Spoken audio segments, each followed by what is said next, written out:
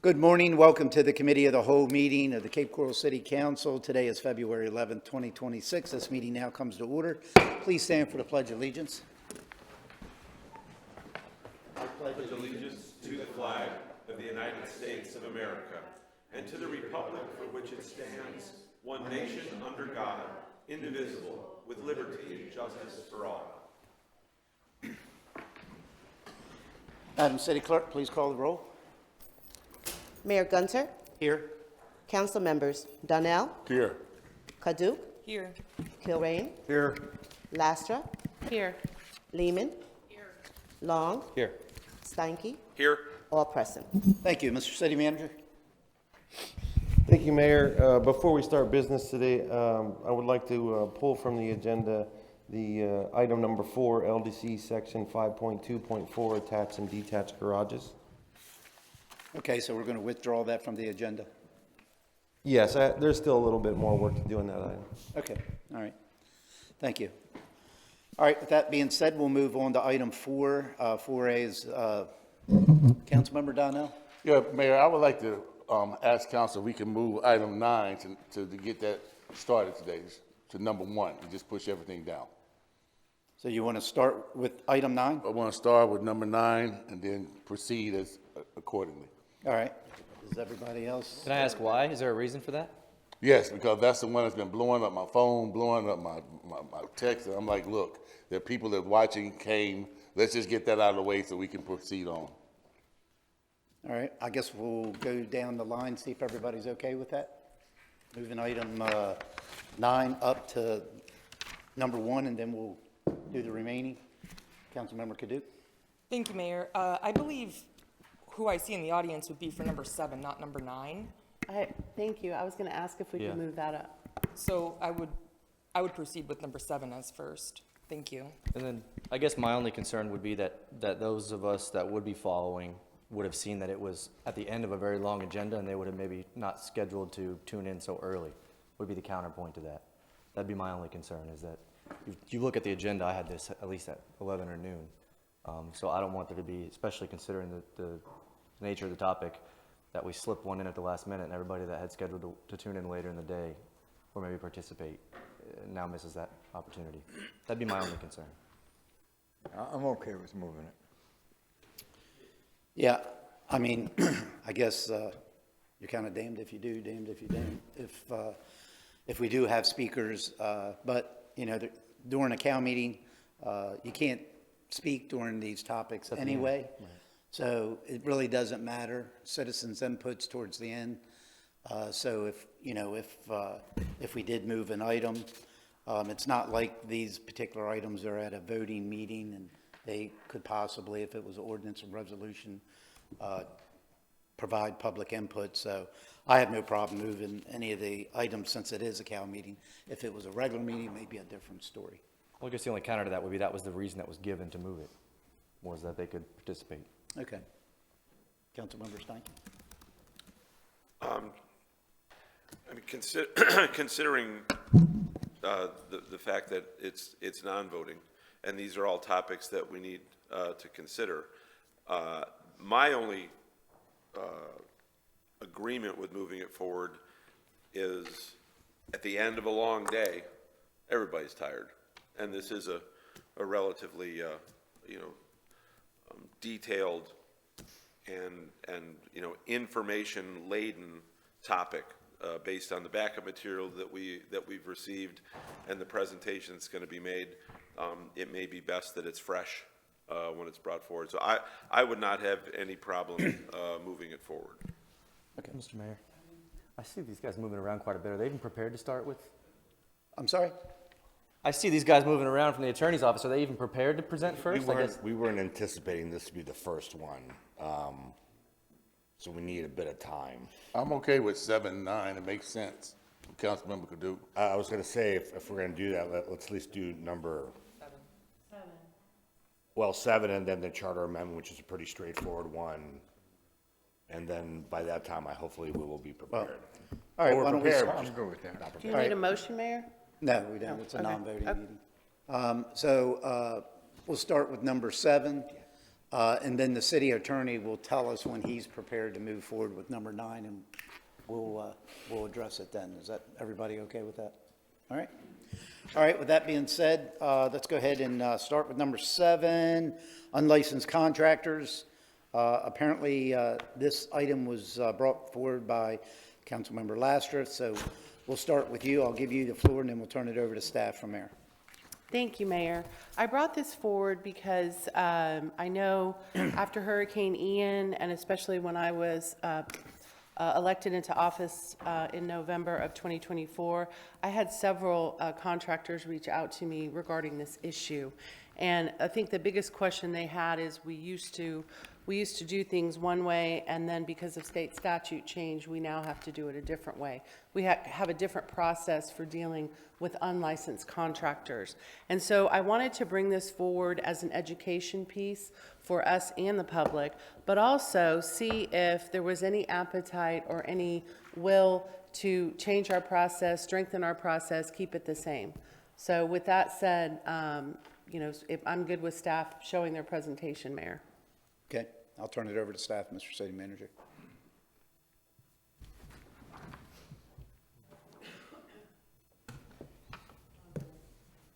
Give me a moment. Okay.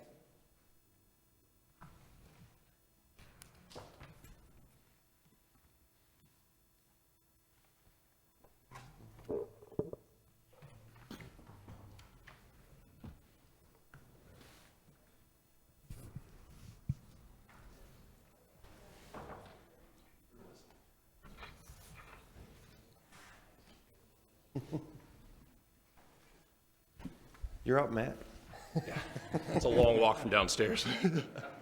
Thank you, Matt. Yep.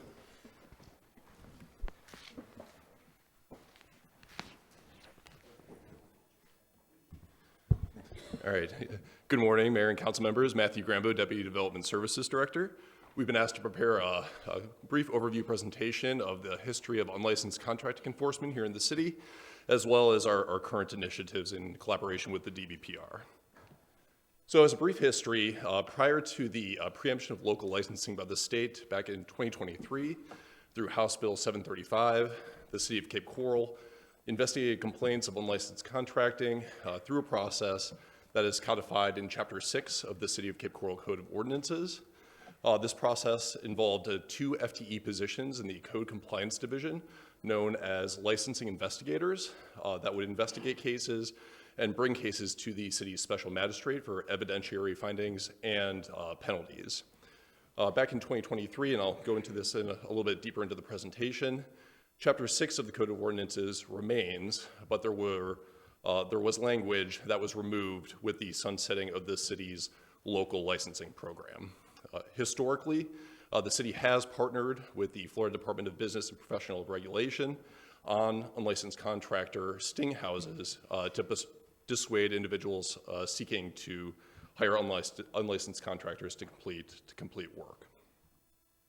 So the big year here for us was back in 2023 with the state approval of House Bill 735, which expressly preempted specialty contracting licenses being issued at the local level.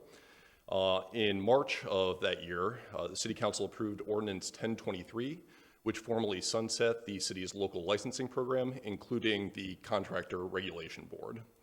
Shortly after that vote, the city issued a notice to the industry informing contractors that the city would no longer be issuing local licenses. All licensing would be through the state, and that the city would have a streamlined process to validate licenses for every permit application that is received that requires a contractor's license.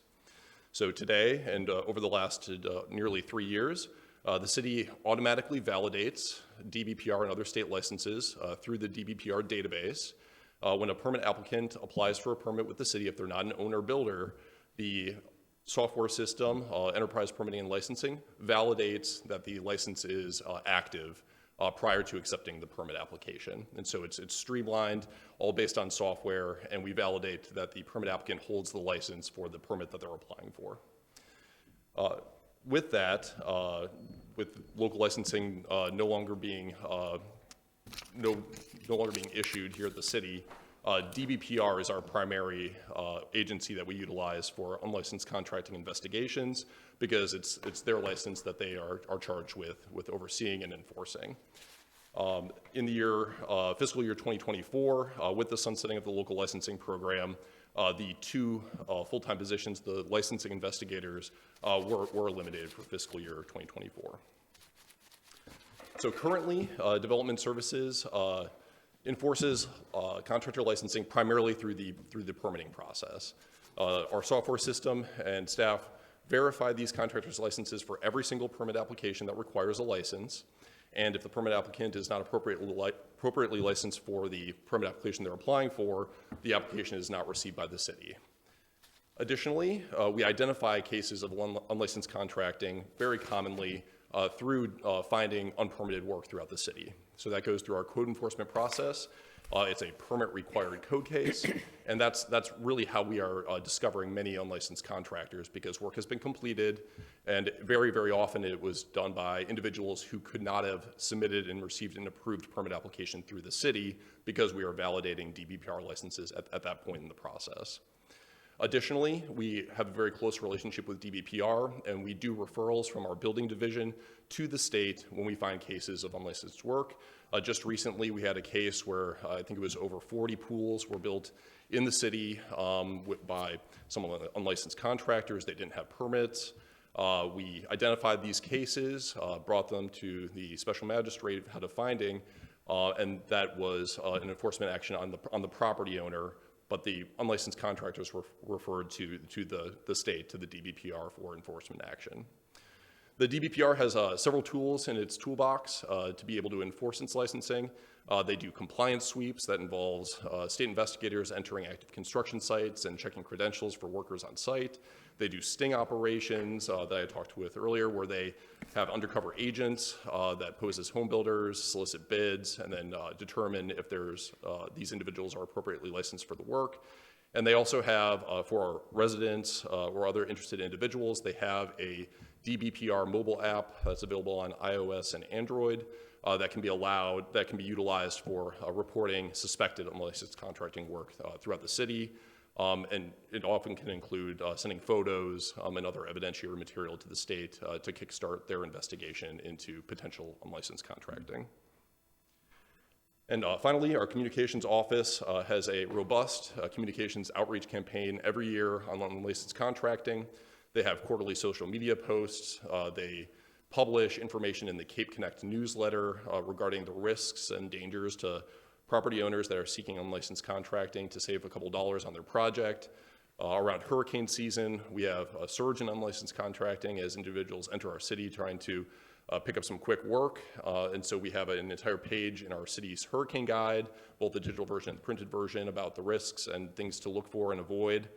And we also utilize the electronic message boards on Cape Coral Parkway and Veterans to have information on unlicensed contracting.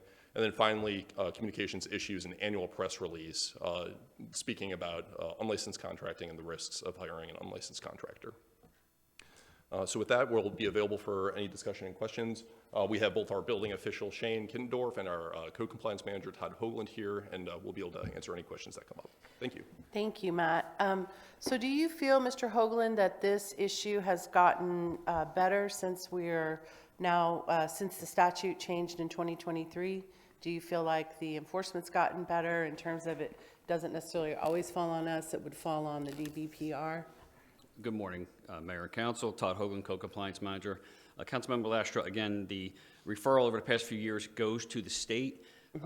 Their enforcement or their investigations, they would be best to answer the amount within our city jurisdiction to see whether it's improved or not. I know I can say the relationship is very good. The communications back and forth, anything we refer to them, they get back to us quickly. They do training for our staff and for our region, for code enforcement officers on how to communicate. So I know that that's definitely improved over the past few years. And do you think that there's anything from a city standpoint that we should be doing differently or that we could be doing continuously to improve eliminating this issue within our city? There's always room for improvement. I think with the permitting and the current staff that we're doing, we are seeing a lot of the unpermitted activity coming through the permitting side of things and verifying. So again, it is one of our, top 5 code cases that we investigate. And again, our partners in building, they also, take this very serious. And again, we address it as soon as we see it. And if it's anything, as Matt Grambo spoke earlier, it is referred off to the state if we need further assistance. Okay, great. Thank you, Mayor. Okay, thank you. I'll open it up for council discussion.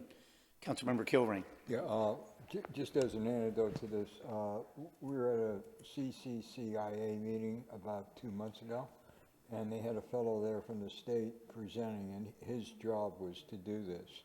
And he talked about the sting operations that occur that they have ongoing. Many of them are in Cape Coral. Matter of fact, the guy who presented lived directly across the street from me, and I didn't even know what he was doing. He's been there 15 years.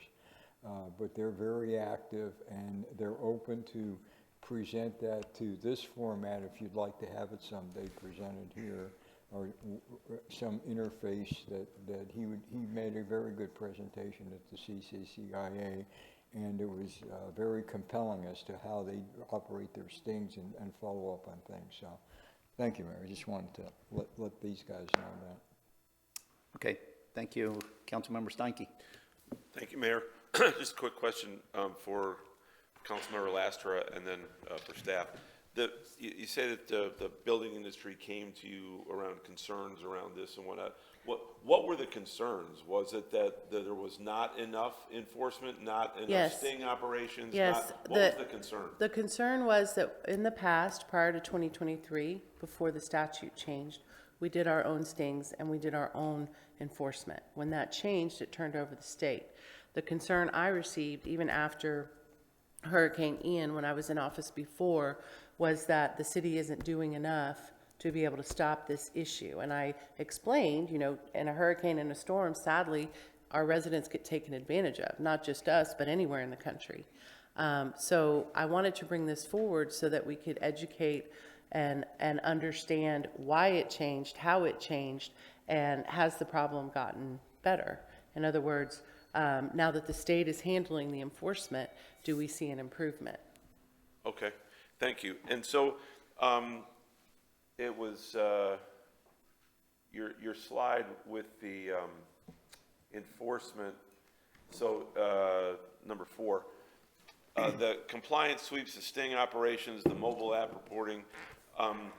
Do we get quantitative data if the state's doing that and they're coming in, if you will, unannounced, and they're doing these sting operations?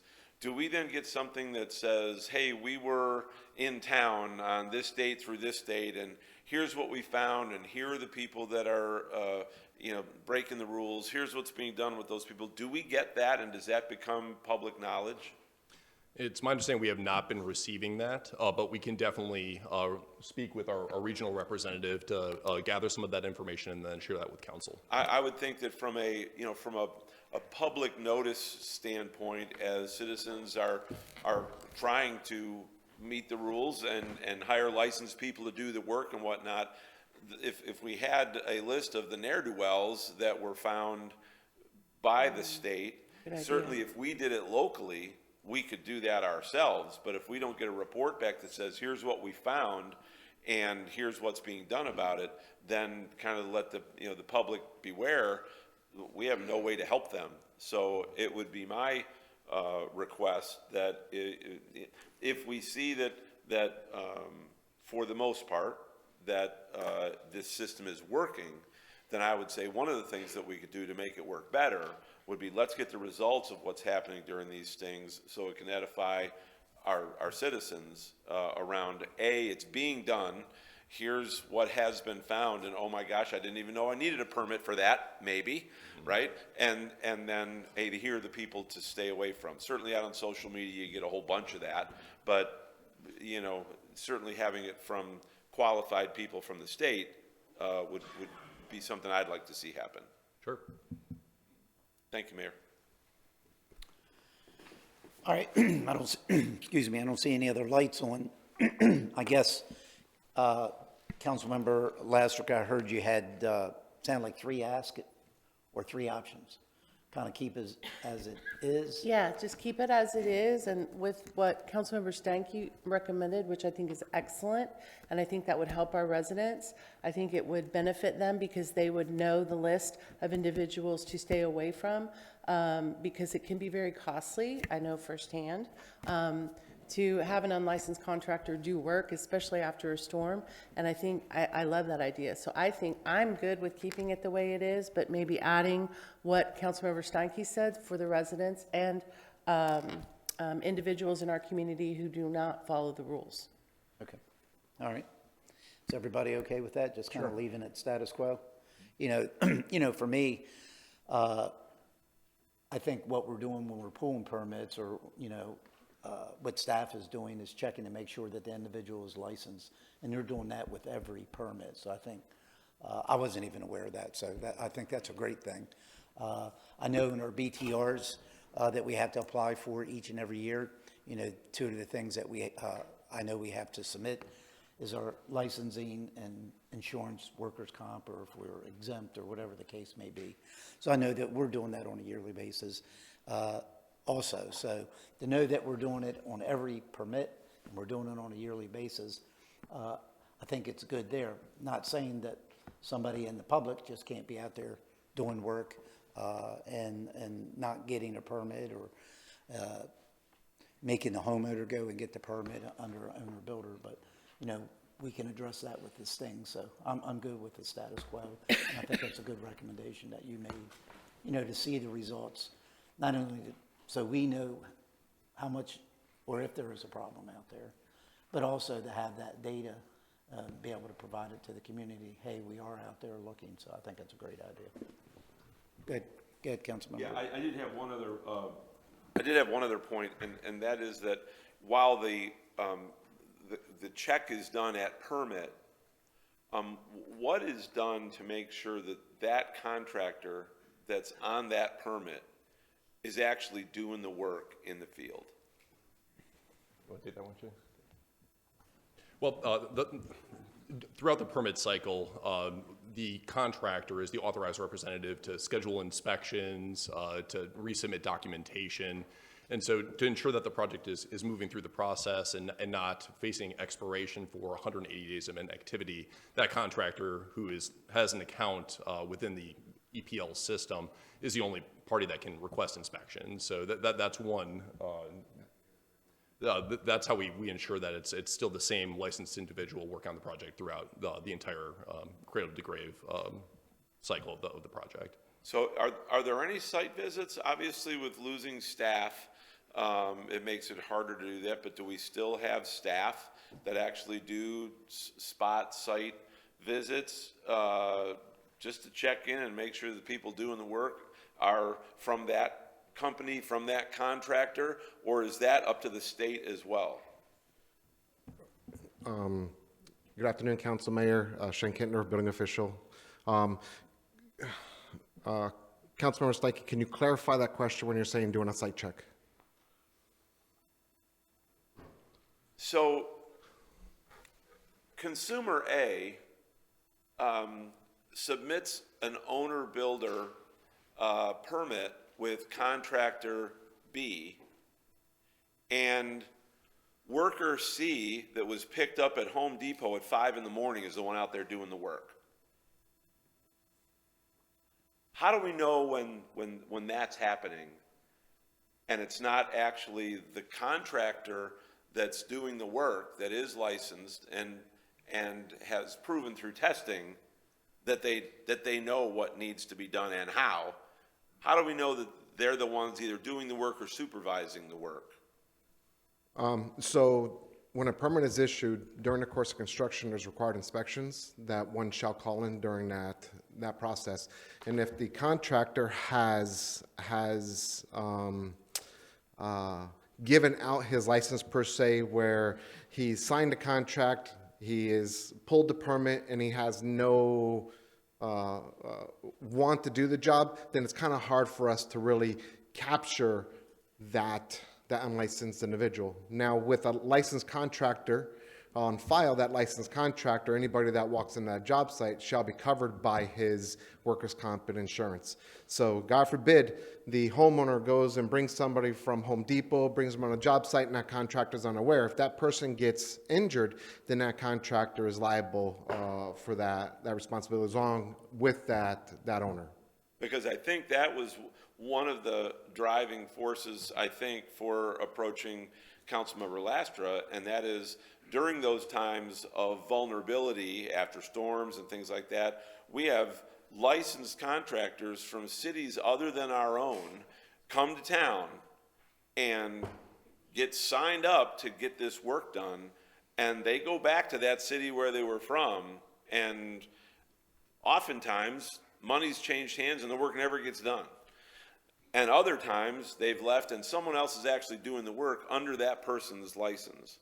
And so without some form of, checking in, supervision, how do we ensure that that's not happening? And, do we have the staff that would be able to do that, number one? And number two, is that something where we have to request from the state, hey, we need this help, and maybe even, enhanced supervision and enforcement after storms and whatnot? You're definitely touching on a very high-level, all-encompassing discussion of, do we have enough resources, one, to police the city in a manner that every 2 weeks we would go out and do a site check on the 34,000, 40,000 permits that get issued a year. So that would be a very cumbersome process that we would be doing something of that nature. To know whether or not a person is licensed is when you have a contractor. That contractor doesn't necessarily have to be on the job site himself.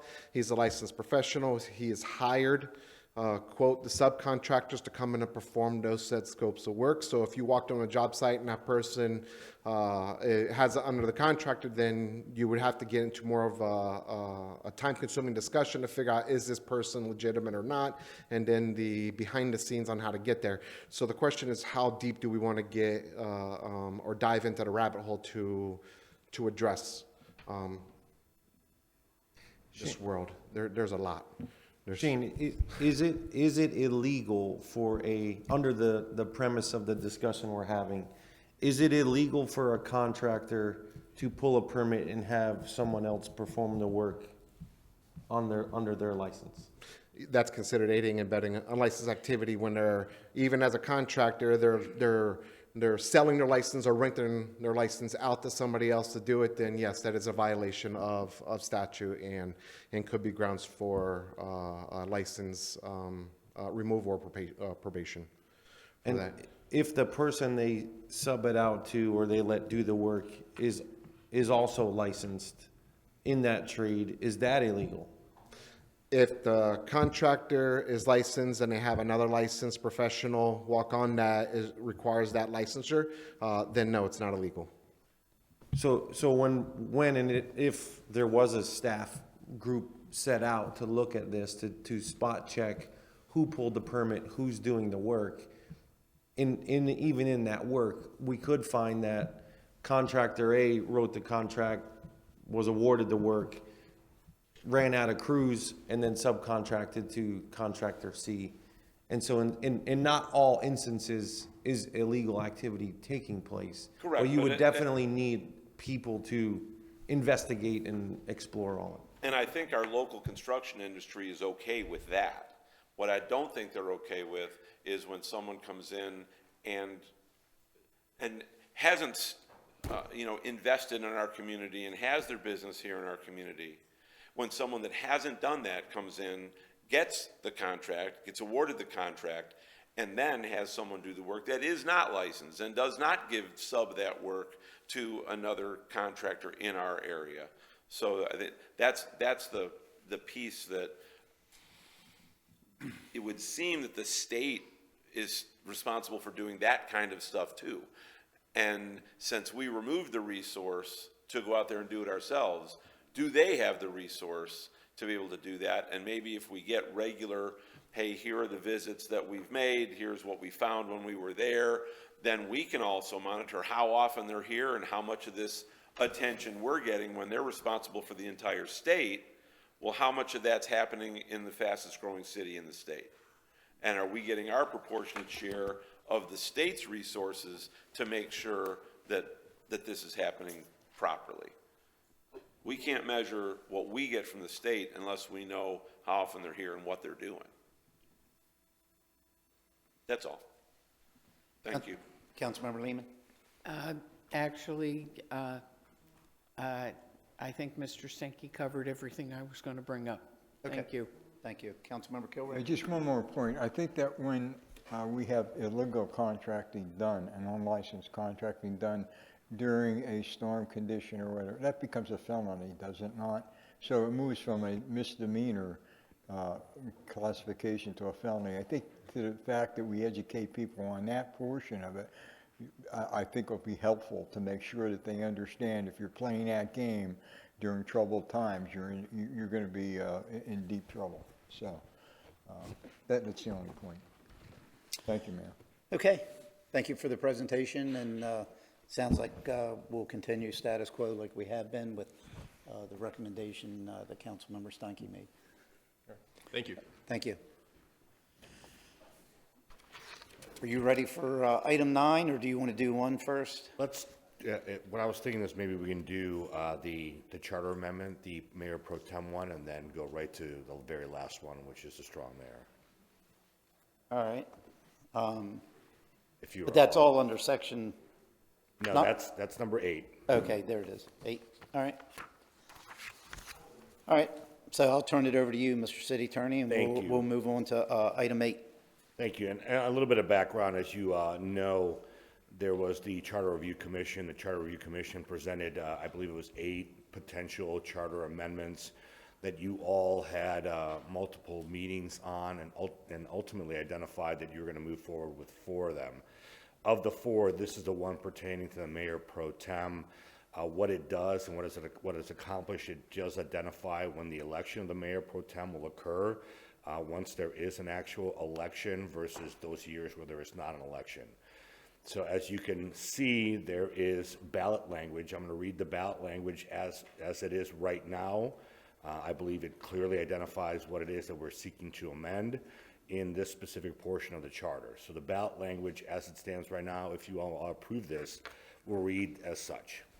This proposal amends the Cape Coral City Charter to clarify that the election of the mayor pro tem shall be by the majority vote of the city council to be held at the first regular council meeting following each city general election.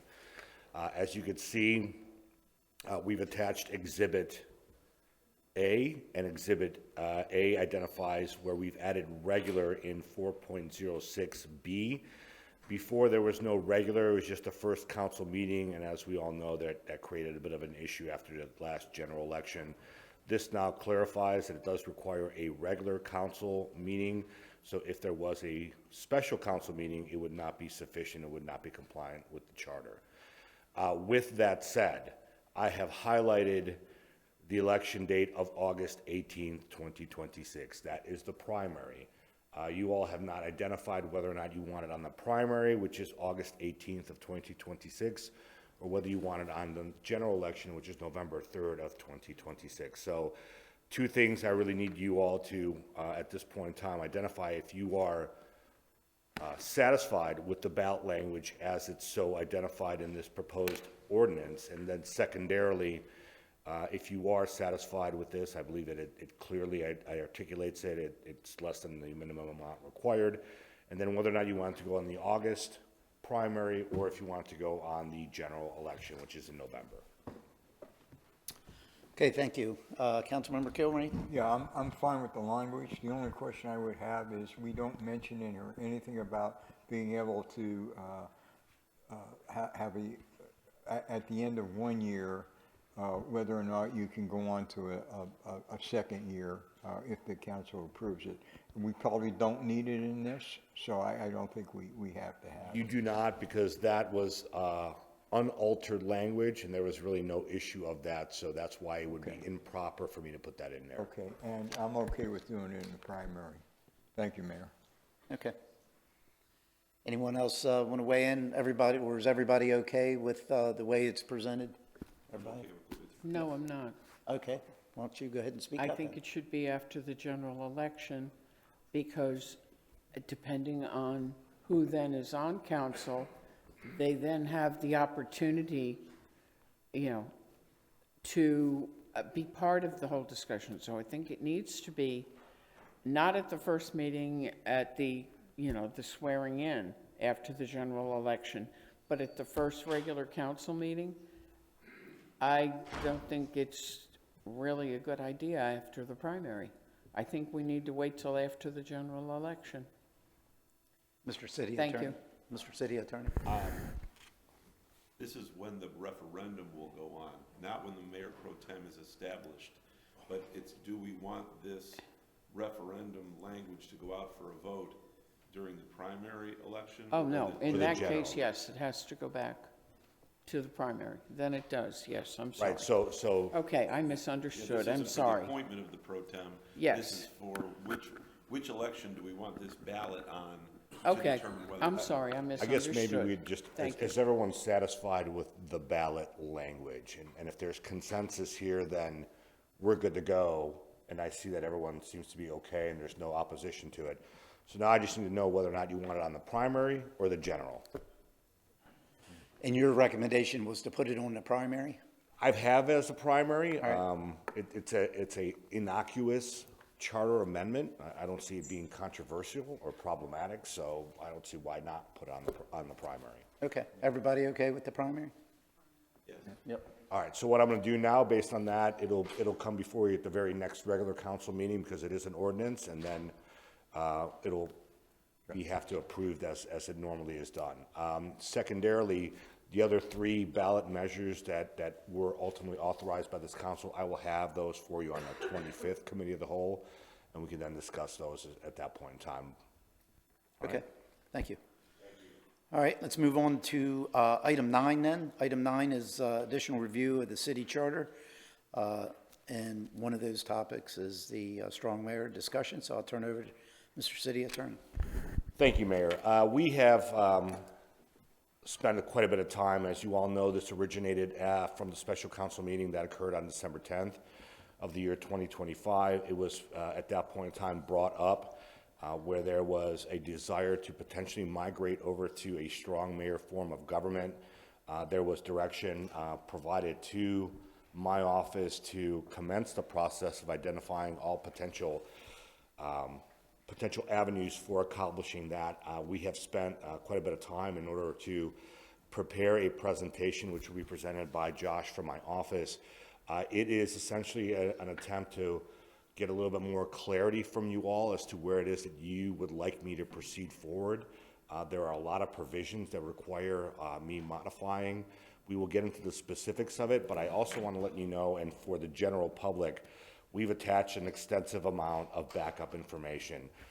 That from the National League of Cities, also from the Florida League of Cities, and some other information that we thought that was pertinent that we received as part of our research in order to provide you the most comprehensive presentation and backup material for your consideration.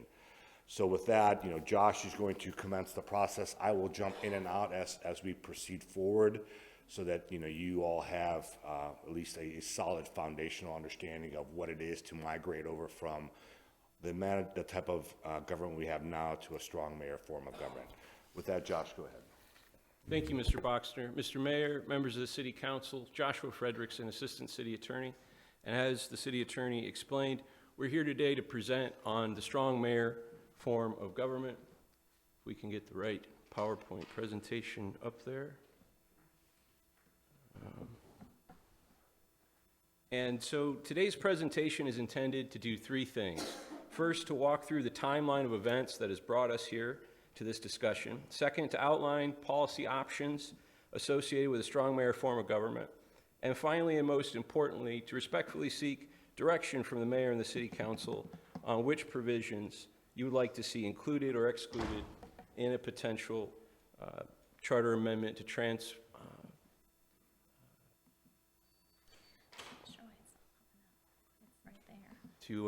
transition our form of government from the council manager form to the strong mayor form. So I'll start with a timeline. On January 15th, at the Committee of the Whole meeting, January 15th at 25, that is, the mayor and the council put forth the requirements for the application process for the Charter Review Committee. The Charter Review Committee was nominated and affirmed on April 9th through the 16th.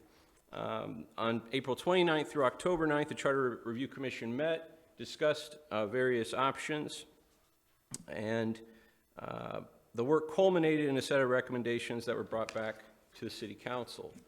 On October 29th to 25, the chair of the Charter Review Committee, Mr. Leone, provided his recommendations, and following that presentation on December 10th of 25, the council provided direction to the city attorney's office to draft an amendment, a charter amendment, to transition our form of government to a strong mayor. And so in researching this project and attempting to complete it, we started off with searching for a model charter. In other words, like the model rules, different organizations come up with model charters. And we reached out to the Florida League of Cities to assist us in this research. The Florida League of Cities provided us with information indicating there was no strong mayor form of government model charter. They did have a council manager model charter. This led us to start researching the municipalities in the state that do have a strong mayor form of government. Before we get into the specifics, just general overview, wide lens, the differences between a council manager form of government and a strong mayor form of government. Under a strong mayor system, the executive and legislative powers are more clearly divided. There's almost a checks and balances type of situation, where council functions as the legislative body and the mayor serves as the chief executive. Under the council manager form, the manager serves as the chief executive and is responsible for managing the day-to-day operations, as you know. In the strong mayor form of government, the mayor typically holds budgetary and appointing authority, may exercise veto power, directs administrative as well as the political power of the city. By contrast, the council mayor model, or council manager model rather, the mayor is largely ceremonial, part of the legislative body, and has no involvement in the day-to-day. During our research, we wanted to see what other cities have done recently. We found that the most recent transition was in the year 2000 when Pensacola approved a strong mayor charter amendment. It has been tried in Lakeland and Miami in 17 and 18, which failed. In 22, Sarasota decided not to put it on the ballot. So we reached out to the Florida League of Cities. Their response was that there was no strong mayor charter that they could identify. They pointed us to the National Civic League Model Charter, which since 1915 has produced a manager council form of government. According to the Florida League of Cities, there are 43 municipalities in the state of the 411 cities that have the strong mayor form of government. So since we weren't able to find anything specific from the Florida League of Cities, we looked to and trying to compare as best we could. We engaged in a comparative analysis. Now, as you can see, we have a line there under plantation. Yeah, let me stop you right there, Josh. So what we've done is, in order to try to even remotely identify a comparison, considering our population, what we've essentially put is the top 11 municipalities in the state of Florida that have a strong mayor form of government. Now, what I will tell you is we've essentially, and Josh will get into that, we've essentially eliminated Jacksonville. Jacksonville is a unified government between the city and the county, and we thought that it would be inappropriate to even consider them because of how they are structured, and Josh will show that.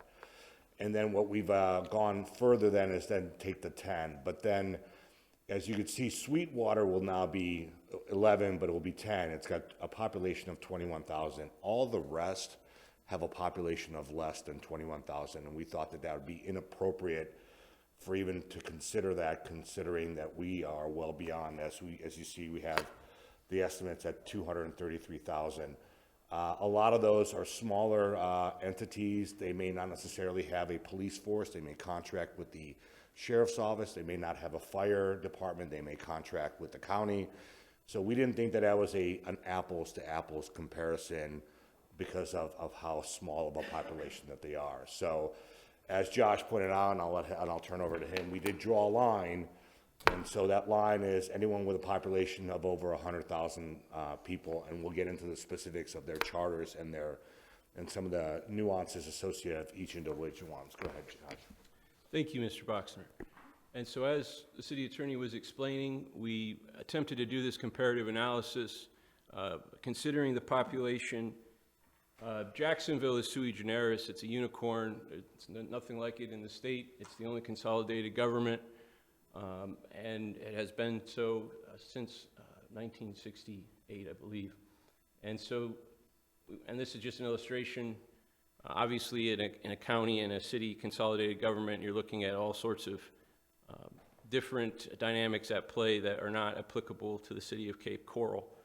We also we started looking at the other charters, and this is just statistical information for the charters that we reviewed, and when we reviewed them, we noticed some striking differences between some of the provisions,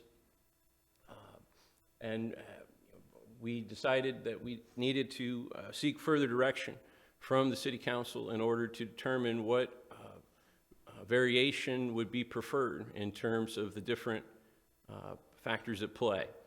And so, again, you can see the primary municipalities that we looked at, Tampa, St. Petersburg, which has its strong mayor form of government, Hialeah,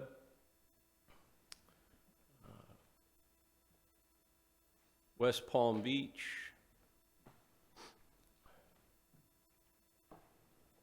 and Plantation.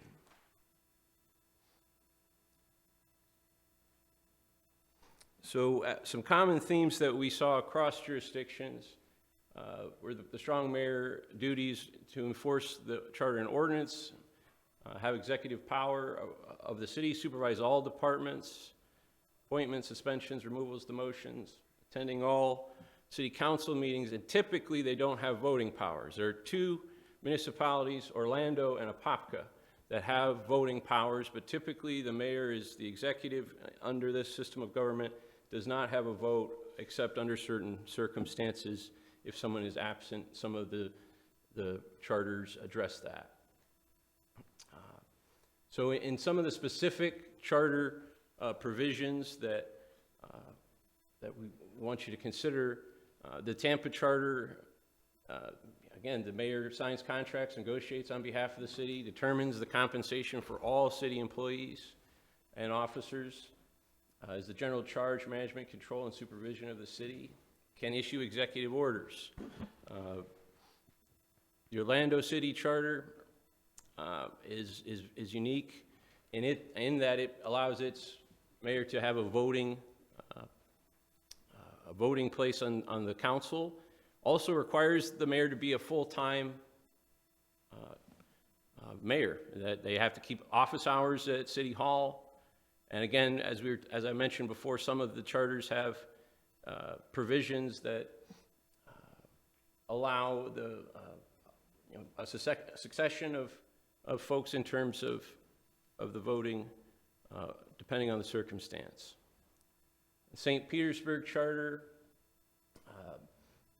the mayor shall appoint every person on a city board or commission, establishes the personnel rules and regulations, can consolidate and combine departments as necessary. St. Petersburg has a line item veto. The Hialeah Charter allows for removal of a department head that has to be affected by a majority vote of the council.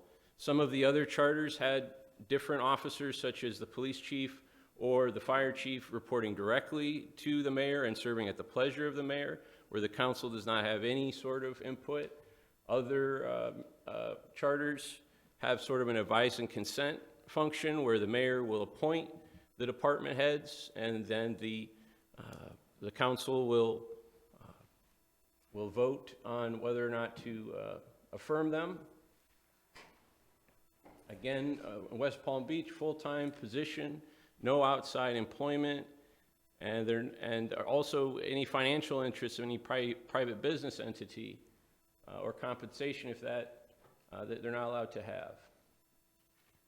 West Palm Beach, again, fixes the salaries and wages of the officers and employees of the city, allows for executive orders.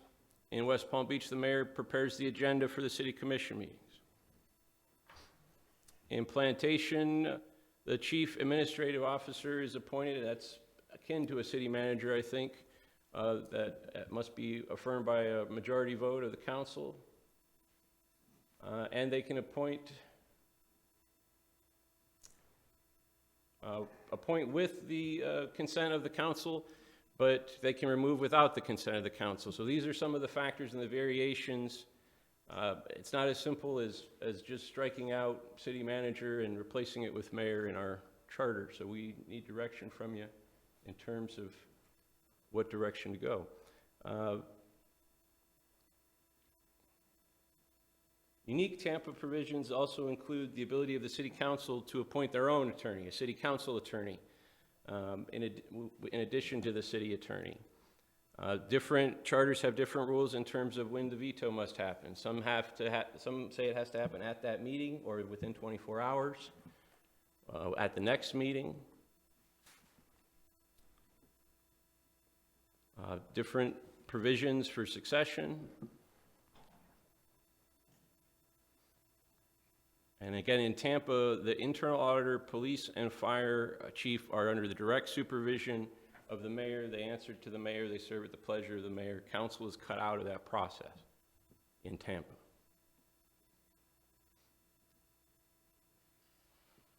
And in Orlando, as we talked about, and according to the Florida League of Cities, only Apopka, which is a smaller city which we do not review very closely, and Orlando have the voting power. So do we want a strong mayor in Cape Coral to be a voting member? Do they simply have an executive role? Again, 24 hours to approve or disapprove of an ordinance. In St. Petersburg, special legal counsel may be employed by the mayor. Do we want to give a strong mayor in Cape Coral that authority or not?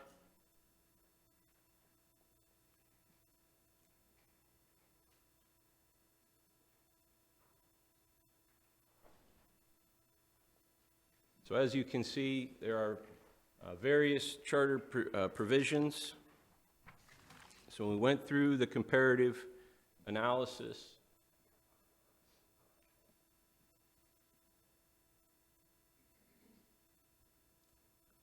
Again, which department heads do we want the mayor to have absolute authority over? Do we want to have a check and balance and an advising consent?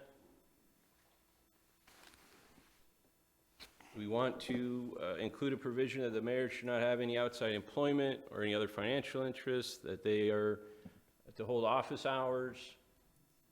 What limitations on the veto time frame?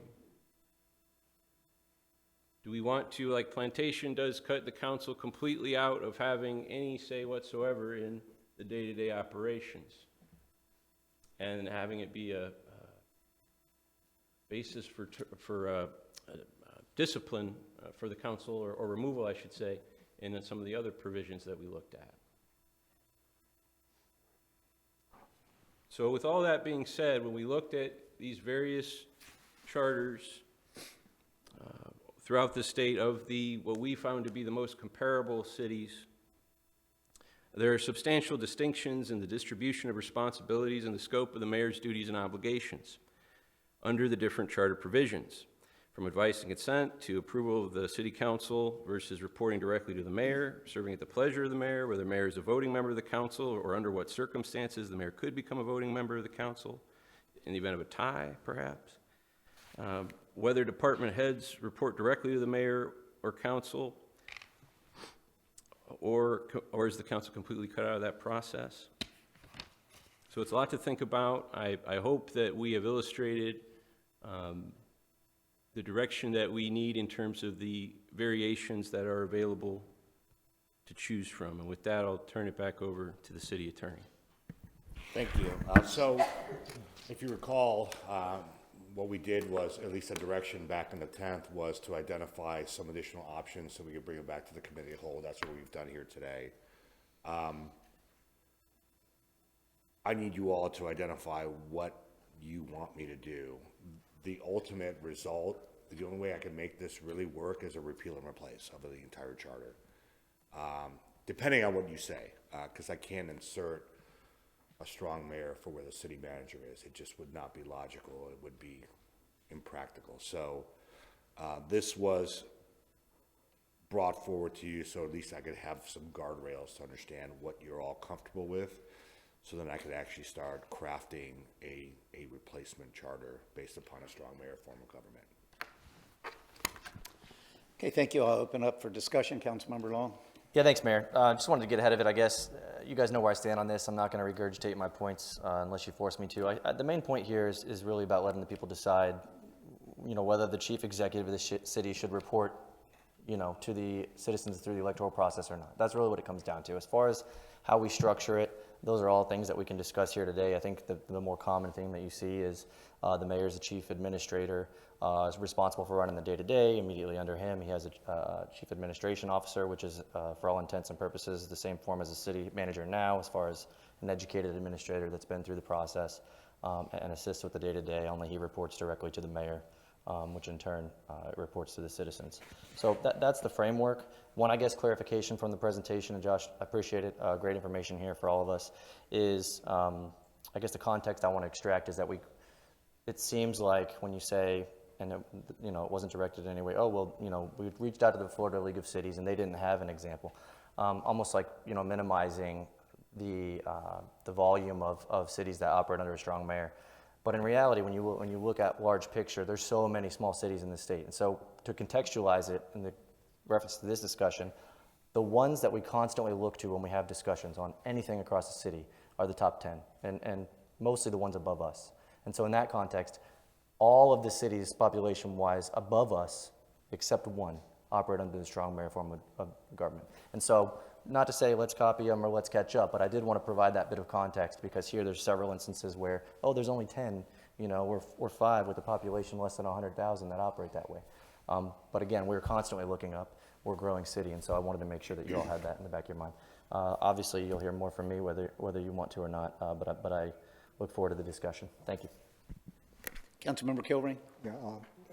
Yeah, from a personal standpoint, I can't think of a worse move for the city to do in the long run. I think that for a lot of reasons that strong mayor position is really going to compromise what this city can become, and it really is going to restrict our future. First of all, it's going to just throw play over to a political partisan-based decision-making process and take away all merit-based thinking about things. And I don't know, in private industry, when you have a CEO or a COO come into a position and he has that kind of policy and also structural authority over the organization, he's done that over decades. If we're turning over each election the potential to have a political puppet and a puppet staff in here, I think that we're gonna lose effectiveness, efficiency, and economic benefit. We become a pay-for-play versus a meritorious operation. Again, that's my personal opinion. As far as having the city attorney do all this work over the next couple of weeks or months and really come up with something that would be acceptable. All of the communication I've had on this, almost 9 out of 10 people are totally against it. And so I think it's a waste of time for the attorney, for the city to even entertain this at this point in time. Perhaps when we get fully built out, that might be a way to do it. The other thing is, I'm not discounting that only 43 cities have adopted this out of 411. That's a telling process in time, over time, that shows you that it's not a very popular and probably not a very effective methodology for operating government. With all due respect, we have a present system in which there's deliberation among 8 people, and each of us kind of breed and thrive on each other's thoughts and processes. The potential is to lose that and have almost a dictatorship mentality come in here. We would lose a lot of expertise, I think, and God forbid, if you got the wrong guy in there, it's going to be a big money game. I think elections here would be, the mayoral election is going to be multi-millions of dollars to be able to get elected to become a city mayor at that time. And if that mayor, wanted to control salaries, control staff expertise, it's a fleeting process. So you're at the whim of what the political system would do. Right now, I think that we have excellent staff. We've worked hard to get there. Great expertise, and it's probably not the best system, but it sure as heck works pretty darn well. I would hate like heck to see us be able to change that. Maybe at full build out, it's something we can consider, but we're far from it right now. And I seriously think that would have a tremendous job in educating the electorate on what the ramifications would be of this in a fair manner. And don't forget, once we structure language that's appropriate for the ballot to have a referendum, we cannot, as a city, position ourselves to support one or the other topics in any manner at all. So we're kind of diluted in the ability to be able to educate people on that. And for that reason, I would like to see today maybe us build to a consensus as to whether or not there's support to put this on the ballot. I think that would be a great question to answer here today, and just have a consensus discussion about whether it should go on the ballot. And if it shouldn't go on the ballot and we don't think there's enough votes to have it on the ballot, I think we just drop it for right now. Thank you, Mayor. Councilmember Lehman? Yeah, I would agree with Councilmember Kilrain. At one point, I did think that a strong mayor situation would be a good idea, but on further research, we're still growing. We're not at build out. Maybe down the road it might work, but for right now, there's no way, and I don't see the attorney spinning his wheels to go through all the paperwork and all the documentation for something that I don't think would ever be. I think the way we have it now is the way it works.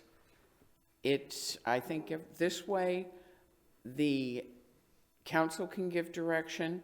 We're not relying on one person. I don't think a strong mayor situation would be the answer for us at this point in time. Thank you. Councilmember Steinke? Thank you, Mayor. I too agree with Councilmember Kilrain, and I wanted to add a couple things. Given the list, when you look at 3/4 of the cities that use strong mayor having less than 20,000 in population, much of that is because they do farm out their services, and there is someone else handling the police and handling the fire and handling emergency management, and so the magnitude of the job is such that yes, that could be left to a person. But the concern that I have over the top 7, if you will, that are in the list that have those higher populations is we're very unique in the sense that we are still only a bit over 50% built out. There is still a tremendous amount of legislation that needs to be considered and carried out over that period of time, and that's where a tremendous amount of focus that the mayor and the council have to spend their time doing and have to focus on. The difference between legislation and management is huge. Administrative management is a skill, and in a city of our magnitude, it's an education that one can go to just like they would want to become a doctor or a lawyer. They actually get into municipal management studies. And to rely upon an elected official to have that education and to have that experience is dangerous. And so the ability to do a talent search for someone that has that skill and has that experience and expertise needs to be able to be done on a national level for a city, an organization our size. And so to think that the best person suited for that type of an administrative role would be inside the city limits of Cape Coral is highly limiting. And so to have a legislative branch for our city and an administrative branch for our city that is responsible to the legislative, that is the whole council manager format. And that's why you see the majority, the vast majority of 411 cities in the state of Florida using that form of management. And so I too agree that we are in the proper form today. Maybe when the day comes that we are an infill city. And that's what most of those large cities are. They're built out, they're dealing with building up and infill and redevelopment. They're not dealing with filling in 45% of the city that is not established yet. So I personally don't want to see our legal department going through the massive charter change that would be required for a form of government that I do not believe is in our best interest right now. Thank you, Mayor. Councilmember Donnell, since you haven't spoken, I'll go to you next, and then Councilmember Long. Thank you, Mayor. I appreciate you for the presentation. And you all know where I stand strongly, all right? So I'm not going to repeat that. Well, I would say that when I talked last time, I said, let's get more information, because where it stood was to get more information out to the public. So for me, I try to stick with the data. The data is very clear. At this point in time, this is not the way to go that's been presented. We can go and interpret and talk and massage at everyone's purview. But what caught me today from this presentation is what's on the board right now, that last bullet at the bottom. I don't know if the people understand, and please don't, when I say that, I'm not trying to talk down, but to repeal and replace our form, our charter, that is huge. So I'm saying to you that the data strongly suggests at this point in time that that's not something, the direction that we would like to go. Now, where we get caught and what I've been struggling with, council, is then, well, we just put it, let the people decide. So are you saying the people can't decide? Well, what I'm saying is they've elected us for issues like this. The average person, yes, they could, but they don't have the time to dig in to the details and understand the magnitude of what this really issue. That's why they elected us, to vote, to speak on their behalf on issues like this. I also appreciate, I think we all got a letter. I thought about reading it, but we got it from 2 former mayors, 2 former council members, huge in the community. All the data is there. So what I'm looking for, without getting, I won't speak again, I would like to just end this piece. Somehow, I know it's a cow, so we don't have to spend the next week and go through and people sit on pins and needles about what's our government going to do. I don't know if that's possible, but I understand it, but that is absolutely not the way to go at this point in time, in my humble opinion, based on the data. Thank you, that's all. Thank you. Councilmember Long. Yeah, I guess just to address the last piece, I mean, how can we expect the voters to ask to change something that they don't understand fully exists? And so I get the point where they elect us to make decisions for them, but I think if you went out and polled a large majority of the city, 99.9% would think that the mayor was the chief administrator of the city. He was the one that made the decisions. And you can see that reflected in the media. You can see that reflected on social media, for whatever that's worth. And so also part of our job is to point out structural deficiencies and put it to the public to decide. And so what I keep hearing here is really that we don't trust the public we don't think they're smart enough to make a decision on their own with regard to how their city is governed. And so, I would remind you all that those are the people that you don't trust to make those decisions, that you don't feel that they're capable, are the same people that were capable enough to put each one of you up here on this dais. And so I believe that they deserve the respect to at least have the decision of how they're governed. But a lot of the discussion here today, frankly, it doesn't make much sense. The main thing that I hear is, well, let's wait until we're fully built out. Maybe when we're fully built out, infill. But if you look at the data, and it was actually presented to us, every one of the cities that are larger in population adopted or enacted the strong mayor far before they were built out. Jacksonville, 1968, there were about 500,000 population. Today, they're 1 million. It's half built out. I won't remind you where we are. Tampa, 1927, not even going to waste your time with that argument. Orlando, later half of the 20th century, 2,000, let's just say. 185,000, today they're 345. Sounds like half to me. St. Pete, 1993, again, won't even bother you with those. Hialeah, 1925. So let's wait till we're half built out. Doesn't really play well. In fact, the reason I brought it forth is because we're half built out. We've still got a lot of road ahead of us. And so the idea that we continue forward and we build out the rest of this city under an executive that's accountable to the people, that by the definition of the strong mayor and the data that presents, promotes fiscal responsibility and growth. That's the discussion that we should be having. So, some of the stuff, it's dangerous to have an elected official be the chief executive rather than a career administrator. The whole foundation of the country is run on the basis of an elected official that's not a career administrator. So, that doesn't play. Oh, well, 4 years, we elect someone and we're stuck with them for 4 years. 5 of you can fire the city manager tomorrow. That's the definition of democracy, right? Is that the people are accountable for their elected officials, and the elected officials in turn have a 4-year term under the Constitution or the Charter to fulfill the obligations of that. So again, you see that throughout the country. That's literally the definition of the electoral process.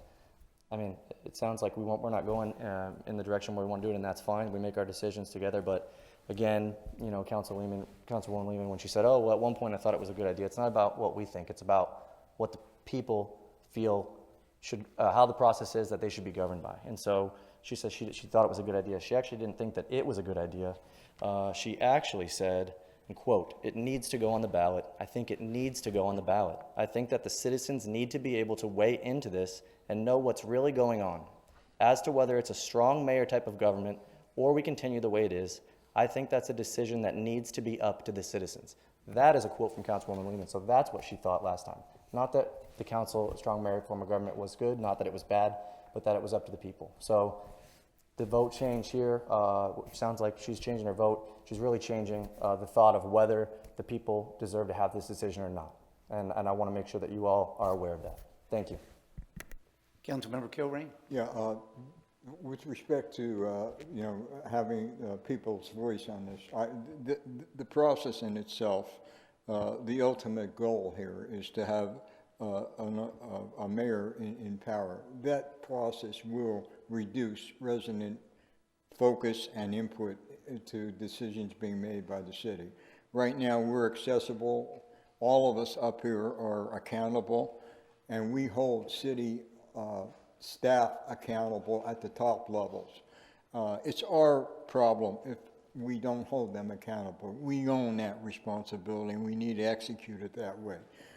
As far as representation and bringing it up through the ranks, we had a charter review committee that we put together that was representing us to the best of their ability and speaking for a broader section of and cross-section of residents. This came up several times in those discussions, from what I understand, and it was never brought forward by them. They never felt it was the right thing to do.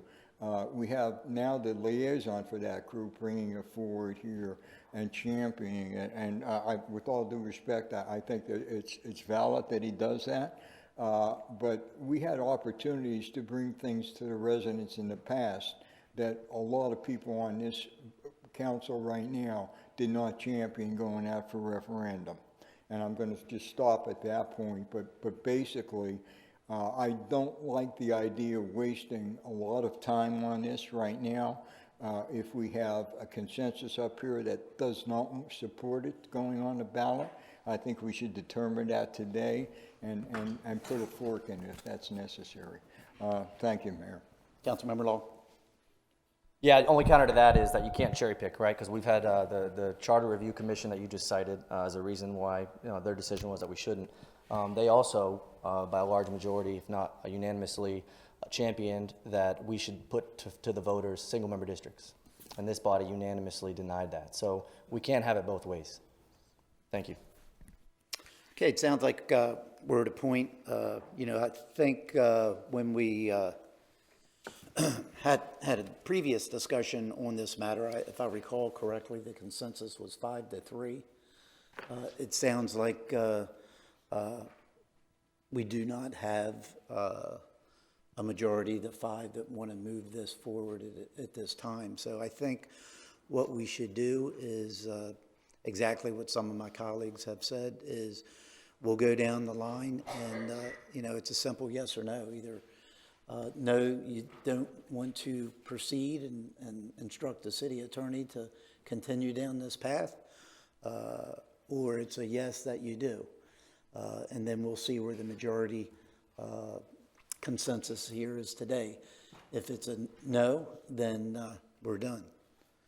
If it's a yes, then we'll continue down the path, either today or into the future. And a tie 4-4 would be a no. Exactly. Just like everything else that we do here, it has to be a majority, which is five individuals that are sitting up here would have to move that forward. If it's a 4-4, like all other votes, it did not get the majority, so there's no consensus. So with that being said, since we started with Councilmember Duke last time, we'll start down on the other end with Councilmember Downer. Yes. No. No. No. Yes. Okay. Thank you. All right. Thank you. Thank you. And I appreciate all the work that City Attorney's Office did up to this point, and We'll dust it off in a couple years. yeah, put it on the shelf. Thank you. All right, let's move on to next item on the agenda is item number 1. I guess we'll circle back to that one. Cape Coral Rowing Club lease agreement. And I'll turn that over to Mr. City Manager to start with.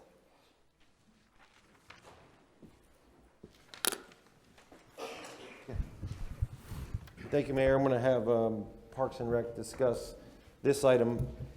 This is being brought forward for 2 reasons. One, since I've been here, I've made a commitment to this council that anytime there is a decision made with regards to any land the city owns, that I would bring you a term sheet related to the items and terms and conditions of the use of that property. And then even further on top of that, a couple years ago when this item was originally discussed with the community and with council, it was a commitment made to make sure that we bring back before the community and the council, specifically this rowing club at Tropicana Park. What we have before you today is just a template of items to be discussed. It is not the agreement. It is not a draft of the agreement. What we're seeking to get from the council today are any other nuances or restrictions around the operations so that we can go back and build an agreement that will eventually be brought back to you all for a vote. So this is just a pulse check, let you know kind of where we're at, and then understand any further restrictions that you all would like to have put in it. With that, I'll turn it over to staff to go through where we are today, and then we can have a further discussion. Good morning, Mayor and Council. Joe Petrella, Parks and Recreation Director. As Mike had said previously, or City Manager has said previously, this has been going on since I've been here. It's been about over 3 years. Discussions of the rowing club being put at Tropicana Park. So we've worked with the organization to kind of figure out what our terms would be, and we've come up with the initial terms that we would like just get direction on whether you want to move forward, make some changes, or do things a little differently out there with the agreement. It is a license agreement, so I just want to clarify that. We're going to move forward. So the Cape Coral Rowing Club, they're an educational 501c3 nonprofit organization. They were incorporated in September of 2007. And their purpose is to provide training and education in the sport of crew rowing and youth and adults in our community. The organizational member of a national governing body of U.S. Rowing and state governing body of Florida Scholastics Rowing Association. Currently, they train approximately 50 members, 30 youth, 20 adult, and they also host some guest rowers from around the world. Most recently, I think you had an Olympian that was out there, Sandra, right? Yeah, so so it's been interesting to see some of the people that come through that use our canal system to train in rowing. Their community service engagement youth crew, they serve all area youth in grades 6 to 12, competitive sports team. Their adult rowing, they have a master's program open to all adults in the community, lifelong recreation and fitness endeavor, and current membership ranges in ages from 20 to 80 on the adult side. The youth crew season runs from mid-October to mid-June, includes about 8 competitions, and ends with open summer camp. Masters hold multiple open house events, learn to row classes, and offer a novice rowing program. They also travel around the state and other areas to compete in competitions, just to continue the recreation endeavors for our residents. Some success stories. Since we've been partnered with the city, the rowing club has had several athletes earn scholarships to different universities. They've had someone go up to the United States Naval Academy lightweight crew, University of California, San Diego men's crew, College of Holy Cross women's crew.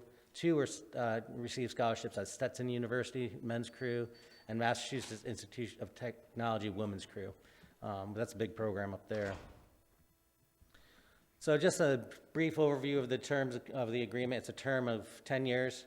The premises of the agreement is approximately 11,300 square feet and used to offer community programs dedicated to the sport of rowing and training of adult and youth teams for recreation and competition.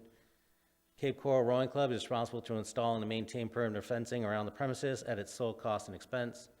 Cape Coral Rowing Club shall not make any additions, changes, alterations, or improvements to the premises without the prior written consent of the city manager or city manager's designee. Any and all expenses and costs associated with any construction improvement shall be borne entirely by the Cape Coral Rowing Club. The club agrees to pay costs of all daily operations, and the club shall be responsible for the payment of any and all real property taxes imposed against the premises, if any. That's a location of Tropicana Park, just kind of give you where it is in a bigger picture in the city, and then a little bit smaller picture to kind of zone in on it. And on this slide, we can show you where the licensed premises would be. It'd be in the southeast corner of the park, located near the docks that have just been put in during its construction phase out there. Definitely just wanted to get that in front of you to get some ideas of where we want to go with this. Sandra is here to answer any questions. This is a picture of them rowing early in the morning, but she is here to answer any questions you may have, and I'm also here to answer any questions you may have. Thank you. Thank you, Councilmember Kilrain. Yeah, Joe, in our one-on-ones this week, it was brought up that there were some concerns in the licensed area, that there would be some kind of permanent chase boats there, and for that, they'd be in those spots permanently. Is that the case, or were able to handle that, or? Yeah, the chase boats we're looking to keep in the canal right next to the docks. We have a spot that's been located in the plan, but yeah, that was the going plan to put those let me get to the map here. If you locate kind of where the canal comes in, up in that northeast side of the canal, up in that corner, where there was a spot that we earmarked for that. Okay, and I think the other part was a little bit with the timeline, when it's available and when it's open to the general public and when it's open to the club. The docks are always open to the public, so they can come in and with their own kayaks or their own personal watercraft. The area that's licensed out will be only open to when the rowing club runs their program. Okay, I'm highly supportive of us doing the licensing agreement. I know that the sport itself has been a path and avenue to some higher educations of pretty good quality, and I think that it's a benefit to the city to have this. I like that it's really formatted and constructed to pick up on the youth more so than anything else. And there's a lot of life skills learned through that process. And I think it's a great thing to do and have it available to them. And I think that, I read your agreement, I think the agreement seems fair, so thank you. I'm supportive of this, Mayor. Thank you. Could, Joe, got a lot of lights on, but while that, we're going down the line and having discussion, could you put the map up? It shows exactly the licensed premise area, that one there. So maybe you could leave that up while we're having our discussion. Let's go on to Councilmember Kadouk. Thank you, Mayor. I was actually going to ask you if you knew anything about this or any of the controversy. I know I read online that maybe you knew anything about it, so if you could fill us in, I'd greatly appreciate that. Yeah, I mean, you know, our previous discussions on council several years ago, the only real big concern I think that we had at the time was really the condition of the site, how it's kept. And since we are moving this to, you know, a park that we just spent millions of dollars at, I think the concern was to make sure there was some type of proper buffering. You know, so individuals going to the park, I remember back in 2018, I believe it was, when we initially, 2018 or 19, were having this discussion, I had actually went and had taken some pictures of when they were down at Cape Harbor. I'd say a couple months ago, I went by their current location, and you know, there's a lot of equipment. There's a lot of time where they're spread out all over the place. So I think it's important, and that's why I wanted to bring up where exactly that license premise was. For me, one of my recommendations is going to be that there's some type of a fence up that is a barrier for that 11,300 feet. So it's put around the perimeter. And for me, what I'm looking for is a privacy style fence of some sort. And it's high enough where you can't see any of the equipment. If you go down there now, there is a 6-foot chain link fence around their existing site. I'd have to guess their storage racks probably are 8 to 10 feet. So you can actually still see them. For me, because this is a park, you know, you have residents right next door or right across the street. I think it's important that we keep this identified area, have the adequate barrier so we can't see that equipment. And that was really mainly the concern that we had on a previous council. There were some discussions putting them up at Crystal Lake and then Tropicana Park. We went back and forth with that. And eventually Tropicana Park was identified was, you know, the area I think that they were looking for. So I think, you know, we just got to make sure that we're good neighbors to the residents in that area. I noticed, you know, for me, the hours of operation, 6 a.m. to 8 p.m. Most of our other parks only operate during daylight hours, so I think that's something that we should talk about as a council. Because there are residents nearby. But that's really the only concerns that I think that the previous council, once we picked any location, was just to make sure that, you know, it was kept nicely, you couldn't see all the equipment, and I think that was our biggest concern. Thank you. Excuse me, Eric, can I could just kind of, I know we talked about the 6 a.m. to 8 p.m.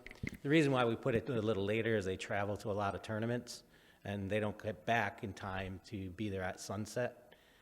So that's why we felt it was important to give them a little bit more access so they can get their equipment back in. So, but again, that's just something to consider, right? And I guess that's something that we could maybe define a little better in the agreement. Okay. What I don't want to see down there personally at you know, when it's getting daylight at 7:30 in the morning, cars going down there, turning on the lights, you got the residents that live across the street.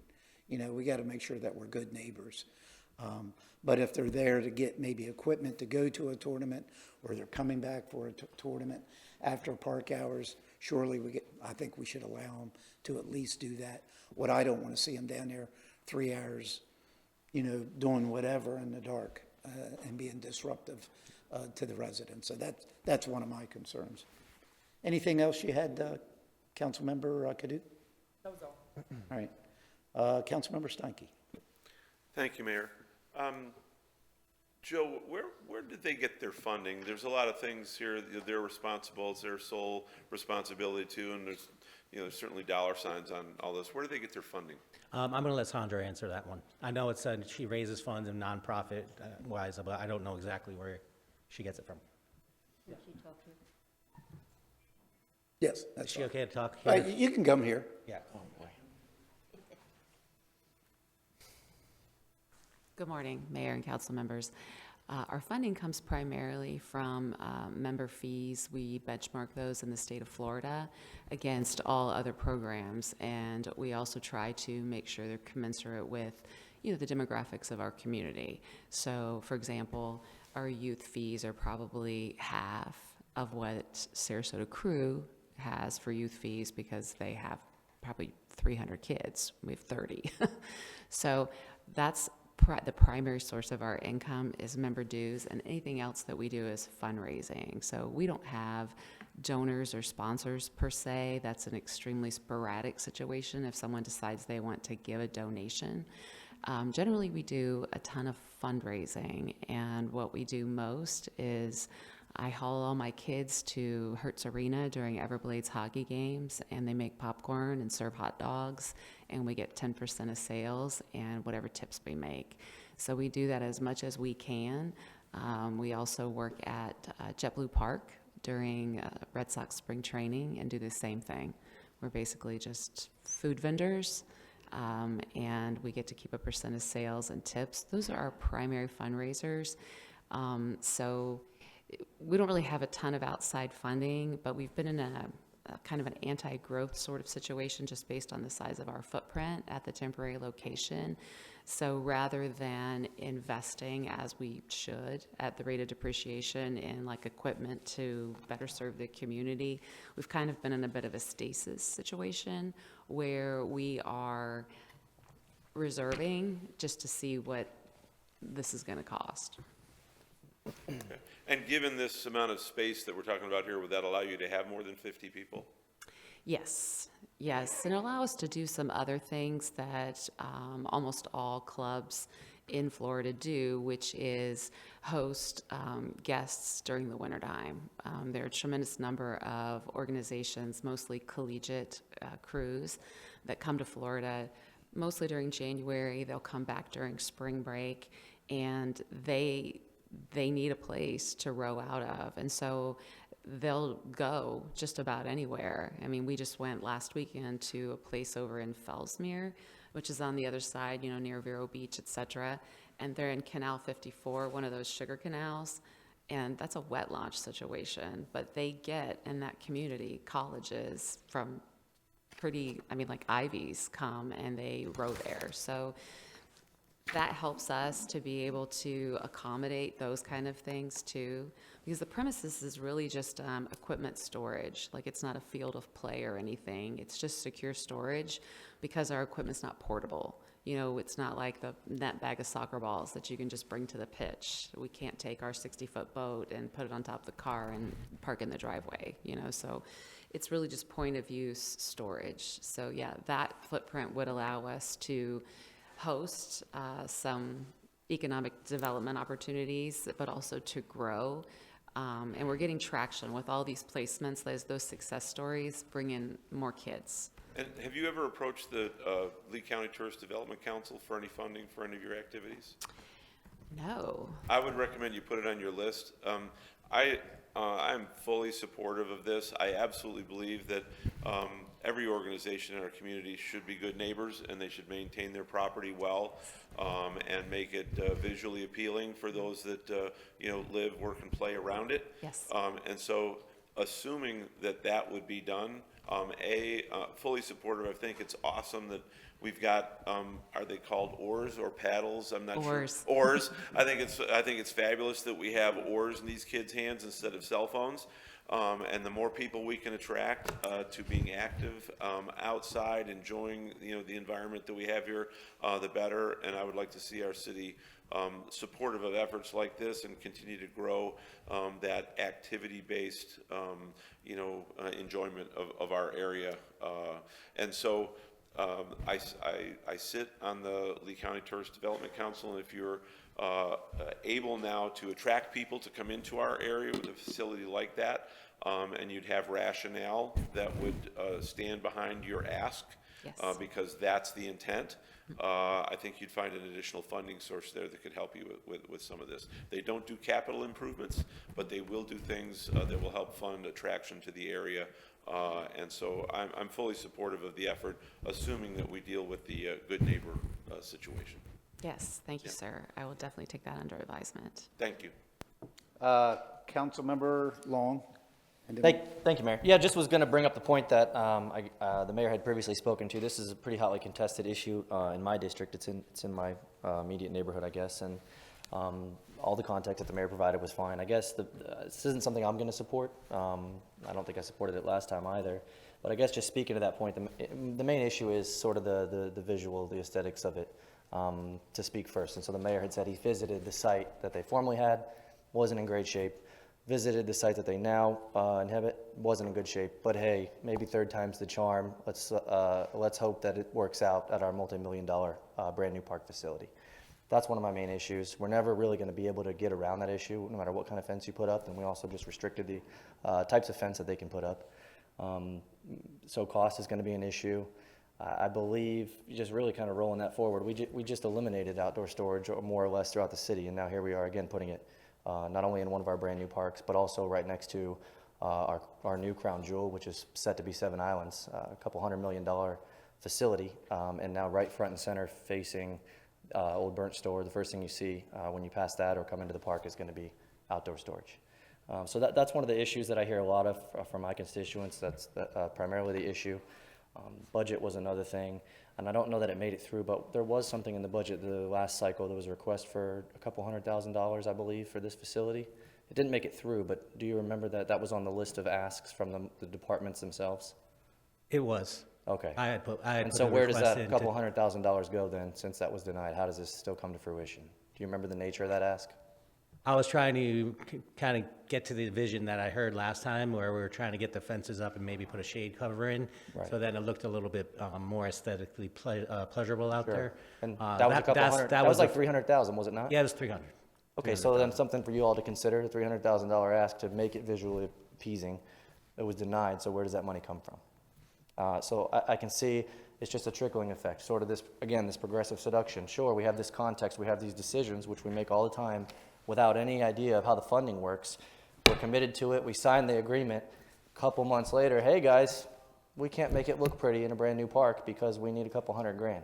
I don't want to get into an issue where we do that. And then the snowball effect. We already got an email, somebody wants to put a dragon boat club at Burnt Store Road, at their park. So where does it end? And lastly, there's no way that any of you would support putting something like this in J.C. Park, nor Sands Park, nor the brand new yacht club. So why in the Northwest in Tropicana? Thank you. Councilmember Laster. Thank you, Mayor. I look at this totally differently. As a former college rower, yes, the University of Texas did have a crew team back in 1991, and it was a club sport, and I sat number 4 in an 8, and I stroked a 4, and I've rowed with you all in the past. I look at this totally differently. I think everything that everyone said in terms of support, the fact that you are now generating collegiate rowers is phenomenal. I know that on Town Lake in Austin, in the early 90s, we had many regattas during spring break, and yes, the Ivy Leagues came. We had Cornell, we had Princeton, we had Harvard, because they can't row up there because it's too cold. So, as Council Member Steinke mentioned, yes, you should be applying for grants, and I'm going to do you one better. I'm going to help you. I'm going to help you, and I'm going to show you how to do that, because what you need is a boathouse. What the mayor's saying in terms of a fence and what Councilmember Long's saying in terms of the equipment being everywhere and unsightly, if you had a boathouse, that would be self-contained and it would be beautiful. And that would definitely catapult you to the next level. There are opportunities throughout the state, throughout the county, as well as federally, that we could look at some grants, and I'll help you, Sandra. But I wholeheartedly support this, and I understand why you're pausing and you're not growing, because you need to make sure that we're secure here first. And, you know, to Councilmember Long's point, JC Park, Yacht Club, it's not really big enough. I mean, if you've ever been out on an 8, it's difficult to get out. You have to have a pretty wide area to be able to turn that 8, in addition to the safety boats that follow these sculls, and these 8-seaters and 4-seaters. So I will support this, and I will help you, Sandra. I have some ideas as we're sitting here thinking about this, and I'm so happy to see that you have progressed. I know it was a big deal in 2018, as the mayor alluded to, and my hope is that if we can help you, I can help you raise money to get this boathouse, then you won't need a fence, because it'll be so attractive and it'll be the perfect place. And I know our Parks and Recs director, who's from Connecticut, I'm sure you've seen boathouses up there. They're gorgeous. And, you know, there's something that we can host collegiate events here during the spring when they aren't able to row on their own water. So I'll support this, and I will get with you probably by Friday. I have a crazy next 2 days, but I'll get to you by Friday, and I'll send you some links, and we can kind of work through. Thank you, Mayor. Councilmember Donnell. Thank you, Mayor. The concept is exciting, but the Councilman Long had a point there. I need clarification on when we're doing things for an entity. How does it pay for itself? We don't approve it. Do we, Mr. City Manager, then try to find out after the fact? How do we make it aesthetically pleasing and being good neighbors? That's kind of, you know, subjective. And how do we make this, tighten up the language? And I'm just a little lost on that point. Yeah, I mean, that's some of the direction we need to get today from council. So there's a couple of points. You heard a few of them brought up by Councilmember Kilrain, the mayor. You know, if there is no government funding from us, then they would need to seek funding from other entities like TDC or some raised private funds, as was just discussed. If not, they need to have their own funding source. And those are the considerations we need to understand from you before we finalize any license agreement. So, for example, in the draft term sheet, it says that they're going to agree to have a motorized launch that does not preclude access from the public to the floating dock. Right.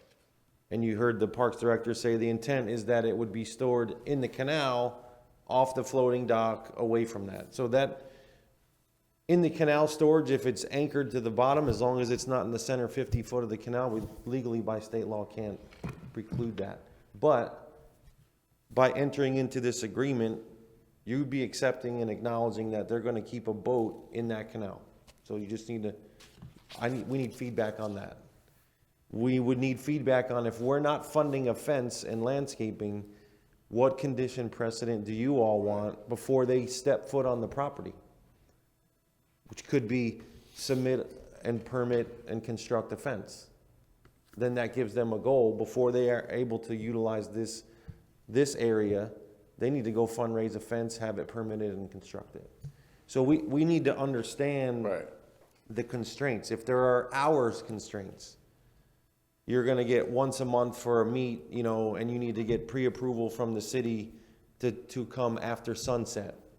Right? These are the operational discussions that caused all the points of concern and contention that were raised a couple years ago, and are still open topics, which is why we've committed to make sure we come back to the council and to the community before we go much further. All right. And last thing, my understanding is all of our parks are dawn to dusk, or dusk to dawn. I always get that confused. But in this particular case, we are looking for an additional 2 hours based on the need for it. I would like to see that language tightened up so that we're very specific and find out when that would be, so that we know that on these particular times or that would be the time that we extend it. So I would like to see that as we continue to get this on the front end, so we're not chasing in the back. Councilmember Donnell, I just wanted to kind of clarify, most of our parks are sunset sunrise to sunset. We do have athletic fields and athletic parks that are lit, so they do stay open later. So there is precedent set to allow people in some parks for later times. Just to be Thank you. As long as perfectly we're transparent. consistent, and Yeah. it's not, it has nothing to do, I don't row, I do paddle boating. Does that count? All right? But I would love to see it come through. Just gotta make sure it's tight. One more point on that, through a license agreement or a lease, we can go outside of the standard. So for example, at Serenia Vista Park, Councilmember Steinke was influential in saying, we want to have kayaks and rowing boats and canoes through a concessionaire agreement. And so we have a private operator storing boats and kayaks a mile down the road from this one in another park. So through these type of agreements, we're able to go outside of what is the general standard for all parks. Just a couple of things I want to clarify and a couple of questions. We'll start with the organization. How many meets do you typically go to? One a month, 5 a year? Well, you know what? I could tell you exactly what we're doing this year right off the top of my head. It's usually about 8. There's Okay. usually one in early December, one in mid-January, a couple in February. There'll be a couple in March, state championships at Nathan Benderson 2 times in April.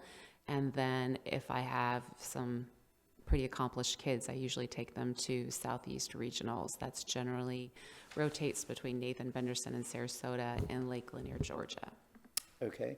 And as far as your safety boats, I know I've seen at least 2 down there. What is the normal amount of safety boats that you have? Normally, we just use the 2, and the way the process works, especially since you've been there, this will be easier for you to visualize. Normally, we put out amongst the 30 kids, depending on what our next event is, we'll have anywhere from 4 to 8 different size boats, and that all comes down to what are we training them for the next competition? Is it a small boat or a big boat, et cetera? So after the first 1 or 2 boats get out, there's a coach in a safety boat supervising those kids immediately, and then the second coach waits on land until everyone's safely launched and then chases right after. Our insurance, our commercial liability insurance, of course, requires that all the minors be supervised at all times, and we can generally handle that because we keep the kids contained in the 1,800-meter stretch in front of the 7 islands. We don't usually take them on rowabout. Sometimes we'll do it on Saturday, but we try to keep them all contained there so that we can see them and have eyes on them. Okay, thank you. My next question is for staff. Mr. City Manager, you have any staff members here that, from our building department or zoning that can tell us height of a fence that is allowed?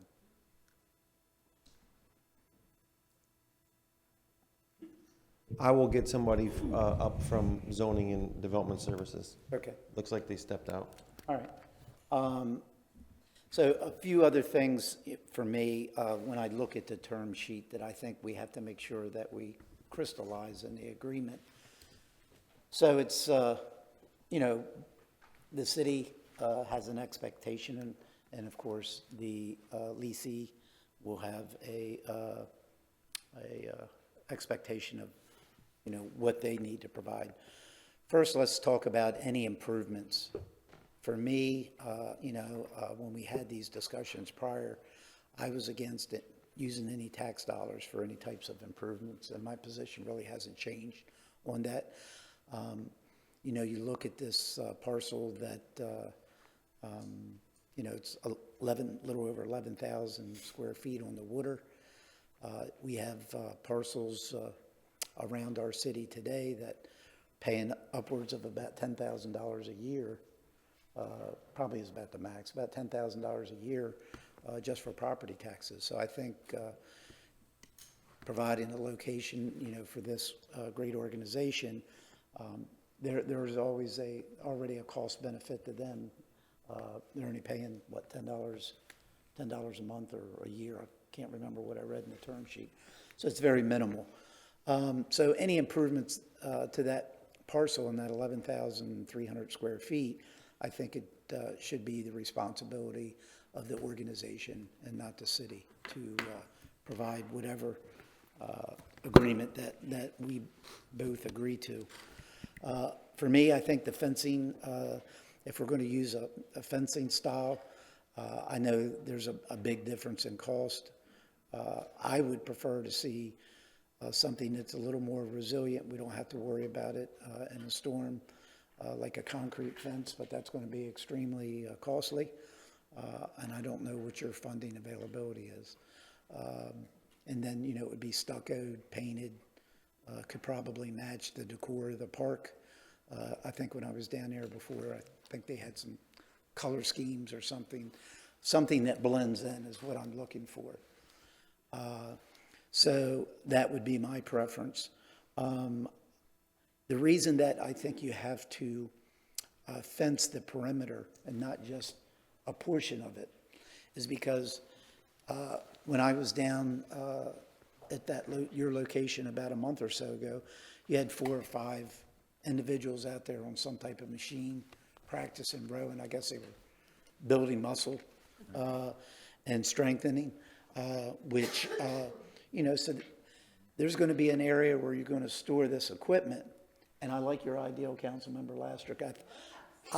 Ideally, that's the best scenario.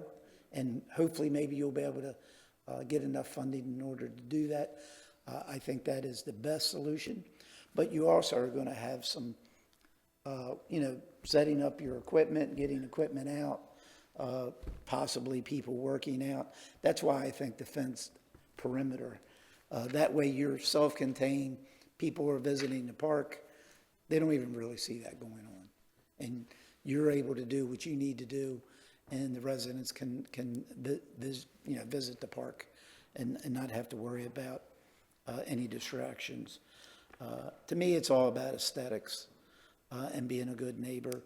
I would like to see the hours of operation very similar to the rest of our parks from dawn to sunset, with the exception that you get prior approval from the department director that if you do have a event that you have to attend, you can go there early and you can go there later in order to get your equipment.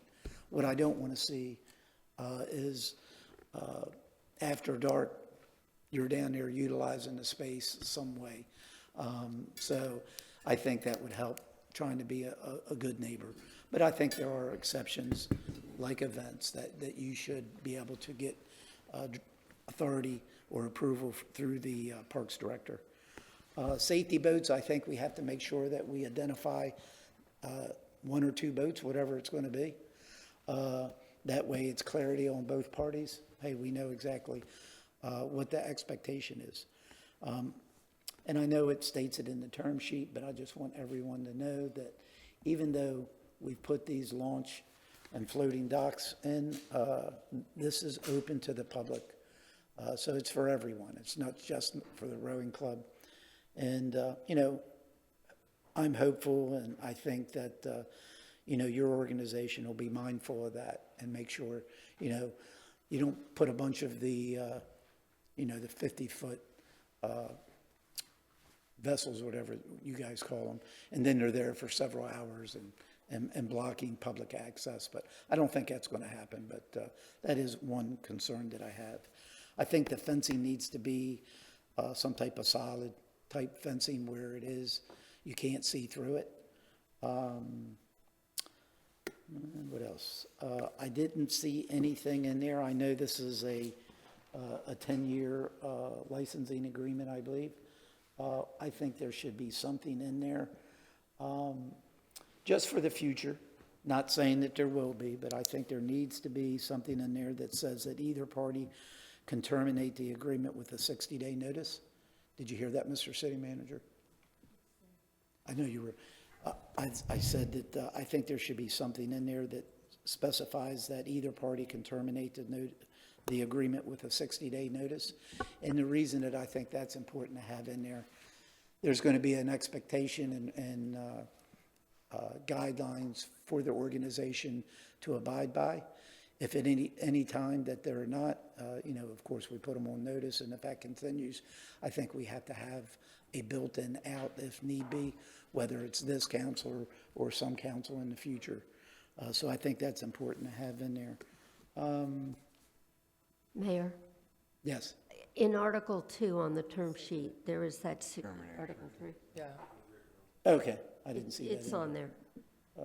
Term and lease agreement under that? Okay, I did see that now. Yep, yeah, that's fine. There's a cure cost. Last sentence. Yep. So that's pretty much all the concerns that I have. I think that it's a great organization. This is where we chose to put or allow this organization to work out of.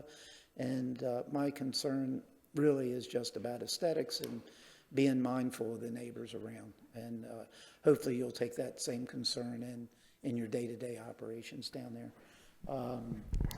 But that, I think, is all the concerns that I had. And we have a few more lights on here. Councilmember Kaduc?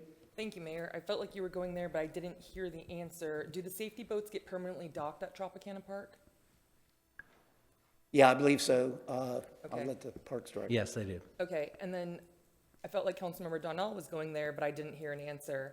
Is there any plan to spend any city money on this? There is not, except Okay. for the construction of the park. Okay, thank you. Councilmember Kilrain? Yeah, just to circle back, I didn't say much about the requirements that you all would do to comply. I think the mayor's list is perfect. I couldn't, find fault with anything on it, and I would like to see that done too. Just an aside, I have a grandson that's in the crew for many years up in New Jersey. Mike, what's the river that goes through at Newark in New Jersey? Is that Passaic?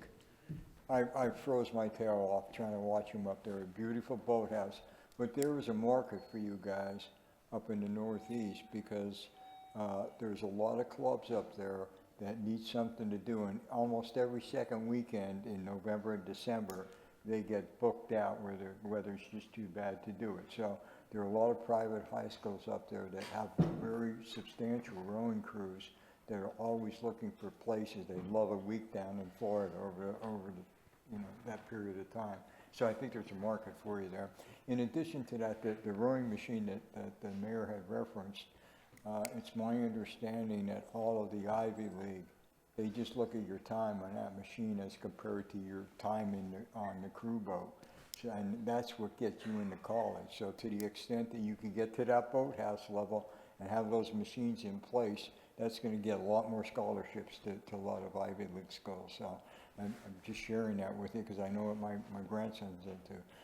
But I think it's a wonderful thing, and I think with those constraints that we apply to it, without doing city money, I hope that Councilman Loster is able to help you in finding some more funding, and the council that Councilmember Stanky had brought to you for an advertisement thing, be the help with the, but please reach out to those Northeast schools, because I think there's a real opportunity to bring some of them down here and pick up a little coin on the side, so I appreciate it. Thank you, Mayor. Yeah, one thing I didn't mention when I went down my list that I just wanted to clarify was the fencing, whatever type of fencing that we come to an agreement with, has to be, of course, permitted, installed before they occupy. And I see Amy's here, so she's going to tell us the height of the fence. Good morning, Mayor, council members. For the record, Amy Yearsley with the City Planning Division. Fencing for recreational facilities can go up to 10 feet in height. When you get to ballparks and things like that, it gets a little bit higher for backstops and things like that. But in this case, it would be 10 feet. There also is a provision in there that says that the recreational facility the fence has to be constructed of at least 9-gauge fence fabric and Schedule 40 tubing, which is very specific, but that's the When you say requirement. fabric, that's when you wrap the fabric around the fence? Mm-hmm. So I think it's important for us to have that discussion, visualizing what that look is. But I appreciate the height of the fence. And Mr. City Manager, what I would like to make sure that we have in there, I think the height of the fence, they can decide that with the understanding that no equipment can protrude above the fence line. So when you have a fence up, it's 100% blocked. So So if they go with a 6-foot fence, they're limited to 6 foot? Exactly, if they put a If 10 they foot. 10 foot, they're limited to 10 foot? Exactly, exactly. And, you know, I think that will benefit, you know, both of us. But that's where I'm at. Councilmember Steinke?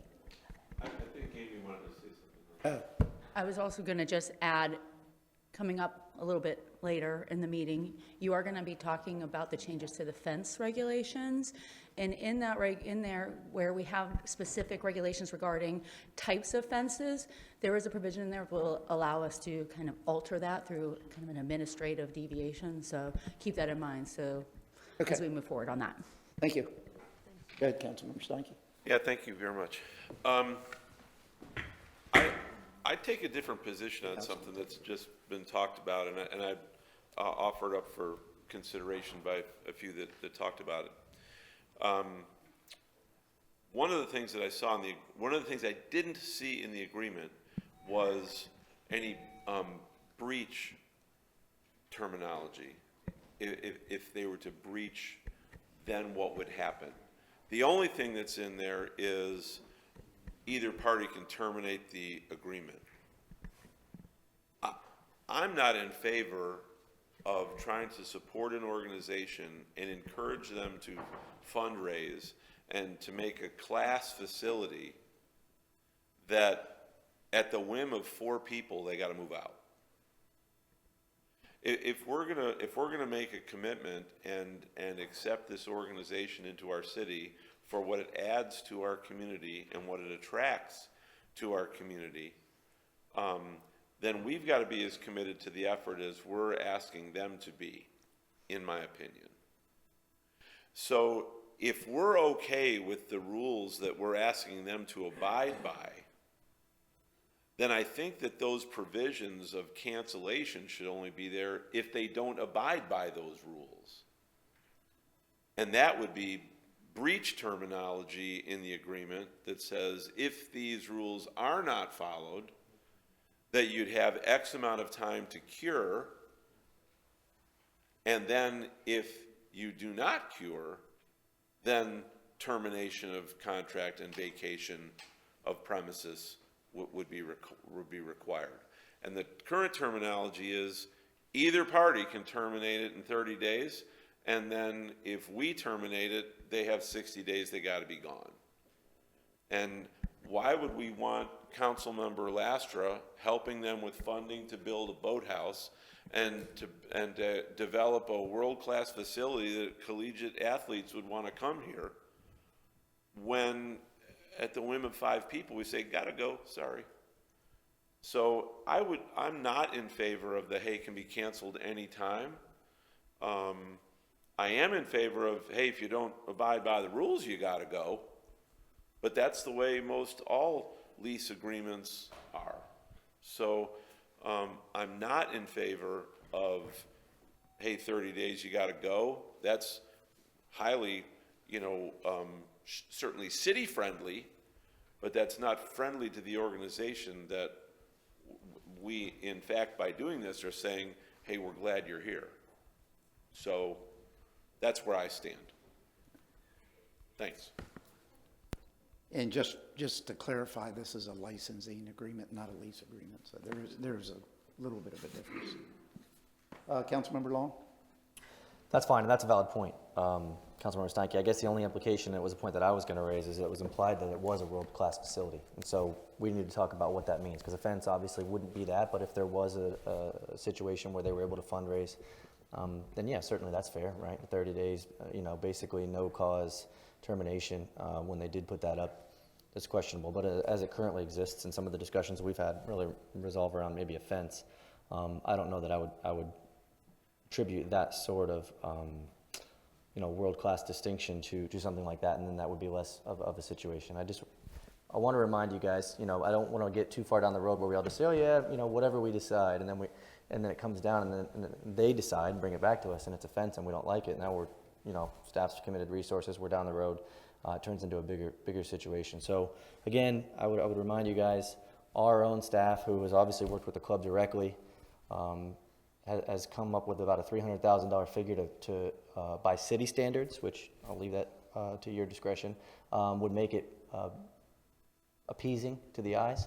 A $300,000 ask, you know, all respect to the club, you're not going to get that selling popcorn at Hertz, and if you were, we all need to get down there for the yacht club.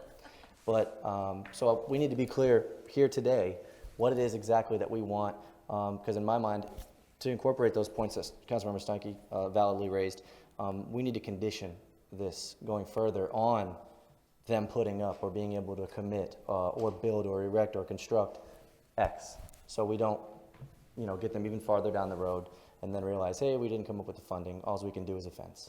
Because fences have their own issues, right? And funding, obviously, in a nonprofit, all respect to the nonprofits, and this is an attack on the club specifically. You put up a fence and it's not a concrete wall. We want to talk about resiliency. The fence is coming down the next storm. And then where's the funding going to come up last minute to put the fence back up in our brand new multi-million-dollar park? So a lot of issues that we need to resolve. I don't like when we do these loosely on term sheets and some discussions up here about, man, maybe a fence, we'll see what we like. And then we send them off and they come back months later. So I would love to be able to hammer something down today as far as what exactly it is that we would want from them to construct or erect or what have you as a condition before they move forward. Thank you. And with that being said, Councilmember Long, what are you looking for? I think we're all probably on the same page that we want a fence. Yes. And I think we're on the same page. It sounds like that we want the fence to be the perimeter of the 11,300 feet. Is that correct? Yeah. And so now we have to talk about, I think the height of the fence, they can dictate. They understand that they can't have equipment over and above that. Sounds like they have up to 10 feet. I don't know necessarily that it has to be the 11,000. It would have to be whatever they want to enclose, whatever they want to keep on that land. If they need to expand later, then they would have to extend the fence enclosure to contain whatever they have. I think if the verbiage was they must construct a fence that would become the perimeter of anything they want to enclose, they're still responsible to keep the lawn outside the fence taken care of and whatnot. But if they don't need to enclose 11,000 feet now, then okay, enclose what you need to enclose to have the equipment that you need. But then if you need to expand because you get more boats or because whatever you have, then you gotta build more fence before you can keep more boats there, but you're still responsible for maintaining that 11,000 feet, you know, perimeter inside and outside the fence. Have you ever visited these sites when they're there? I've not. Please. And if you had, you may have a difference of opinion, so I'll try to explain. We're not putting a fence up for a storage area for their equipment. We are putting, or at least for me, my expectation is you're putting a fence up so they can utilize that 11,300 square feet any way they see fit. And when I say that, you have these boats on racks that you have 2 or 3 high in one area. And then they pull the boats off and they stick them over here to do whatever before they get them out into the water. And then you have other ancillary type equipment. You have that rowing machine that Councilmember Kilrain talked about. I don't know if it's the big exotic one that he spoke about, but you see people out there rowing, people walking around. My expectation in being a good neighbor is that 11,300 square feet is perimetered off. They use part of it for storage, part of it for working out, setting up, whatever they need to do in that area. Now, if they can accommodate that with all of that, with 8,000 square feet, then great. But they can't work outside the area of the fenced-in area. So what I don't want to see is a small fence around the storage equipment that they store there on a daily basis. They pull it all out onto the property. Agreed. And then they're working and doing all that, and people are driving into the park and see. So I just want to make sure that we clarify what the expectation is. I can kind of help clarify that a bit, just so we're all on the same page. The licensee premises is where they were going to store and get their things. Like anything, you bring a kayak down to the ramp or whatever, you got to stage it, right? So Yeah, I mean, that's understandable. So the plan was for them to take it out of the their licensee premises and stage it near the ramp so they can bring the boat down onto the docks. So there will be some staging out there. In my opinion, I'd prefer that to all be fenced, because then we're talking about maintenance differences, and we already have gonna have a maintenance contract out there, and we're gonna be mowing. And do they stop where it's not fenced because they're the licensed premises, and then they gotta mow it? I just don't see that as being feasible. I'll go back to Councilmember Long's comment just in regards to the 300,000 that I had put in for. Part of that process and my thought process was that we would run the facility and rent slips out like we normally would, or somebody would run it and rent slips so we can get some revenue back, just because I knew the cost, right? So that's kind of why I put that ask in. Like a boathouse is something I've talked about multiple times. That would be also another opportunity to rent good space out, right? But that's, again, a huge direction and different in price, right? So that's kind of what was my direction. So we've been just kind of directed to provide this from the get-go since I've been here, and this is where we are, and we love this information that we're getting from all the council, because this helps us kind of go back to the drawing board and really figure out where we need to be with this license agreement. So I appreciate it. Thank you. Yeah, and I think to get back to the fence, it sounds like everybody's on board with the fence. We can discuss what the Parks Director recommended, the whole 11,300 square feet. I think the type of fence is important. This is a long-term lease or licensing agreement. It's a 10-year licensing agreement with two possible 5-year extensions, I believe. So we're talking 20 years. So I think it'd be important to make sure when we put a fence up, it's one and done, it's resilient. That's why I think it should be a concrete fence. I think it'll be more aesthetically pleasing. It can be painted to match the decor of the park. It is more costly, but if this was only a 2-year agreement, then I could understand that you wouldn't want to bear that expense. But unless you're doing something like Councilmember Steinke said, that you're violating the rules, you're going to be there for 20 years, probably longer, but you have an agreement that you can be there for 20 years. And as long as you abide by the rules, I think you will be. So to spend the extra money, do the fence once, to me is a smart thing. And it's going to be probably a little more aesthetically pleasing as well. So it's more resilient. It's going to look better and probably match the decor. So I think that's the discussion that we really need to have here, because it sounds like that's going to be the first step. Get the fence up once it's approved, and it's constructed, and the city goes out and does an inspection. Yeah, the fence is up. Then that gives them the green light to move in. And I think that's what we're looking for here today. If we can come up later on and put a storage building in there, I think that's great. But I think, just to get them up and running and open, the fence is the first step. And so let's try to really focus as a council on that, what type of fence. I think minimum's probably going to be 6 foot, maximum's going to be 10. It's up to them, knowing that the higher they go, the higher they can have their racks. Looks like their racks, and what are they, about 8-10 feet now down there? Yeah. It's probably closer to 8. And just for the sake of clarity, like where we are today, based on the terms and, the nature, it was a total fire drill to move from Cape Harbor to the third island. And as a result, all we did was pick up what we had there, maintain the same footprint. Mm-hmm. And the reason that this will be different is because, we reused the fencing. We weren't ready for that surprise when you get your walking papers from a contractor who's going to build in the space where we used to be. That kind of came, and we had to immediately react. So we just basically relocated everything and reused that fencing. Mm-hmm. So this will be a start from scratch situation. Okay. That's always been the intention. And the intention is to have a perimeter that allows us to do things like bring all of that extraneous stuff inside. That's been the goal from the beginning, is to get all the extraneous stuff inside. The only reason that I have an enclosed trailer is because I don't have a building to store those rowing machines, and they will absolutely rot in Florida air. You know what I mean? So if I have inside perimeter, even an attractive storage shed, even if no one sees it, I'm getting rid of that trailer. Do you know what I mean? Right. So the whole idea is to be able to start from scratch and not have to just, in, the dark of night, pick up everything that we had just to stay operational and put it somewhere else, right? So right now, the situation is obviously not ideal. We've just been making it work. Okay. Height of the fence, what are you thinking, 8 or 10 feet? Probably 8. 8, okay. Yeah. All right.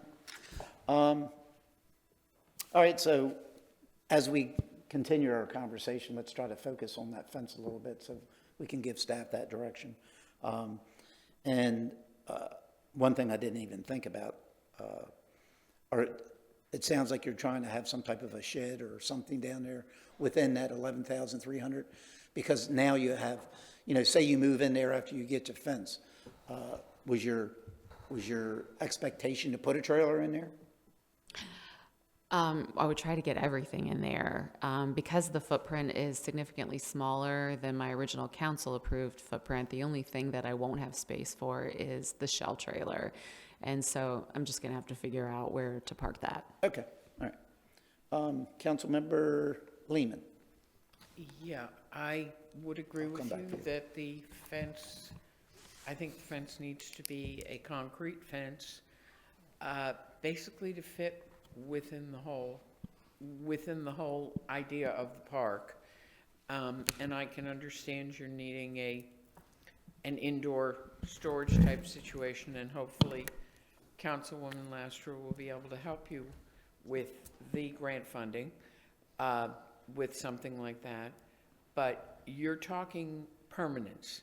We're not talking, oh, gee, in a year you're going to have to move. As long as you're following the rules, you're talking a permanent location at Tropicana Park.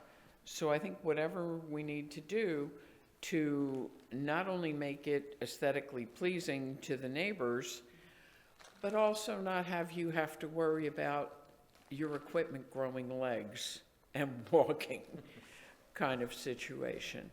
So, yeah, I think it would be a good thing. Thank you. Okay. Councilmember Long. Yeah, that's all I was looking for, Mayor, was some clarifications. Concrete is great. I know it's going to cost more, but I mean, it's not unreasonable for us, given that what we're giving up. I mean, in all reality, it's 11,000 square foot golf access lot with 2 docks. Obviously, that's a significant amount of money in the general market. And so to ask in return that we have a little bit of funding put forth to keep maintain the values of that for the surrounding neighborhood and our own investment in our parks is reasonable. So I would support the concrete wall as well, conditioned on their occupancy. And how about the hours of operation? I really don't have a strong opposition to the additional hours. Obviously, the uniqueness of the way that they operate requires them to have, I think it was 2 extra hours, like 8 o'clock-ish or something. Yeah, one of the recommendations that I said, it was from just like our other parks, but they could get a approval through the parks director. It sounds like they had 8 to 10 special events that they could do there before or after. Listen, I hear a lot about the rowing club, but I don't hear about their hours, so I don't know that that's a significant issue with the community. Okay. So if we get any, we know who to give them to. Well, you'll have to talk to my successor. All right. Councilmember Kaduke, what would you like to weigh in on the fence and hours of operation, or anything else that you want to mention? I'm fine with the concrete fence, 8 foot, hours of operation. I'm fine with the approval with our Parks and Rec director. Okay. Councilmember Kilrain? I'm good with that. Yeah. The only thing I'll just say, just be careful when you say that 8-foot fence, because you know you're going to be limited to that. And if you got to go back, or you find yourselves you need more height, it's going to be more costly to go back to put that extra 2 feet on. If I was in your shoes, I'd be building it 10 feet, but that's up to you. Yeah, I don't disagree. It's just extremely difficult for children to get, we're talking about like steps and ladders to get up that high. What's there, like 3 boats, I think, if I remember? Yeah, we don't use our top rack that much right now. I mean, right now I probably have maybe 3 top rack boats, and they're up there because they don't get used that often. So yeah, it's kind of a safety hazard at some point. And I just want to ask this question because in my mind, it's what I see. Are we worried this is going to look like a prison compound at all, or? Okay. No, I don't think so. I mean, Okay. I mean, it'd be nice if we could have some bushes or something around it that kind of make it a little more aesthetically pleasing, but. TDC has a mural program. I'm just thinking more about like For a mural. like airflow and Yeah. light and those kind of things. When you say concrete fence, we're talking about the material itself has to be concrete. Yeah, like a block, concrete block. Well, fence. I don't know what, they're gonna permit it. I mean, it could be all different kinds of concrete. Well, you stucco it, or you. Yeah, that's what There's a variety of things. That's what I'm, Or does it have to be solid? Well, if you got holes, you can see in it. Well, I know that, but I'm just saying. Why put the whole fence idea up? is the privacy. It's a concrete wall. I mean, we're calling we're it a talking fence, but about it's a wall. just the material. Yeah, it's a concrete wall. All right, There's all different ways to accomplish it. yep. I have no Concrete problem- panels, yeah, you said.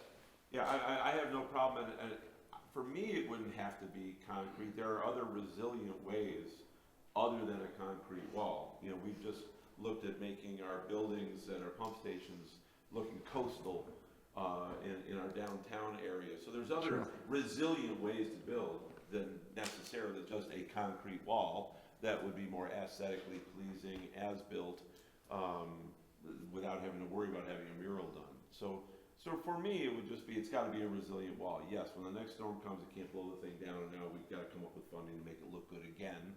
So for me, concrete, fine. If it was, you know, hardy board, you know, that had a coastal appeal to it, it's okay with me. You know, true hardy plank is a kind of concrete material anyway. But at the end of the day, I'm still an advocate for the organization, who you didn't even know you had. And that is, this is a lot of investment that we're asking them to do. And literally, Article 2 says it's a 10-year licensing agreement. But then it's further reduced to a 30-day agreement. This is just a 30-day agreement. And that's not fair to them. And I may be just one of 8 that sees it that way, but you can say 10 years with 2 5-year extensions all day long, but you tear that off and throw it away when you say either party can cancel it in 30 days. The 10 years and the 2 5-year extensions means absolutely nothing with the verbiage in there that is a without cause termination provision. And that's just the real estate guy in me coming out. So if you were my client, I would not let you sign this license agreement. And you may need it so badly that you'll take any terms you can get. But prudent counsel would tell you, do not sign this and be expected to invest all this money when on a whim they can say, sorry, gotta go. That's me. That's an oxymoron, prudent counsel. Let it rock that. Depends on how you spell it. Relax. Go ahead, Councilmember Lehman. Councilmember Stankey, that 30-day business is kind of stupid. Because if you're following the rules, now I can understand it, you know, with the 60-day situation, if you're not following the rules. If you are following the rules, you should be allowed to do the 10-year lease agreement with the 5-year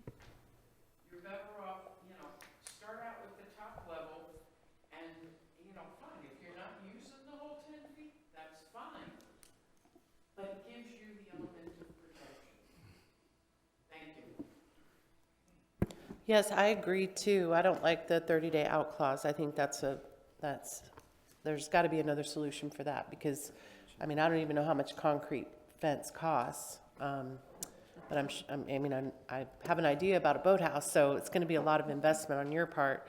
But I do agree with Councilmember Stankey, and thank you for saying that. Thank you for being the realtor up here to guide us on this one, because I don't agree with that lease agreement either. The fence, at 6-1 it has to be secure, so I guess concrete is it. But I would hope that you would be able to remove that fence if we can actually get you a boathouse. That would be, I think, nice and look a lot better than a concrete fence. But I'm excited for you guys. So thank you. Yeah, that's what I was thinking. If the boathouse comes in and we have a concrete fence, how does that work? I don't have it either way. We have professionals that work on this. I'm not a professional, so I'm really fine either way. And as far as the out clause, that's why the council form of management works. I don't see 5 people. I understand what he's saying, but 5 people up here aren't just going to say get out just to say get out. It would have to be something egregious. So, however council goes, I'm just listening to you. I think we're fine. I think we've covered the basis for me. So I'm listening, and I'll go with whatever whatever you all decide makes you more comfortable. Thanks. Mayor, Well, I think I'm going to let you go ahead next. I've got to clear some things up. Okay, yeah. This is not a lease agreement. They do not have a vested rights or any property right interest in our park. I want to make sure that is clear. Right. This is potentially a 25-year agreement. I would legally recommend not removing the termination for convenience provision. I don't know what's going to happen in 5 years or 8 years or 9 years, but for you to eliminate that and just for us to proceed forward on a breach, which we will include on there, it would be legally unwise. And so while I understand Councilmember Stankey and Councilmember Lehman, it would be my legal recommendation not to eliminate the termination for convenience. If you want to extend it longer, if you want me to structure in the sense that we give them an opportunity to cure the defect, if there is a defect, that's fine, but eliminating it altogether is not legally recommended. But you could all choose to do so, I just don't legally recommend it. Doesn't it include a cure agreement? Isn't there a cure provision in it? We'll include within the termination of the actual agreement either termination for convenience or termination for cause, absolutely. But eliminating termination for convenience and then forcing the city to move forward on a termination for cause can become a little bit problematic. I would never recommend you eliminating our ability to terminate for convenience. Yeah, so. Okay, thank you. And that's what we've been uniformly applying that through everything. All right. Well, I thought I saw a cure provision, or isn't there a cure provision in it? On a termination, in the agreement itself? I'm not looking at it now, but don't you have it included? There'd be a termination for convenience. Because you only had a termination term for sheet. cause. Yeah, this is a term sheet. Well, there is It's a term sheet, it's not the full Yeah, agreement. that's not the agreement. That's just a term sheet, so they can go back and do an agreement, licensing. agreement. Correct, and we would include a termination for cause. What I've heard from Councilmember Lehman and Councilmember Stankey is to eliminate the termination from convenience provision. That I wouldn't legally recommend. That is, because you do not know what's going to happen. You cannot guarantee what will happen 5, 6, 7, 8 years from now. You'd want that option. Okay.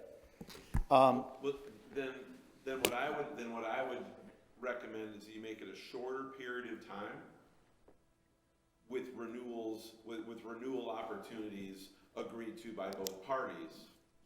But literally when they sign this, it's a 30-day agreement. Could be. Yeah, it's a 30-day agreement. They could choose not to perform. They may choose not to build whatever it is that you decide regarding the wall. But if they don't perform, they can't move in. But if they do perform and they move in, 30 days later, we can say, gotta go. In theory. That's not fair. I don't either. Well, I think I may have a compromise. We're giving away a saltwater access property. Compromise. What? What are we talking about fair? We're giving away a saltwater access property with 2 docks. What are we getting in return? A beautiful It's not a give and facility take, but that this is takes a- this chil- is a- that this is takes- that it's a program for our kids, council member. I mean, they're generating collegiate athletes and a I'm not potential saying for we have to economic get something development in in the return. I'm future. saying- Just saying.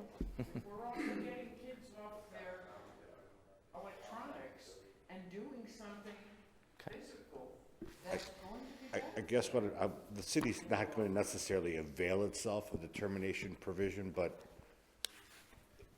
they're included in here in governmental contracts for a reason, because I can't foresee, and management cannot foresee every single potential possibility. And in order to avoid litigation and arguing whether they were or were not in breach, this is put in there for a reason, and that reason is to essentially avail ourselves of the ability to remove them from our governmental property. If Councilmember Stankey wants to extend it to, 6 months, 90 days? that's fine, I have Is no that problem fair? with that. At least that'll give them the opportunity to To pivot, shift. have and- time yeah, to clean up and, yes, I 6 agree. months, 9 months, whatever it is. 90 days. Because I, unlike you, who may not be here 4 or 5 years from now, do not know what set of circumstances will exist on this premises.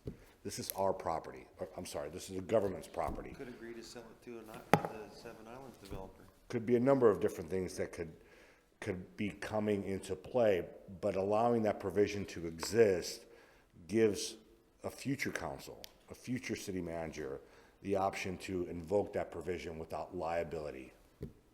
And that's what I legally recommend you do. If you want to extend it to 6 months, that's fine. I don't have a problem with that. Or 9 months, you all decide. But the termination for convenience, I would not recommend from a legal perspective, you eliminate it in its entirety. There's your prudent counsel. I would say 90 days or 6 months would be fair, because that gives them time to clean up the property and vacate, as opposed to 30 days, which won't be realistic. I'm good with 90 days. Okay. I'd rather see 6 months, you know, for them to find another property, that's the first step. They'd have to find another place to go, they'd have to make arrangement there, they'd have to move all of their equipment. That takes time. You can't find a place and move that operation in 90 days. All right, well, let's go down the list here. Councilmember Donnell, we'll start with you again.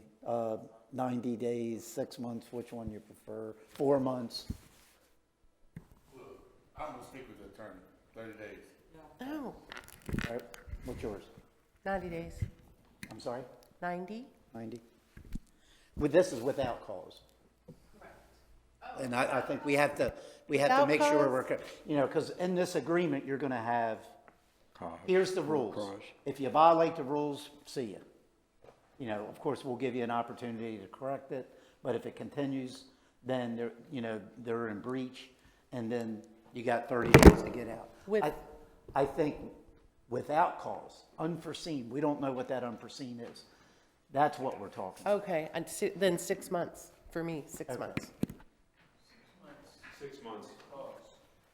I'll go 6 months. Yeah, I'm all right with 6 months. 6 months is fine. Yeah.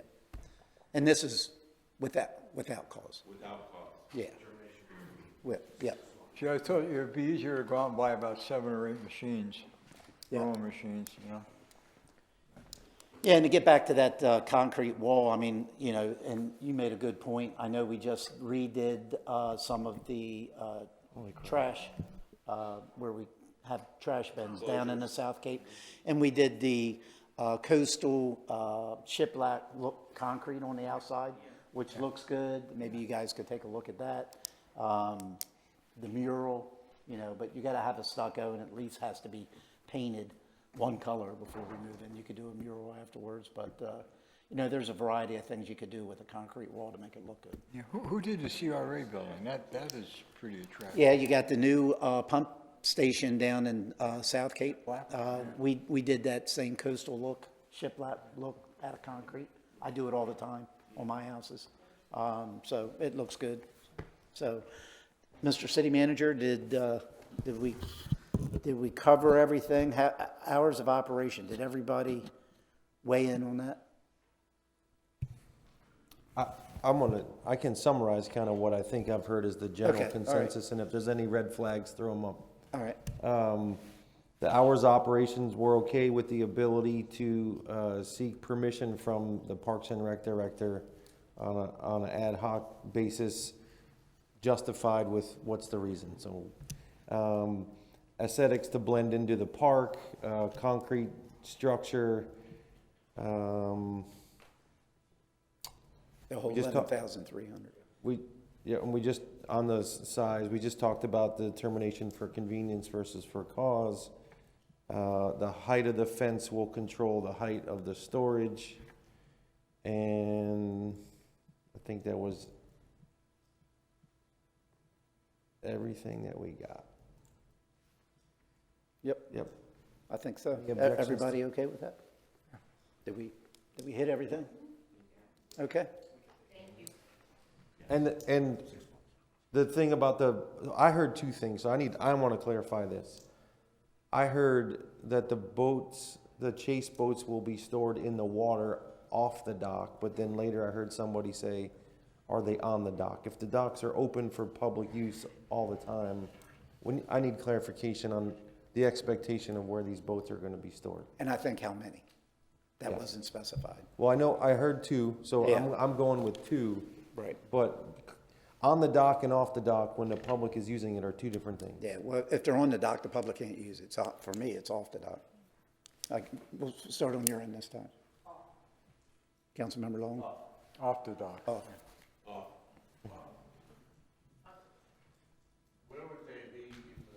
There's a canal bank. Can you put the picture up? It's, There's like part of the compromise that was, this situation was because of this lease space or the license space that says licensed premises being in the park. Part of the compromise that the mayor brought forward when we were designing this was to exclude 4 lots on Old Burn Store from the sale to the Seven Island developer. So the reason for that part of the park existing is because it was a compromise to give parkland back to the community and as rather selling it for housing. So if you notice in the corner on the water, you'll see where the dock comes east to west and then a little bit north to south. So that's the east-west, and there's a little north-south. There's that whole other shoreline that doesn't have a floating dock. So in theory, the boat storage would be off the docks, up against the shoreline. Okay, All right. got it. We clear on everything? All right. Thank you very much. thank you. All right. Looks like we got about another 20 minutes and we'll try to break for lunch. So we should be able to get the special events ordinance change. Let's go ahead and move on to that. And then maybe after that one, we'll take a break for lunch. Good morning, Mayor and Council. Joe Petrella, Parks and Recreation Director. Here to present, Mike, our Deputy Director, Mike, is going to present this presentation to you. He worked on this through a Kaizen event with his staff and with other city staff within the area, within the other departments. So he's more familiar with this than I am. I'm really, but I'd like him to give a presentation for this. And before he does that, real quickly, Mr. City Manager, one thing I didn't hear you say on the fence, and I think what we decided as a council is we want that fence to be installed prior to Condition them precedent. occupying the premise. Yeah, I had the condition precedent. All right, yeah. okay. And I think that was the general All right. consensus. Thank you.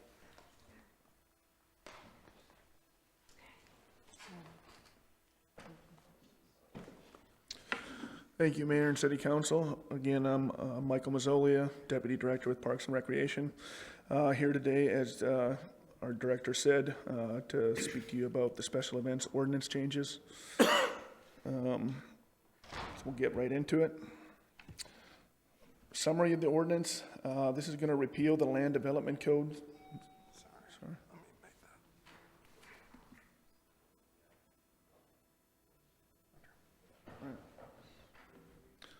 Sorry about that.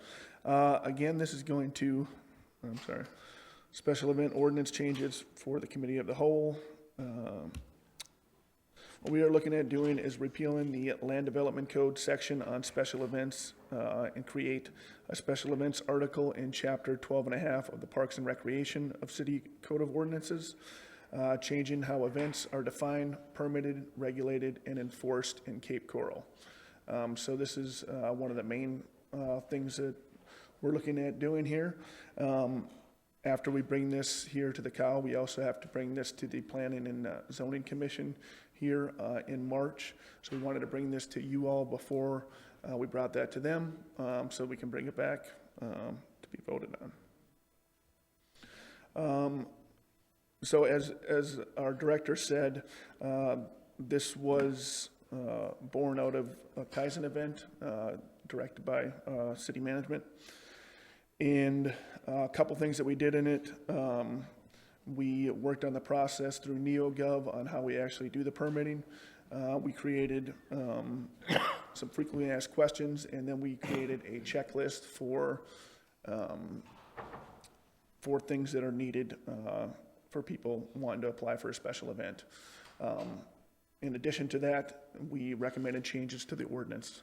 So this is what we're going to go over here. Number one, application submission deadline look to be moved from 60 to 90 days before an event.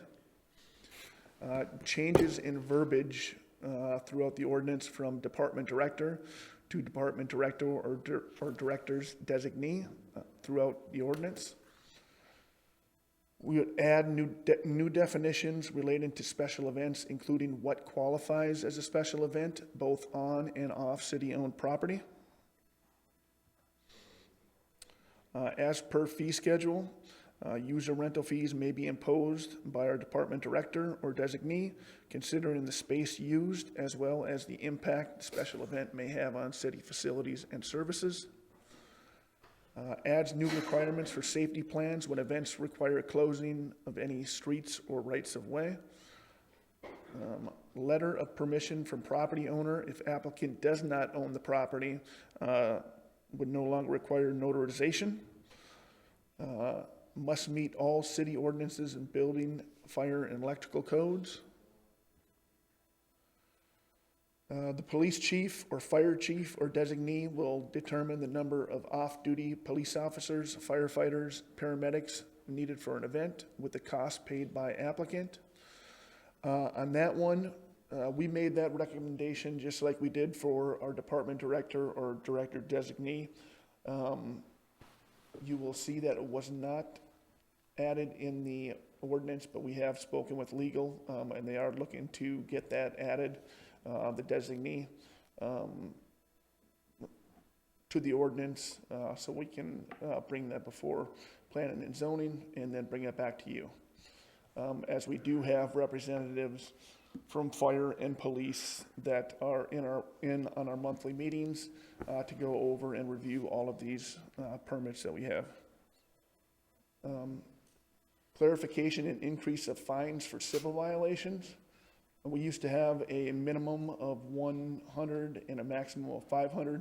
So we changed from that $500 maximum to tiered violations. The first offense would be $500 fine.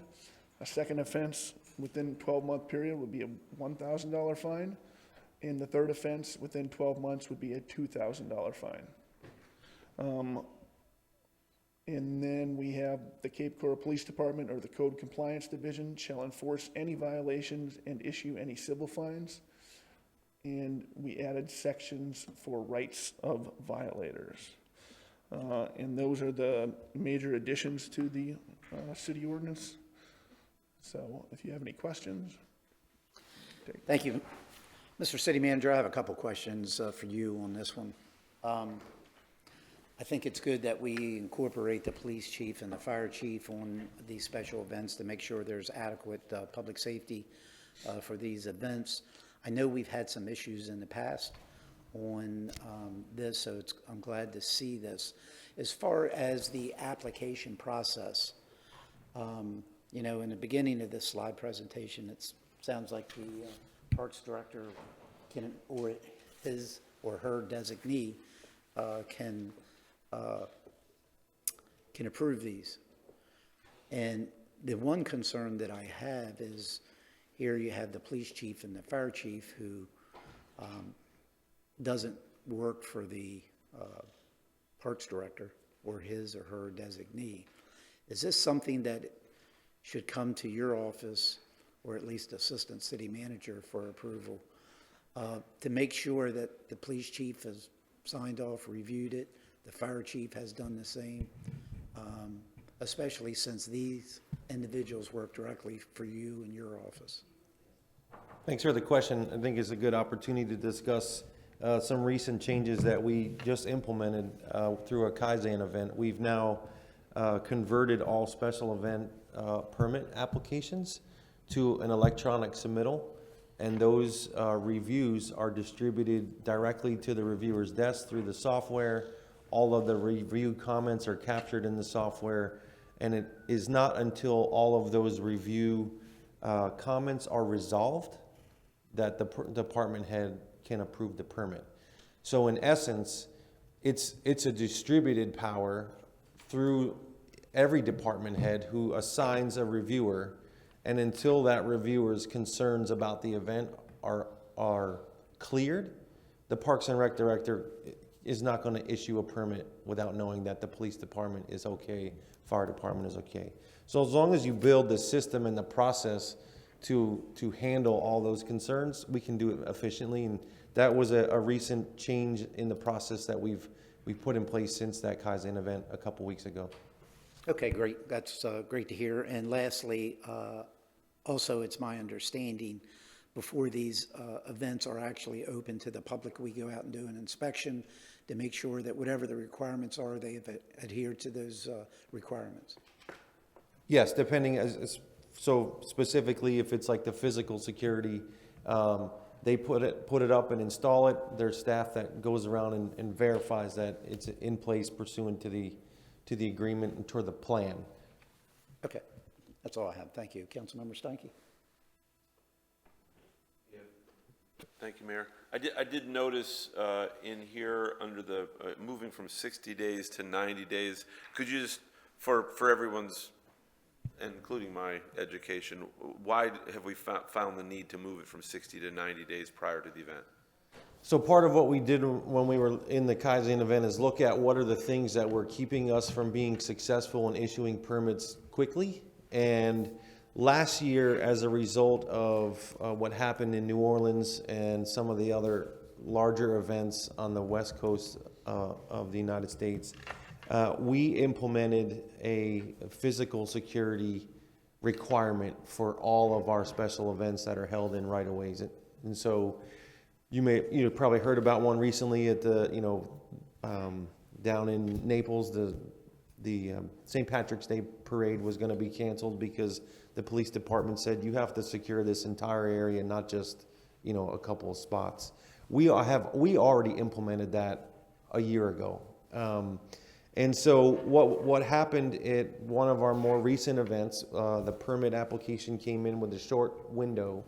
When we responded to the applicant indicating that, there is not enough physical security to keep people from weaponizing vehicles or trucks, we had to, it caused a lot of concern. And so they had immediately rushed towards some kind of alternate plan to block off all the entrances. And, we realized that at that point we were on the verge of losing a special event that had been here for a long time.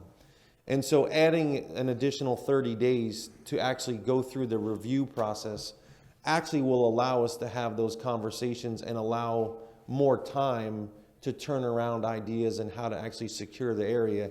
If you think about it, if someone's planning a special event for a year, or they know it's a yearly occurring event, we only get the permit 2 months before, and it takes us a couple of weeks to review it across all the disciplines, get them back comments. We're down to the last few weeks, and they're already buying material or signing up vendors. So this extra 30 days really is to allow us to coordinate those comments with the host and make sure that all the things are taken care of. Okay, thank you. And I also noticed that it does allow for the department director or their designee to approve an exception to that based on size or complexity of the event and whatnot, that if someone were to come to you with a last-minute request, if it was a very simple process, they could make an exception to that 90 days. Yeah, our Parks and Rec director, if somebody next weekend wanted to have a special event for some celebration of life or some, who knows, I mean, there's always an opportunity to make an exception to the rules, as long as all the other, review and approvals are taken care of. I mean, we wouldn't allow something if that was unsafe. Okay. And as far as, just so we're clear on this, department director or designee, in the final version, that's not going to be there. Our code of ordinances, the way it's constructed now, allows, in the way it's constructed, allows in anywhere in the code that any position is designated, it's allowed to designate someone to perform that work. The only time we're not allowed to designate or is someone to do the work is when the code specifically says you cannot. Right. So for example, the code is littered with city manager does this, city manager does that. There's no way. There's no way that I could do everything it says city manager is responsible for. The construct of the code allows me to delegate all of that work. I'm responsible for it. And in this case, the department director is going to be responsible to who he delegates it to. But we don't need to go writing in every section of our code the ability to delegate, right, because it's already there overarching. So I know it's here. I think that's a training opportunity for me and my staff. We'll get through that, but you don't need to focus on that part. Okay, thank you. Councilmember Long? Those were some of my only points, was where Councilman Steinke was going with regards to, I guess, the justification for some of this. My concern, with the 60 to 90 days is we continuously get dinged for, the processes and how long it takes us to do things. And now, and I know that wasn't where you were headed, but from my point, here we're making it even longer. And so in my private practice, I deal a lot with special events all over the state. And even at 60 days, it's difficult for a lot of these guys to put something together before that. It's just the nature of the beast. A lot of them, for one reason or another, come in last minute. I'm sure you guys deal with that all the time.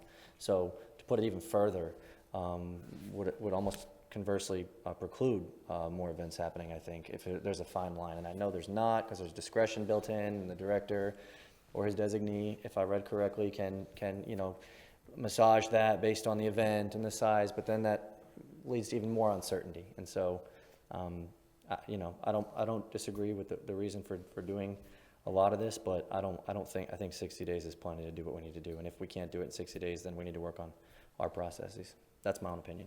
Otherwise, I agree with everything. Thank you. Councilmember Donnell?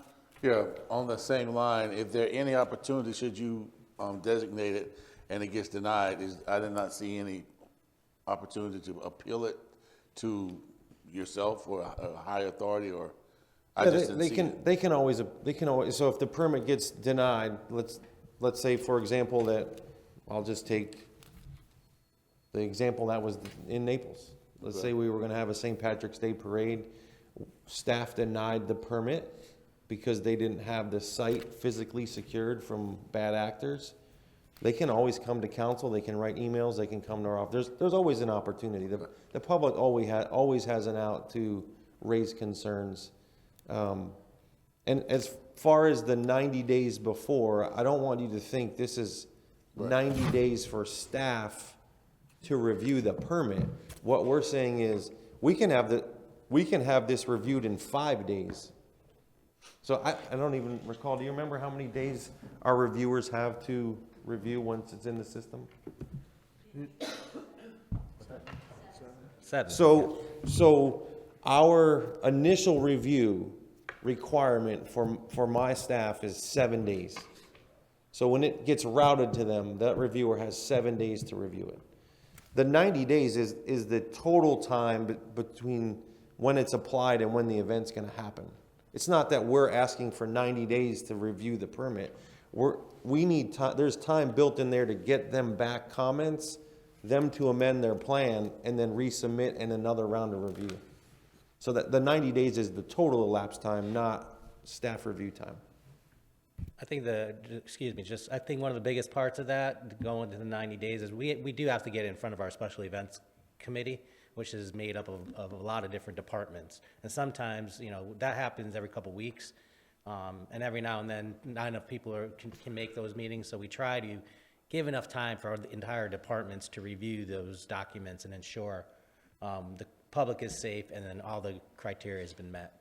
So definitely it helps us, but yeah, we can turn around in 60 days. We've turned around in less than a week. I've had last minute concessions that I've had to make plenty of times, but we make sure it's safe and the public is protected. Thank you. Councilmember Kilrain? Yeah, the mention about the violators' rights being added to it, is there anything in there that's beyond what the typical due process would be? What our typical due process is there anything that you're thinking about in addition to that? Just the violators' rights part. Oh, so they have the ability to appeal any violation once it's issued to our special magistrate. Okay. If that's all what you're right. asking. Yeah, I was just wondering if there's something you were thinking about beyond that typical due process that. Yeah, I mean, if they're either violating the conditions of their permit or anything else within this code, they would be issued a violation, and they have the ability to take that before the special magistrate to. Okay, so it's just a typical. Yep. Okay, thank you, Mayor. All right. Okay, we good on that, Mr. City Manager? All right. Thank you very much for the presentation. Thank you. Why don't we go ahead and take a break now and come back at 1 o'clock? And then we'll resume the agenda from there.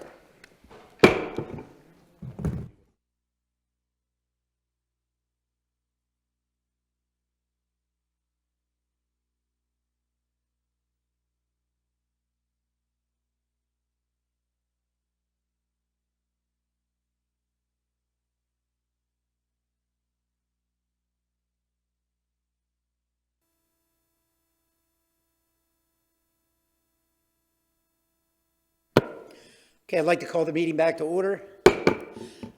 Next item on the agenda, under 4 business, is Special Revenue Fund for Residential Rental Registration. I'll turn it over to our city manager. Thank you, Mayor. When the council voted on increasing the residential rental fees, there was a request by Councilwoman Kadouk to look at the possibility of creating a special fund that would track the expenses and the revenues generated by these fees. We have a proposal for you all to review. Keep in mind, this is not, there are no operational elements in this.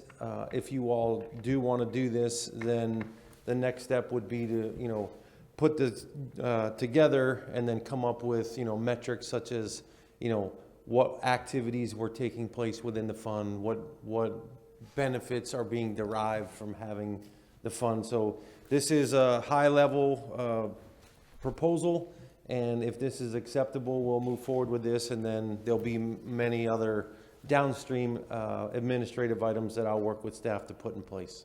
So with that, I'll turn it over to Crystal with Finance. Hi, good afternoon. Crystal Feast, Financial Services Director.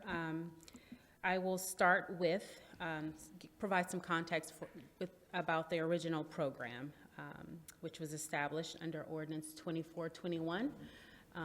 And with that ordinance came a one-time registration fee of $35. Annually, we receive about $82,000 each year, which is collected in the general fund and is still currently collected in the general fund. And those revenues were used toward the cost of running that program at the time and then general operations. The associated costs at that time included data gathering software and code enforcement, basic code enforcement activities. Ordinance 5325 amended that program and established a distinction between short-term and long-term rental classifications, and also established penalties for noncompliance. Resolution 27925 then established a new fee structure, which now includes an annual long-term residential rental fee set at $35 an annual short-term residential fee set at $350, and a late fee of $50, providing an incentive for timely compliance. To effectively administer and enforce this expanded program, additional resources will be needed, and so we anticipate the associated costs that are listed here. On the staffing side, we're looking at using 2 code enforcement officers and also using 2 police officers.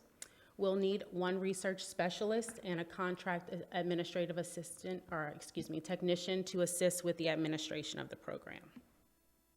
Under operating and capital needs, the use of a vehicle will be needed by both code and police officers, computers and related equipment for personnel as necessary, enhanced data gathering software, and use of outside services for printing and mailing needs and other administrative functions as necessary.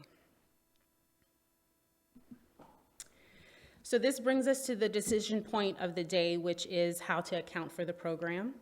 So we have 2 options that we're presenting today. The first is to house the program in the general fund, and that approach offers unrestricted use of funds, which allows for flexibility. As you know, the general fund supports our general operations, so after covering costs of the program, the rest of the funds will be used to go toward that, unless directed otherwise by council. The second option is the special revenue fund. And in that fund, the funds are considered restricted, and they're restricted to the program. Utilizing this fund provides a clear linkage between fees and program costs, and the fund would be program specific, which means that no other programs would be accounted for in this fund. It would solely house this residential rental program. So both ways are appropriate. The special revenue fund emphasizes restriction and transparency, whereas the general fund emphasizes flexibility and simplicity. So again, both are appropriate, but the purpose of today's presentation is just to get some direction and a consensus from you of how, which approach you would like to take. And that is it. Okay, thank you. I'll open up for council discussion. Could you maybe put the slide up that had the 2? Yes, absolutely. That one there, yeah, thank you. Councilmember Steinke? Thank you, Mayor. Well, first, I would speak in favor of option number 2. And the reason that I would do that is a couple-fold. Number one, one of the concerns brought forward by a couple different organizations as we looked at ordinance 5325 was that this was just a fluff revenue source, and we were just trying to gather more dollars for general purposes. And it certainly wasn't meant for that. And so I think by having a special revenue fund that's established, an account where it shows here's the dollars that are collected, here's what those dollars were invested in, I think is an important thing to do for that transparency and fulfilling the commitment that that it wasn't just a fluff revenue source, but it actually was, there was a specific need for it. I believe that along with what has been talked about so far, I think a couple things need to be done. One is just a recognition that in this presentation that was brought forward when the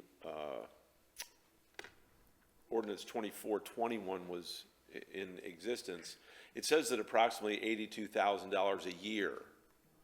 Well, that was a one-time fee. Correct. We certainly can't say that that was, you know, if you will, a guaranteed annual renewable, revenue source, number one. Number two, what I would have thought would have been is the initial year that it was put in place, that would have been a very large amount of collection, if you would, because the $82,000 that's mentioned divided by $35 is only $2,343 rental units, and we know we have far more than those. So initially, I would have thought it would have been more than the $82,000, and then it would have come in much smaller proportions in following years. So to think that it was a regular source of $82,000 a year, I don't think that's exactly accurate for a comparison. But the other thing is that I believe that we need to have some quantitative results that say, because of the revenues that we have brought in, because of the 2 code enforcement officers and the 2 police officers and the vehicles for them to use, here's what we've been able to do. There were this many violations found. Here are the number of people that were renting their units for 3-day weekends instead of requiring the 7-day minimum. I think we need to have some type of a tracking, if you will, and a publicly accessible measurement of, hey, here are the effects of doing this. And if we can't quantitatively show that the juice was worth the squeeze, then we have to kind of, fess up and say, hey, maybe we were wrong. Maybe this wasn't, we didn't get out of this what we were expecting to get out of it. So, what we get out of it are these assets. What do those assets do to make our community a safer place, a more well-kept place, and a place where people aren't concerned with things that happen on 3-day weekends and all the rest of it. So I speak in favor of it, but I think that we need to have some type of measurement that says, here's what this investment that these dollars have allowed us to make are providing to our city, and the juice was worth the squeeze. If I may, I don't know if the city manager wants to chime in on that, but as far as it relates to the original program and the 82,000, in the initial year of implementation, it was closer to 100,000, and that was that initial, sign on by residents or those with the properties. But on average, it has been about closer to the 82,000. And so that may speak to the fact that it was very minimal code enforcement functions surrounding the program at the time. And so with this new program, we will have to implement enhanced code enforcement. So the 82,000 it's factual. That was what we were receiving each year. And it shows that each year we were able to at least get more people with that one-time registration. But it also shows that there are many more out there that were not paying the one-time registration fee, hence the need for this enhanced program. Okay, fair enough. Thank you. Councilmember Lehman? Yeah. Couple questions. On the, if we put it into a special revenue fund, that the restricted, being a restricted fund, that's to be used for, in the event of code violations, of problems and whatnot, that's what that is for only? Well, it would be whatever is funded through that. So on the previous slide, we had some expenses, so it would be the vehicles. No, I know. Yeah, anything supportive of administering this program. Okay.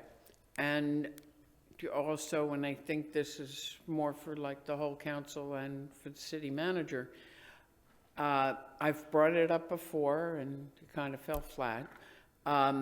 Because we've multiplied that $35 fee up to $350, I think that we have to come up with some kind of a discount program for homeowners that are short-term rentals, but that they are compliant. That we're not having to expend the police, the fire, the code, and whatnot. I think we should give them a break. Not in the first year, but in the second year. If in that first year they've had no calls for any problems, I think we should give them a break. And I'm not saying go back to the $35, give them that much of a break, but give them like a 50% reduction in the second year. Now, if in that second year they have to have fire, code, police, whatever, well then in the third year it goes back up to the $350. I think we have to try to encourage, the idea of a discount program would be to encourage compliance with the rules. I don't know if anyone else on the council will agree with me or not. I'm hoping. I mean, I think we need to, basically we need to do that kind of a jump. I think we need to come up with a way to say, hey, if you are compliant, we recognize it, and basically, for lack of a better way to put it, we're rewarding you for being compliant. Thank you. Councilmember Kilrain. Yeah, my thought process is a lot along the same lines as Councilmember Stanton. I wanted to make sure that the effort that we're putting into enforcing this is paying for itself, and we're getting an increment above what had been the statistical, or we really can't determine what that statistic, I don't think, so, in great reliance was.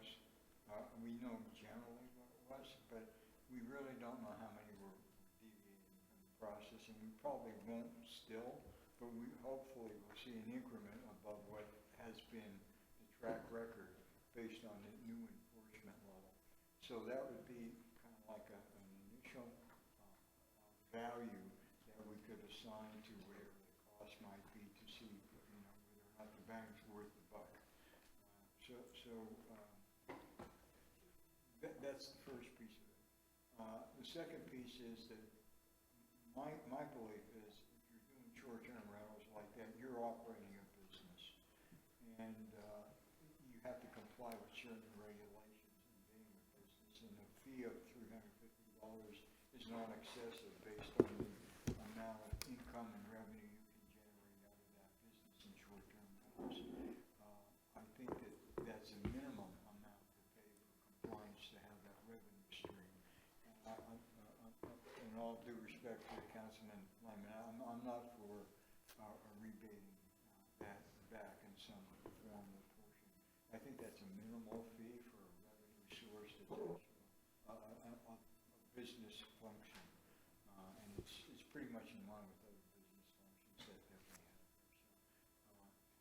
But I would like to make sure that we have the capability of getting that increment based on some track record and knowledge that there was this many out there that were missing. And if are those code violation people that are looking for the renegades on this, are they going to be surfing the net and the internet? I mean, is that part of the function? How are we going to actually accomplish what that extra increment might be, and how do we actually, what is the practical way of policing that? So part of the cost, one of the items is the enhanced data gathering software that will allow capability to track those outside websites and platforms, rental platforms, and also outside services.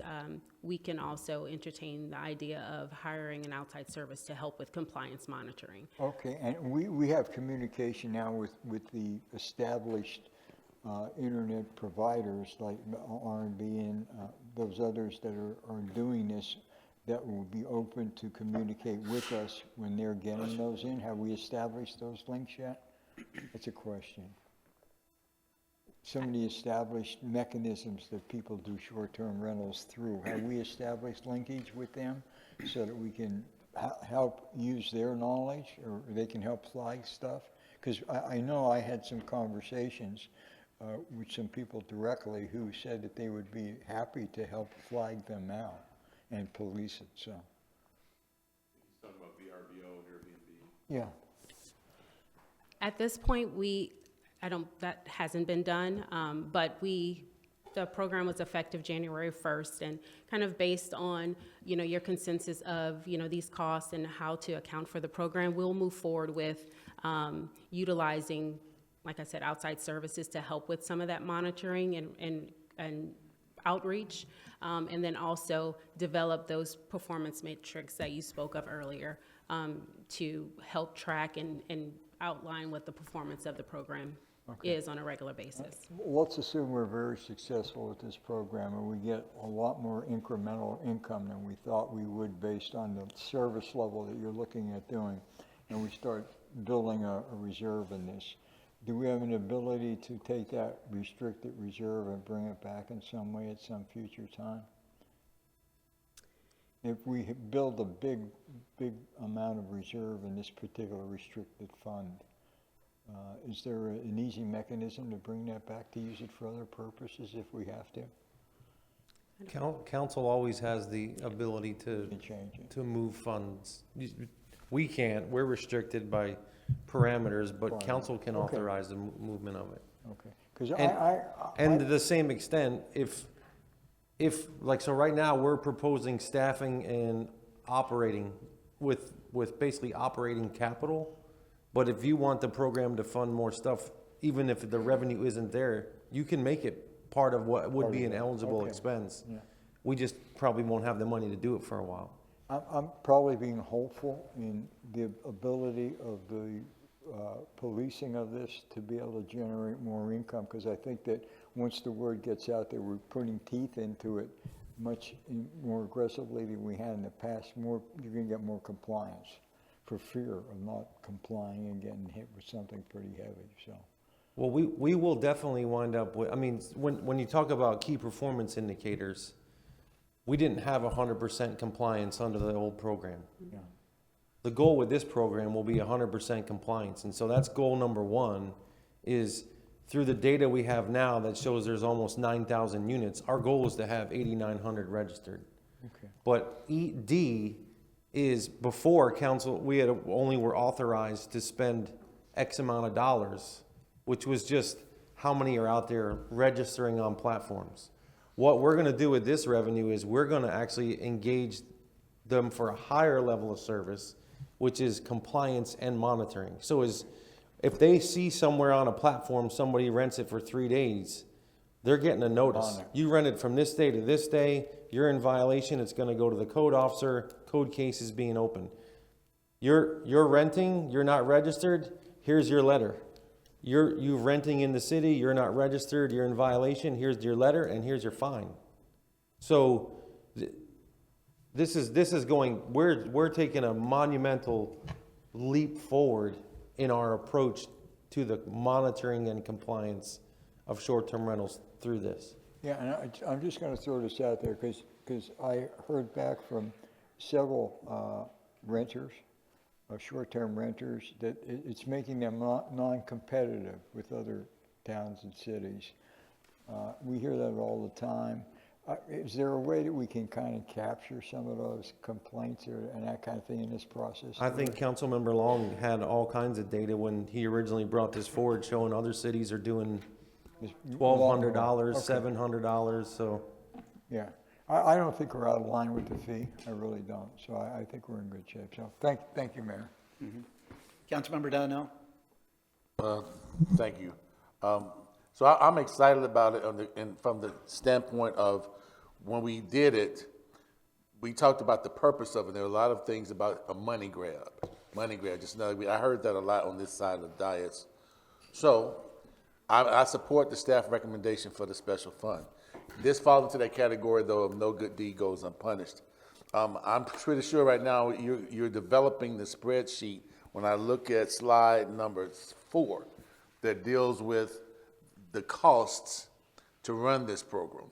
So already, even though we haven't gotten there yet, we're gonna have to wait to see how many hours that we have those officers out there, and then you're gonna then come up with that number. But I think before we get to the end and we say, okay, you just tried to backfill the numbers to meet whatever we recoup, it might be helpful to put a baseline of how we're gonna get there. This salary, so many hours equals this. And I'm sure you probably have that for all of these. I know it's gonna be hard for B, because once again, for every mile is this, and then you just fill in the slots. So what's my point?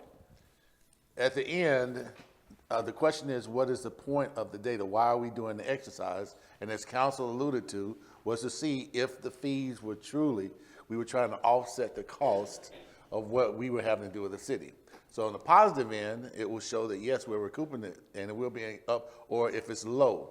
If it's low, it'll be an interesting conversation. If it's high, that's another conversation. So I just see on this baseline, I'm excited. Council, I'm just throwing out, what am I saying?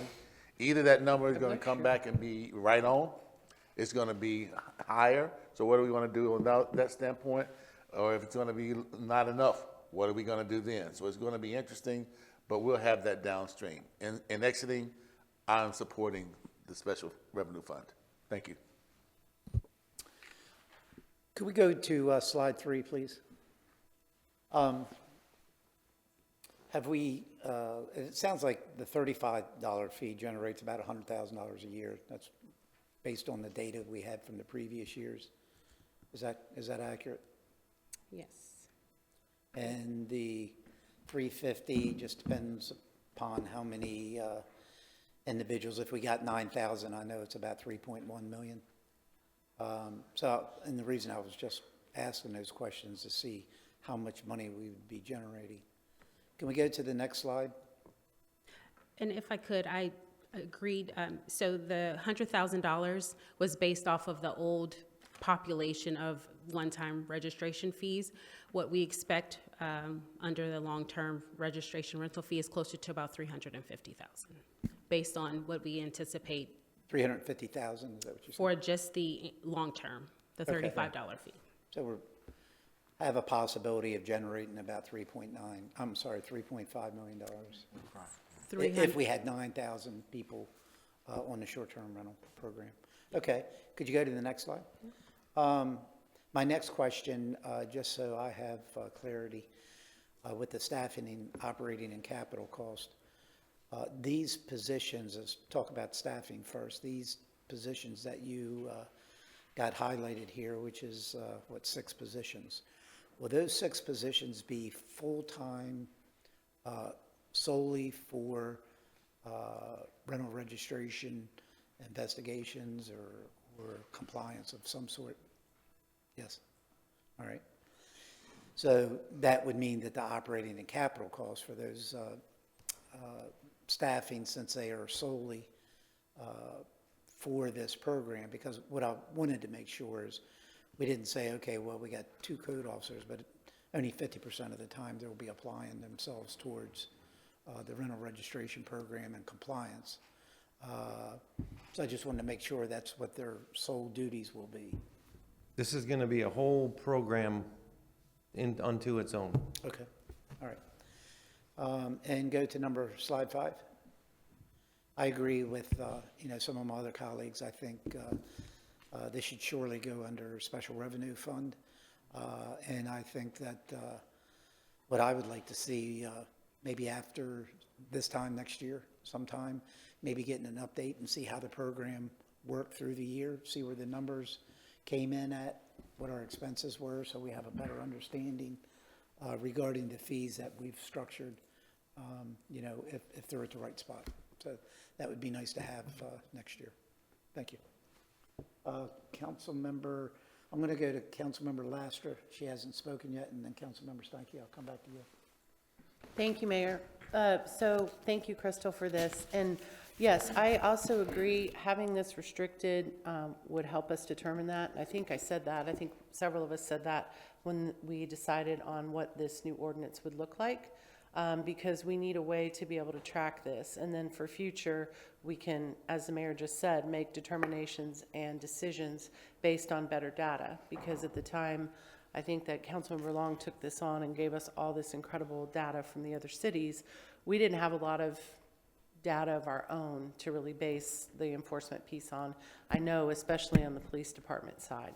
So I would like to keep, I would like to do what Councilmember Kaduk suggested initially, which is the special revenue fund. That way we're able to track it. It is restricted.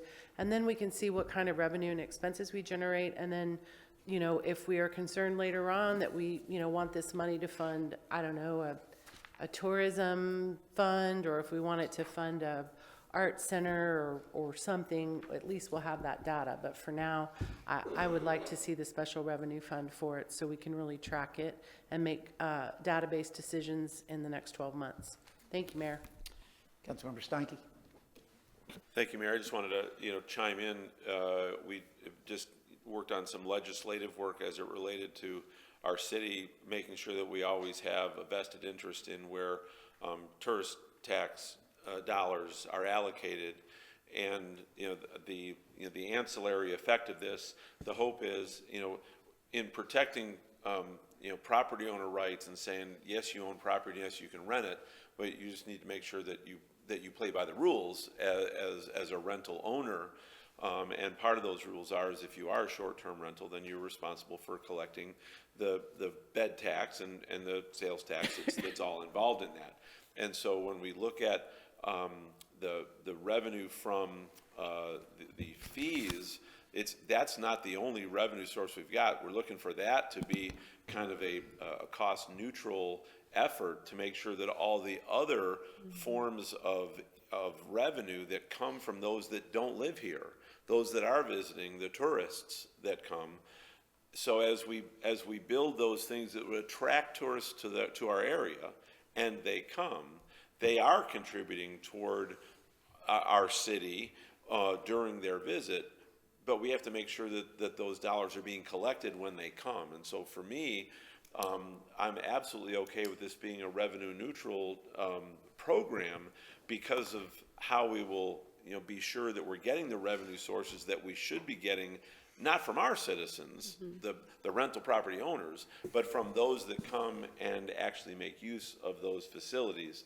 And so all of this is woven together, that it all happens, simultaneously, that people are compliant, people do collect those dollars when the short-term rentals come, and then those dollars are put in the pot of money that we get apportioned from the county, and we as a city have a voice in how those dollars are apportioned. So for me, this is kind of the last piece that as we are wanting to have representation at the county to get the funds, that we're showing that we're doing all that we can do to make sure that the funds are being put in to the pot that we're expecting a percentage of. And that's my commitment to the Tourist Development Council, is that we're going to do everything we can as a city to make sure that those coffers get the deposits in them that they should get for those monies then to be apportioned. So I'm happy to see it, and I'm glad that it sounds like the consensus is that the Special Revenue Fund is the way to go. Thank you, Mayor. Councilmember Lehman? Yeah, I just, for the citizens, because I've had a lot of citizens who are involved in short-term rentals, clarification. With the 7-day short-term rental requirement, as long as they are only renting to one family, group, whatever, in that 7-day period, they are compliant. Now, whether those people actually rent for 3 days or 4 days, as long as the property owner or the property manager doesn't turn around, clean it, and rent it to somebody else for the balance of that 7 days, in which case they wouldn't be compliant, then they are compliant, correct? Okay, I just want to... Not exactly. Let me provide a little clarity. If there's a 7-day requirement, which we have, and the property manager rents it for 7 days, but the people only intend to stay there for 3 or 4 days and refunds that money, then they're essentially committing fraud. So I want to be clear on that. And that does happen, where they say it's for 7, they paid the full amount for 7, not intending to stay for 7, only intending to stay for 3 or 4, and then are credited back those days unused. That is a mechanism of fraud, as far as I'm Okay, concerned. so it has to be rented for the full, they have to pay for the full 7 days, whether they stay for 3 or 5. Correct. Otherwise, they're at that point in time just playing fast and loose and trying to game the system. Okay. So from my perspective, that would be unlawful and a violation of the ordinance. Okay. All right, thank you. Thank you. Councilmember Kadouk? Thank you, Mayor, and thank you guys for the support on the Special Revenue Fund. One thing I would like to note, and I'm okay with what Councilmember Stenke is saying, if it's revenue neutral, that's great. However, We are elected to oversee staff. So what I don't want to happen with this special revenue fund is staff start saying, we need this, we need that, we need this. And now we are moving funds from the general fund to support this. This should solely support itself, which is why I wanted to make it a special revenue fund. So let's keep an eye on it. We should all be paying attention to it, and we shouldn't be moving money to support this new program. There should be plenty coming in now. Thank you. And I got one other thing I want to ask, and The answer to my question was, I think Councilmember My Kilroy was question's saying the that other way. this fund would actually be sending money the other way. That's what I But was what I asking. don't want is staff to start trying to move it the other way. That's what I want noted. And one of the things that I want to check that we're going to be doing, you know, when you have a short-term rental, there are some statutory requirements for that particular type of business. One being you need to have a DBPR license. You need to register for your sales and tourist development tax. You need property must meet building code and fire prevention codes, but we're not doing that here. So I guess what I'm asking is I want to make sure that when a person registers a short-term rental, are we going to go to the state and look and make sure that they have their DBPR license, that they've registered for their sales and tourist development tax? Are we going to take it to that level? They're going to be required to upload the documents. Okay. Along with the application. Okay, all right, great. All right, that's all I had. Get the direction you're looking for, Mr. City Manager? If I could just conclude with one thing. Yes, ma'am. The city manager spoke to it earlier, but the next steps, we will work with the divisions and departments to come up with the matrix to track the program, but also to develop the budget for this program, and that will be included in the upcoming budget amendment, so you can expect that. And I would assume, Mr. City Manager, this will give the department, basically the code enforcement and the police department, at some point to advertise for those positions, additional positions. So in other words, if we have 35 code officers, then at some point, we're going to be approving 2 additional code officers for 37, and then the same with the police department, is that correct? Correct. This is going to be a program all by itself. If you all want to do this, then we're going to, like I said, this is high-level fund accounting. We still have to go build the program. Revenues are just now starting to come in. We just opened it up January 1st. So now I have to identify who's going to be over it, and go from there. So we have a lot to build out from here. Okay. All right. Anything else from anyone? Okay, seeing none, let's move on to LDC section 5.2.7, fences and walls, and I'll turn that over to staff.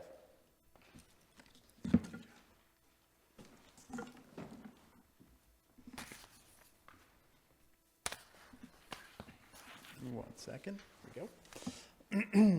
Good afternoon, Mr. Mayor, City Council, Anthony Santora, Senior Planner, Development Services. I'm here today to talk about some of the minor modifications that we made to the fencing and wall code from the conversations that was had on the November COW from last year in the same topic.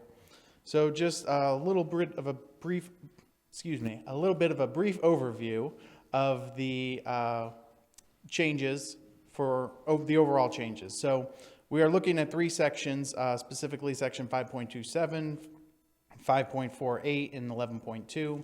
And this is pretty much a general code cleanup of the fences and walls section, and a few added details within those sections. From the 11-12 COW discussion, we heard a lot of great feedback from City Council and the Mayor on some of the things that they had some comments on. And so with that, we went back and examined the code revision and made some changes to it to address those concerns. And so specifically, we looked at section 5.2.7.8.3, and that was the specific exceptions. And there was some concern with the city manager being the absolute designee of the exceptions there. We went ahead and, as we'll see, we went ahead and found a solution that we feel is amicable that resolves some of those concerns that you had. Similarly, in section 5.2.7A4, that is the newly created section which took the language which was in 5.2.7.B.7 and made it as part of the administrative deviation, tying that to the actual administrative deviation requirements that are contained within the LDC currently. And then also in 5.2.7C3, cleaning up a little bit that language so that we are making sure that retaining walls that are being constructed currently could still be code compliant, and in the future when they're constructing retaining walls, they are meeting the specific requirements to be code compliant, both with the building code and with our land development code. The same thing for 5.2.7J.7 and 5.2.7.J.9, both of those in regards to retaining walls themselves, making sure that when the retaining walls are developed, they are developed in a way that will be amicable to construction and to the existing codes. So we'll go through. I've highlighted the entire presentation here. You also have a handout with the highlighted elements in green for the code section if you want to follow it along. So we'll go through. There were no changes to those two sections.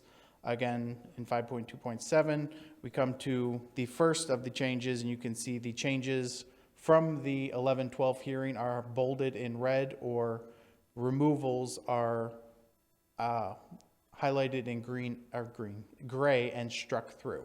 So you can see in the exceptions, specifically B, this was where we had the fences, walls, and retaining walls deemed necessary and vital for protection and safety of critical infrastructure.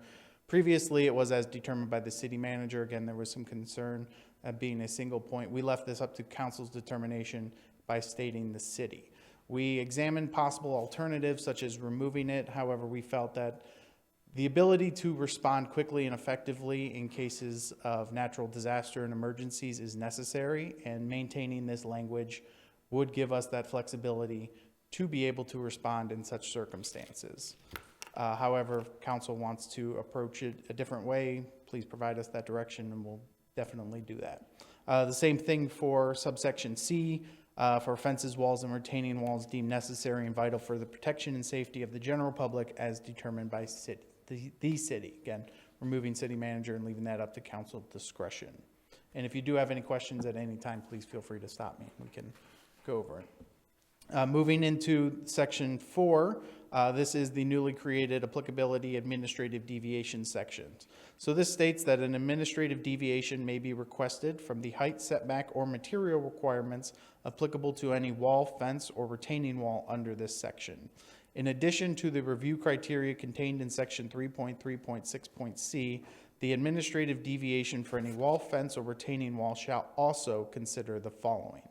And then we do list 3 other criteria that are to be considered when analyzing any requested for administrative deviation. This, again, there was concerns that there wasn't going to be any applicable process for any type of administrative deviation that we contained in subsection B.7 previously. This kind of addresses that and follows some of the standard language that we currently use in other sections, such as our signage section, where we have administrative deviations determined in the same way, linked back to the requirements and applications for administrative deviations. So with those 3 subsections, in this, they are a reasonable necessity for the administrative deviation must exist. The administrative deviation preserves or enhances visual character and scenic quality of the subject property and surrounding area. And the administrative deviation does not diminish, impair, or otherwise adversely affect the health, safety, or general welfare of the public. So these would be considered on top of the criteria that is also contained in section 3.3.6.c, our administrative deviation criteria.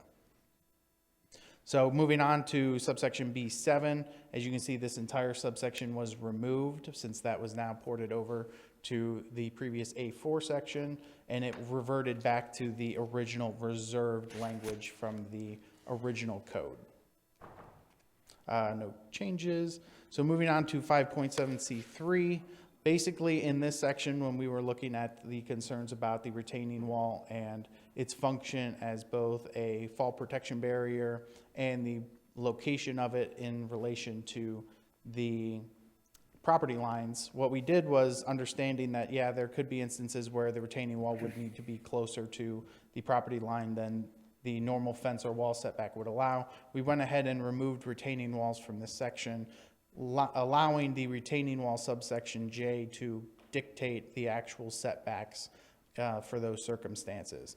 And additionally, within this, we extended the limitation to 10 feet to match our pool enclosure setback requirements for our residential structures. Again, there was no change in that.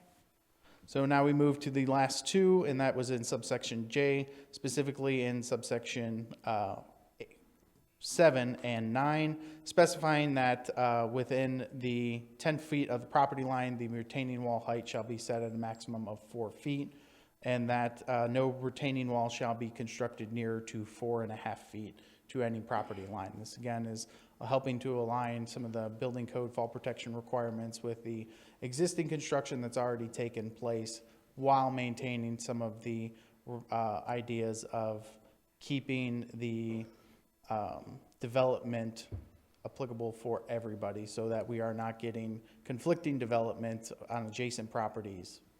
And with that, those were the only changes. I will stand by for discussion and direction. Thank you, Councilmember Steinke.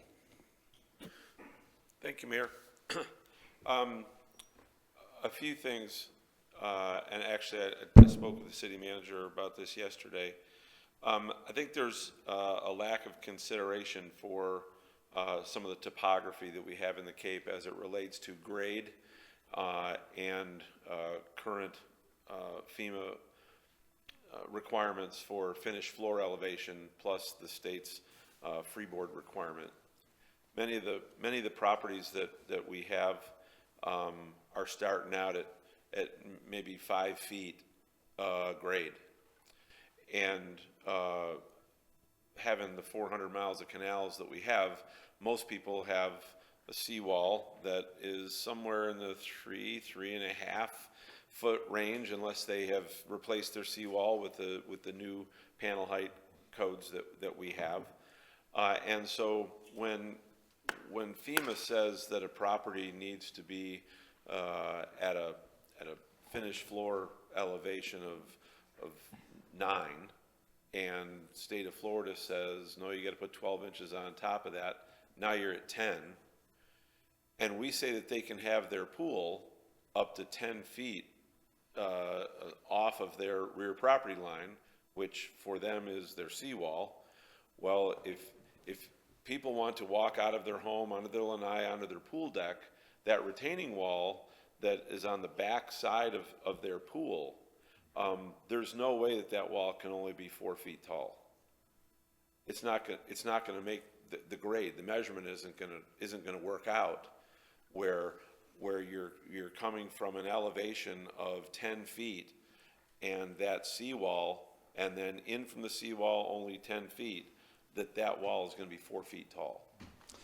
So I think we'll find conflict, and when we certainly have administrative deviations allowed and whatnot, but you're going to have a laundry list of requests for those deviations from these waterfront properties that are starting out at a lower grade.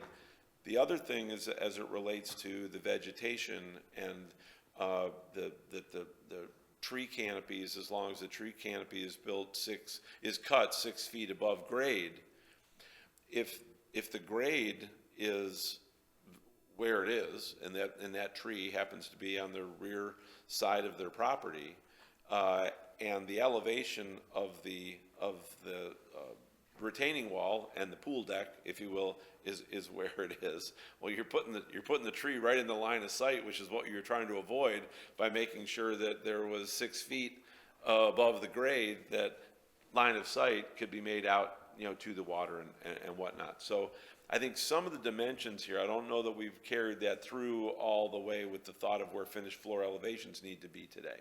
Okay, so if I could address that, we'll start with the first concern about the flood elevation height. So while you are correct, where FEMA does dictate and the Florida Building Code dictates a required floor elevation height, you do have to remember, while it is a base flood elevation above sea level, that is not specifically for a distance for the grade to the finished floor height. So if we were to look at this picture here, This house is most likely built at a 10 or 11, most probably a 10 over the base flood elevation. So it has a base flood elevation of 10 feet.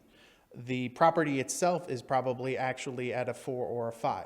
So that is a 6-foot difference and not a 10-foot difference. So with a 4-foot retaining wall, you are very easily able to make up that type of difference between a tiered system. You don't even need a tier system. You can have a 1 and then a step down as part of the wall on the other side, and your fall protection would result in the section right here being able to be maintained. So those distance, we talked this through, and these were things that we had thought about in maintaining the idea that we are trying to keep it consistent with the existing construction and to allow for the ability to make sure that we are protecting both the property rights of the person and property rights of the adjacent property. So moving on to the vegetation, again, the idea that... Could we stop before then? Sure, go ahead. Based on that and this picture, what we've just told this property owner is that they must terrace their 10 feet. And so Well, why if- can't you have the wall? So if they wanted... It's going to be obstructed either way. Well, but let me also specify this. It's going to be obstructed either way, whether it's 2 steps up to that pool deck or whether it's 1 wall, it's still visually obstructed. The difference is that terrace that you show is very expensive. So for a property owner to simply put in the retaining wall around their pool, as most do, and many can be done without more than a 4 foot of elevation. And unless they do something for fall protection, they're going to need a planter or something outside of that anyway to meet the 30-inch fall requirement. But from the standpoint of having to put in a full terracing system in the back because of the current topography of the lot, to not have more than a 4 foot retaining wall, I think is imposing a relatively large expense on a property owner that since it's going to be obstructed anyway, why does it have to be obstructed in 2 layers instead of just 1? So if you did just a single wall, you would still have to provide some type of fall protection. Absolutely. Which would require then either guardrails or would require a step-down terrace next to it. So you can either put the expense in one end or in the other. What we are currently doing is matching a lot of the existing construction with, and the dimensions are something that we had already discussed and had raised. If you recall, the previous one was 3 feet. We had raised it to 4, specifically from the conversations that were had at last cow hearing, when it was said, well, 42 inches would probably be the right amount of height. We went to 48 to give you a little bit of buffer after discussions to make sure that we were accommodating existing construction. There are also other types of ways in which properties can be designed. A house does not necessarily need to be constructed with retaining walls if you are trying to get up to that specific height. You could construct it with stem wall footings, you could construct it with piers. There are many other alternatives to construction. Now, this is obviously some of the cheaper construction that could be done in terms of bringing infill as opposed to, excuse me, as opposed to constructing a stem wall, infilling it, or providing a cavity space with flood protection underneath it. So, I understand what you're saying, and if we want to examine other dimensions, if council feels that 5 feet is more appropriate, that would be fine. What we are also trying to do is make sure that we are not obstructing visual corridors from adjacent properties when this is constructed. So if you will recall from the code, the 4 foot is the maximum height of vegetation along the back of the property for waterfront canals. And 3 feet is for non-permeable fences, so fences that have no visual see-through. And then above that, you're required to provide see-through up to 5%. Correct. Yeah. So the idea that we are trying to maintain, not just from this property, because this property obviously will be elevated above the adjacent properties, because there could be instances where a property is constructed in 1980 and it sits 6 inches above grade next to a house that is now built 4 feet above grade or 5 feet above grade. that is utilizing a similar system like this to make, to be code compliant. And so again, we're trying to make sure that those instances are not impacting those existing residents while still allowing the developers of these properties to develop on the site in typical standard fashion that they've been doing. Anthony, a question. Can a property owner today build what Councilmember Stike just described? Can you build a 10-foot straight retaining wall along any canal in the city? So you can if it is set back, well, we do not have any regulations in regards to retaining walls. If we're classifying them as a wall, the requirement is for it to be set back to not impact the visual corridor, and that is contained in, 10 feet. well, so in our current code, we do not list an actual setback. We only specify that it shall not impact, and if you go to page 3 of your handout, the exact code specifies in what is subsection 3, B, which is now C3 on page 3, it says, "No fence, hedge, or other growth shall be erected on any residential property within the city, shall unreasonably restrict or block the view of a canal or other waterway from an adjoining lot, or except as required to screen in a special exception use." So we do not provide any dimensions whatsoever. Oh, but we do. We have a structural requirement of 20 feet inside of the rear property line. That is for buildings, that is for Correct. primary structures. And then the pool That is to the pool deck. is 10 feet. Correct. So that pool requires that retaining wall to backfill to provide the support for the pool deck. So there has to be that wall there to do the backfill so that the pool deck will be where the pool deck needs to be off the back of the house. That's where the concern is around this for me, is that we tell you that, we tell a customer that they can extend beyond that 20 feet if it's their pool. And that pool can go to 10 feet inside of the rear property line, which for waterfront properties, in most cases, is the seawall. The seawall is typically at about 3.5 feet. When you have a home that has to have its finished floor at 11, by the time you extend that all the way out to 10 feet inside of that seawall, it's higher than 4 feet. And so, and you have to have a wall there. I understand that, sir, but I just don't think you're understanding. The subsection that governs retaining walls specifies that the retaining wall can be 4.5 feet off of the property line when it comes to the rear property line, with a maximum height of 4 feet. Okay. And that's why I'm saying, I think there's a miscommunication here. Because you couldn't just drive down a canal now and see 10-foot walls all the way down the canal. It would look like you're in some sort of like Panama Canal. But our regulations today, we don't have that, because there's current regulation. So there's definitely something being miscommunicated here. So I wonder if maybe we should just take this back and have some further discussion. You unless you have a thought. I got a drawing I want her to put up on the thing. I need this back, it's the agenda. Has that been cleared by the clerk? Yeah, she got it clear, just don't go to page 2. No, I'm just kidding. Maybe to try to help clarify this, because some of the things that were said.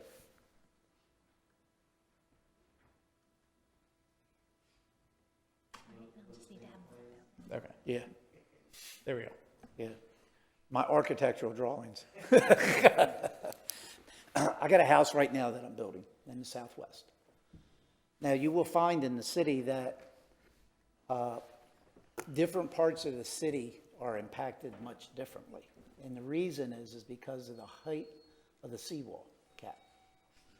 You get down in the yacht club area where the older seawalls are, I've seen them as 2.5 feet. this particular property that I'm doing, I just pulled up the survey. The seawall cap's at a 3.09 elevation. Now, my pool deck, I'm up, just say it's 10 feet. Well, that right there tells you got 7-foot difference to work with. Now, that planter that I put on many houses has to be 3 feet out. And the reason being is for fall protection. So if you don't, doesn't matter if the house has a cage or not, if you don't want to put a railing system up, you want to have that clear view, whether it's an open pool deck or, screened, open screened area, you need to have that fall protection. Well, from the pool deck down to where I got 3 foot, can be no more than 30 inches. So that's 2'6". So if that's 2'6", then you take that off of the 7 feet that was left over, you're at 4 foot. What's that, 4'6", right? So I'll tell you this, I just built this planter wall a couple weeks ago. My wall is 48 inches, just about right on the money, with these measurements. So if that seawall happened to be at 2.6, then my planter wall has to be above.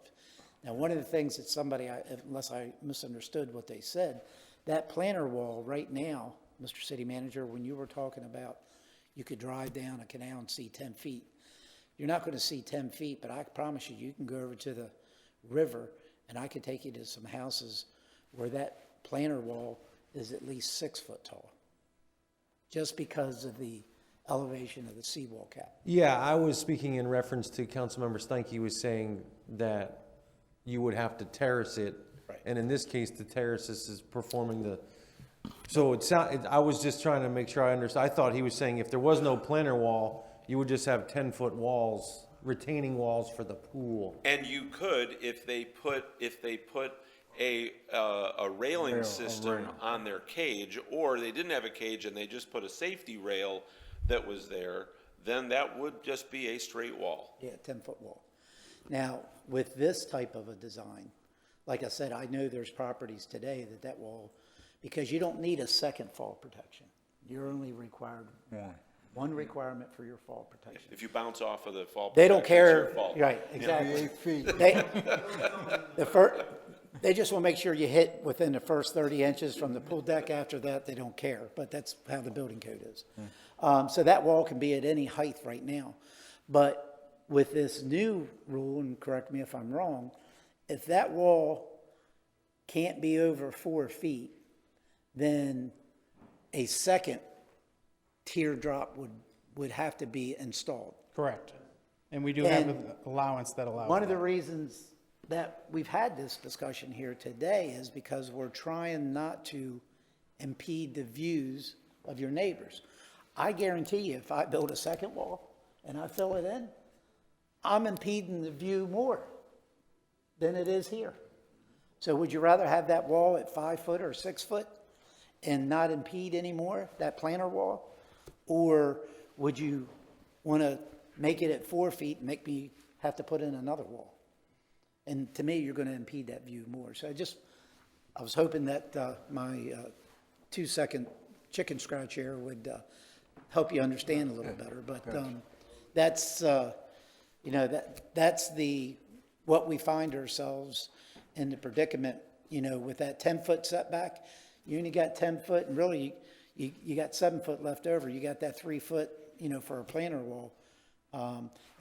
Just say, one of the other things, and we may have addressed this, say I come out with another 3 foot step down. Well, then I'm only 4 feet away from the seawall cap, and I'm infringing upon the PUE, which is at 6 foot. So did we address that in our conversation in the So back? we did, and if you recall, the original language we had in there was to keep these outside the PUE. However, understanding that, construction allowances and making sure that development, if it were to occur, could encroach slightly into the PUE, we came back to that 4.5 foot encroachment off, or separation from the property line to the minimum setback requirement for the retaining wall. So no retaining wall could be built closer than 4.5 feet. Now, one thing I will also specify is that we are talking about some specific existing conditions, which are very unique with very low seawalls.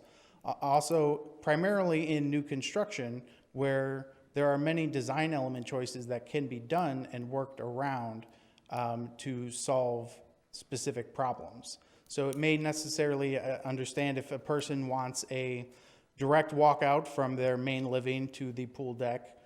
Okay, well, they could also do a step down outside the door, 4 to 6 inches, 8 inches. They could do a couple steps down. So there are design strategies which can be worked around, and we do this a lot within the code itself when we provide setbacks on properties or other restraints that are contained within the land development codes sections that designers have to work around to accommodate them. So I think it's a fair point that the council is bringing up, and we'll definitely, whatever council feels is the most appropriate, we can make it 6 feet if we want to accommodate larger scale, excuse me, larger scale walls to accommodate, lower sea walls. Or we could make it 8 feet, we could make it 100 feet if we wanted to. I don't necessarily think that's the intent, but whatever council feels is the appropriate measure. When we did it based off of the prototypical designs and elevations, we had determined that 48 inches was a good enough height for retaining walls to be implemented on the back sides of properties and sides of properties to maintain the specific heights while providing a maximum amount of clear space and visual corridor. But again, if whatever council's directive is, we're more than happy to implement it. Now, let me get this straight as well. The retaining wall could be utilized in a variety of different areas, just not around the pool deck. It could be going down the side of the Correct. house. It could be in the side of the house if you're retaining some surcharge soil load that's supporting your foundations for a slab on grade.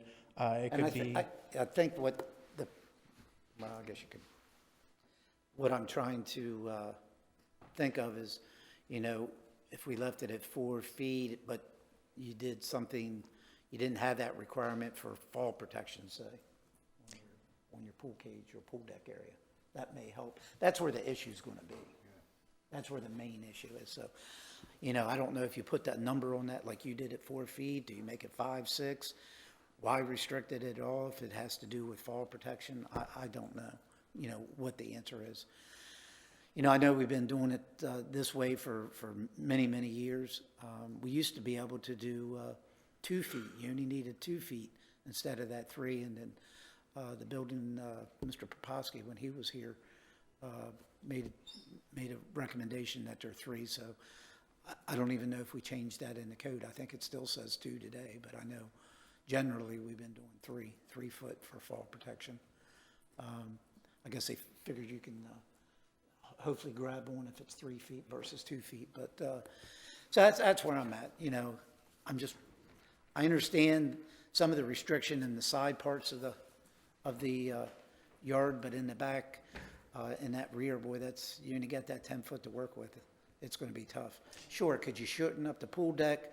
Can you have a set of steps coming off your house down to your pool deck? I mean, we could sit here and make 100 different scenarios. I was going to say another option could possibly be within that 4.5. But nobody wants to foot- do that. Right. Nobody wants to do that. Right.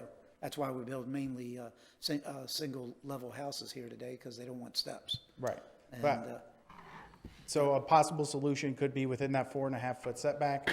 We do permit in the rear of a property a retaining wall with a maximum height of, let's say, 28 to 30 inches, 32 inches, which would allow you to surcharge a little bit of soil, get the higher wall at 48 behind there,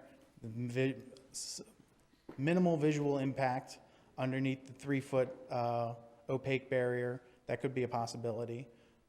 And maybe, I know we had this discussion before. The old story, is the juice worth the squeeze? I'm trying to remember exactly why we're having the discussion and what some of the problems, I guess, that we were running into out in the field. So, want to make sure that What I don't want to do is fix a problem that doesn't need fixing. So, I guess we have to outweigh exactly why we're doing it, what we're trying to achieve here, or make sure it doesn't happen out in the field like it has been. No, and that's understandable. And I will say the reason we even looked at adding the subsection in regards to retaining walls is that currently we do not have any regulations as it pertains to governing of retaining walls. We have no definitions. If you read our definition of wall, it is specific to a freestanding element and not to any type of wall that accepts a surcharge load on either side of it, other than winds and what's calculated per the building code. So the idea is that while, yes, we have been operating in a certain way, there could be outlier in cases, because we have seen them constructed where somebody has put a retaining wall extremely close to the property line of an adjacent structure or to the waterway, and it has resulted in conflicts and issues arising. So that was the genesis of why that was added in that section. I have a question for you. Is that a retaining wall under the definition that we have? Under the current definition we are proposing in here, this would be a retaining wall so long as there is a surcharge of soil and it is accepting a load, which would be the soil load behind it. So if you go to the proposed definition under subsection 11.2, it would be any wall structure designed built to resist lateral pressure that is over 24 inches in height. So if you recall from our previous presentations when we're talking about, we actually define a seawall and a bulkhead. So seawall is obviously on the left here. We define a wall, freestanding element, but we don't define retaining wall. So with this definition, what is obviously what is obviously a planter, which is under 24 inches and meant only to house back a little bit of dirt for plants. Obviously that, while acting as a retaining structure, is not structural in any nature for a house.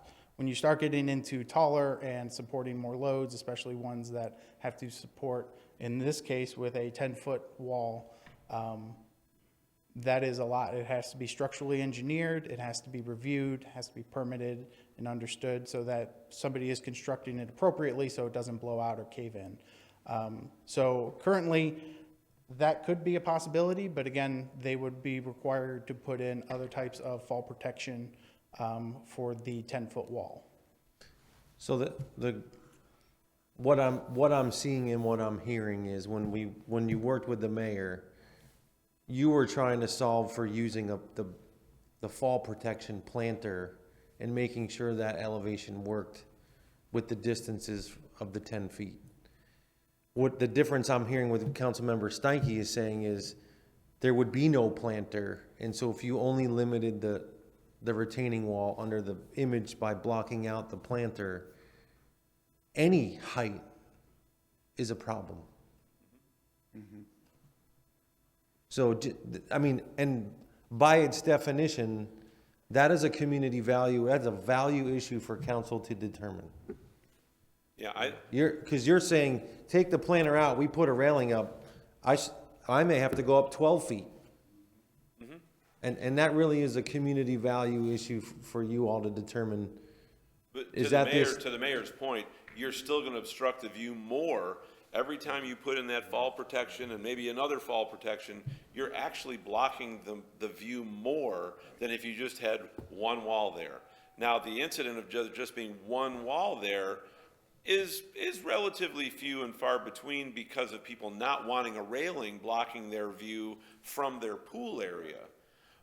And in our world, it's relatively unique because of our canal system and all the waterfront homes that we have. That bottom right-hand corner picture that's on the screen right now, that retaining wall is not at the pool deck level. A little bit lower. And there needs to be a retaining wall at the pool deck level. So you've got one that has to be structurally sound because of the amount of pressures that pool is going to create on that wall. The one that just has plants in it, totally different, but they're still both retaining walls.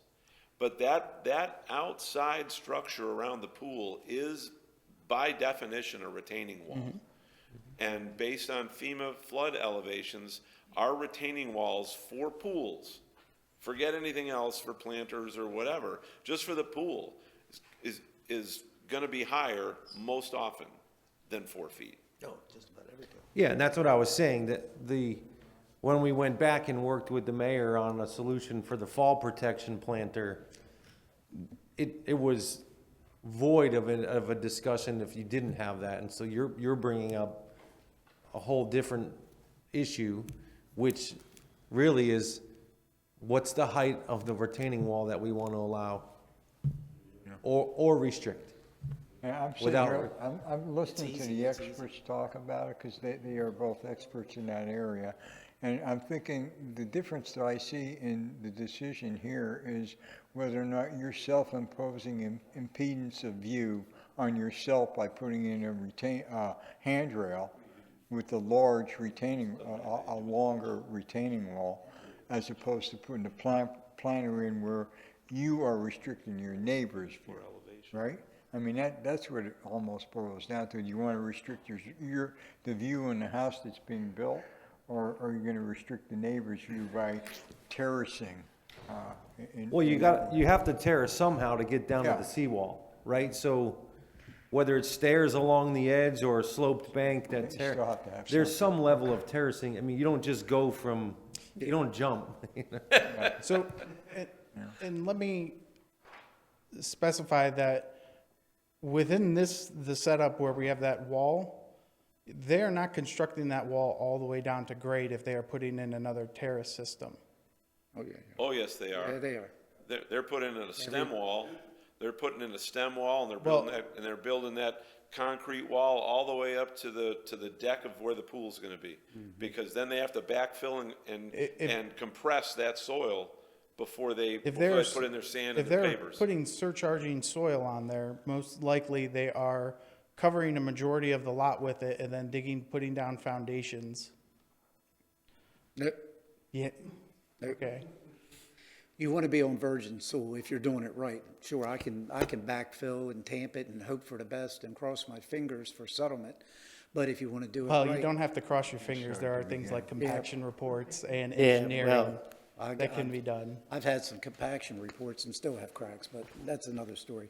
But you're better off to build it from virgin soil So- and come up. Okay, and I do want to specify that the height as calculated for the retaining wall is from grade above to the top of wall. So from where the grade of the wall comes above the soil to the height of the wall. So even in that 10-foot scenario, if it is 5 feet, that's acceptable by the code that we have written, even if it goes all the way down. I think, Mr. City Manager, to answer your question regarding I think at a minimum, you're going to have a different requirement for pool deck retaining walls, because that particular wall, they're 7, 8, 10 feet all the time. And usually to match whatever the finished floor elevation is. So this house that I showed you, the scenario, finished floor elevation's at 10 feet. I was required to build it at 9 because it's 8 foot plus 1, but I built it another foot because of storm surge. And a lot of builders are doing that today. And eventually, we're going to go to probably a 2-foot freeboard. They've been talking about it for the last couple of years. But I think for the pool decks, requirement is, it can't be above, and why you would do it anyway, I don't know. But the height of that wall shouldn't be greater than the finished floor elevation. Because even if you said, well, build it to the flood elevation requirement, then that's at 9, given my scenario that I just gave you, because that's what I was required. But a lot of builders are building houses because of Ian higher now. So you would almost have to make it for your pool retaining wall, your pool deck retaining wall would have to be no higher than the finished floor elevation, in my opinion. Then for a planter wall or fall protection, you may specify something differently. But as Councilmember Steinke said, if we adopted this today, then I wouldn't be able to build my pool deck above 4 feet unless I tiered it in some fashion. So, and that's going to actually impede the view even more if you do that. Any other individuals want to weigh in? No? No? Lori, wake up.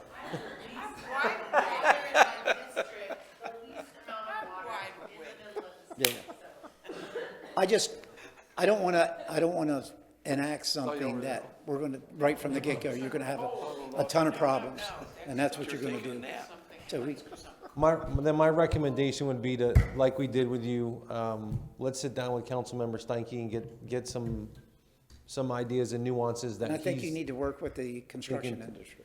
Yeah. Maybe have a round table, whether Councilmember Steinke's in there or I'm in there as, a licensed builder, get the industry, and so we have a good understanding of how it would impact. Yeah, let's sit down with Councilmember Steinke and then we can regroup with members in the construction industry and then see if we can come together. Okay, sounds good. Thank you. Thank you for your time. All right.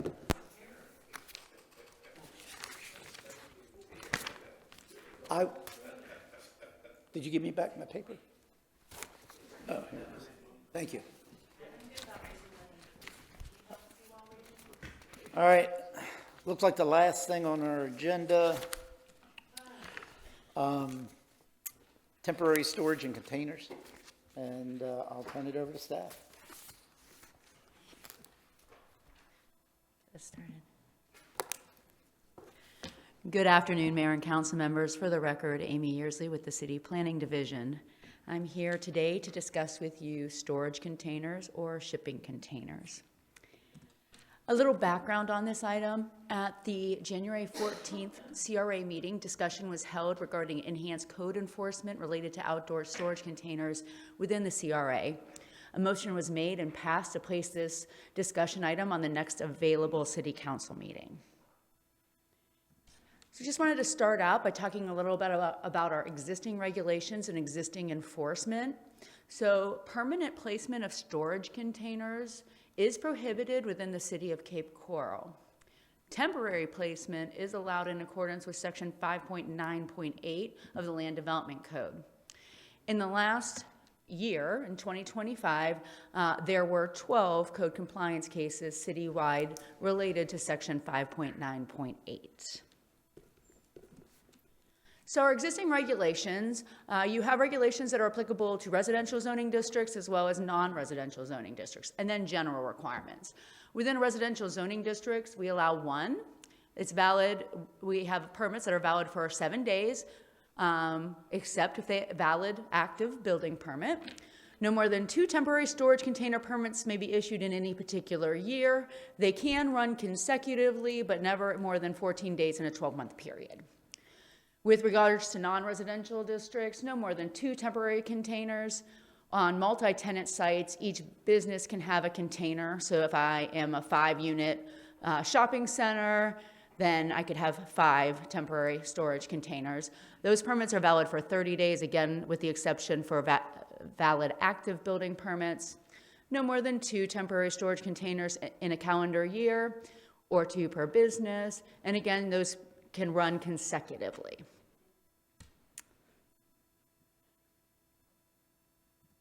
Other general requirements related to these temporary storage containers, they cannot be in required minimum parking spaces. They cannot block or access fire lanes, handicap parking areas, drainage facilities such as swales and catch basins. They cannot be placed in the easement or any required buffer. And they can't exceed 10 by 10 by 40. So in preparation for this presentation, we did kind of a cursory review of different codes throughout Florida, both municipal as well as county particular codes. There wasn't a lot out there related to permanent, but we did find some. Most communities were pretty restrictive with the use of containers, but we did look at a couple and they had some similar requirements if you were contemplating a permanent storage container on a site. First was very common compliance with FBC for a Florida Fire Prevention Code as well as FEMA regulations. Similar site-specific restriction that you see in our existing code for temporary related to parking and drainage and drive aisles. Some had straight occupancy restrictions. You can't have people in there other than getting things out and in. No signage on said storage containers, some limitations on numbers, some limitations related to the vertical stacking of these containers, as well as locational restrictions, such as in certain zoning districts. Some restricted them within their central business districts. There was a number of different ways that you could do that. When you're contemplating permanent placement of these shipping containers, under the building code, anything greater than 180 days is considered to be permanent, will require a plan review inspection, and regardless, they will be subject to Florida Building Code, Florida Fire Prevention, as well as FEMA, and that is not my line of expertise, but I do have, if there's further questions about these, I do have the building official here to answer those questions towards the end. So there are other uses for these containers, and some are being used around the city already, and you're going to see a couple of examples of those. Cape Coral Fire Department, as far as training exercises, we use them in our UEP for temporary storage equipment. We do allow that through our temporary use permit process already. You'll see them in educational facilities for storage of sports equipment, maybe at parks as far as youth sports, to store those things. And here's just a couple examples of those out in the wild of Cape Coral. We also have an example just to the north of here at our community garden, where we have a storage shed is made out of one of these containers. There are other uses that we're not necessarily talking about today, but there are permanent and habitable ways to use these shipping containers. And if you can design to the Florida Building Code, you can do this. Right now, as long as you meet our other codes. There could be some challenges as far as non-res is concerned, but these are just some examples of other ways that these containers are being used. So today, we have a couple of policy considerations for you. Do we want to allow them on a more permanent basis, yes or no? If yes, do you want certain restrictions put in related to location or any other restrictions? So that's what we're looking for today. We're available for any questions, both myself and Mr. Kittendorf. Thank you. Councilmember Kadook? Thank you, Mayor. I just want to know where this came from. Like, why is this here? CRA. The one that's been there for 30 years? Yeah. When we were in the CRA meeting, we was asked if you all wanted to reconsider this, because by adding additional code enforcement officers down to the CRA, they started writing up all the businesses that had them, and we were getting multiple complaints from business owners saying, this is part of our business, we've had these for decades, but we put dedicated code enforcement officers down there, started citing businesses, and so the council, or the CRA commission said, let's have a discussion about whether or not we want to change our regulations. Okay, thank you. Just real quickly for me, it looked like we've had 12 cases in 2025, you had mentioned, and I do know that some of those locations came into compliance. Do you know what that number is? I do not off the top of my head. Okay. I believe when I discussed it with Todd, and we can confirm that, most of them came into compliance. Yeah, I thought it was only a few that did not. You know, for me, I guess, as far as a permanent structure, I think our current regulation is fine. You know, one of the things I know we're trying to do in the CRA for revitalization, do away with blight, you know, would you want to see storage containers permanently at all the businesses down there? I don't think so.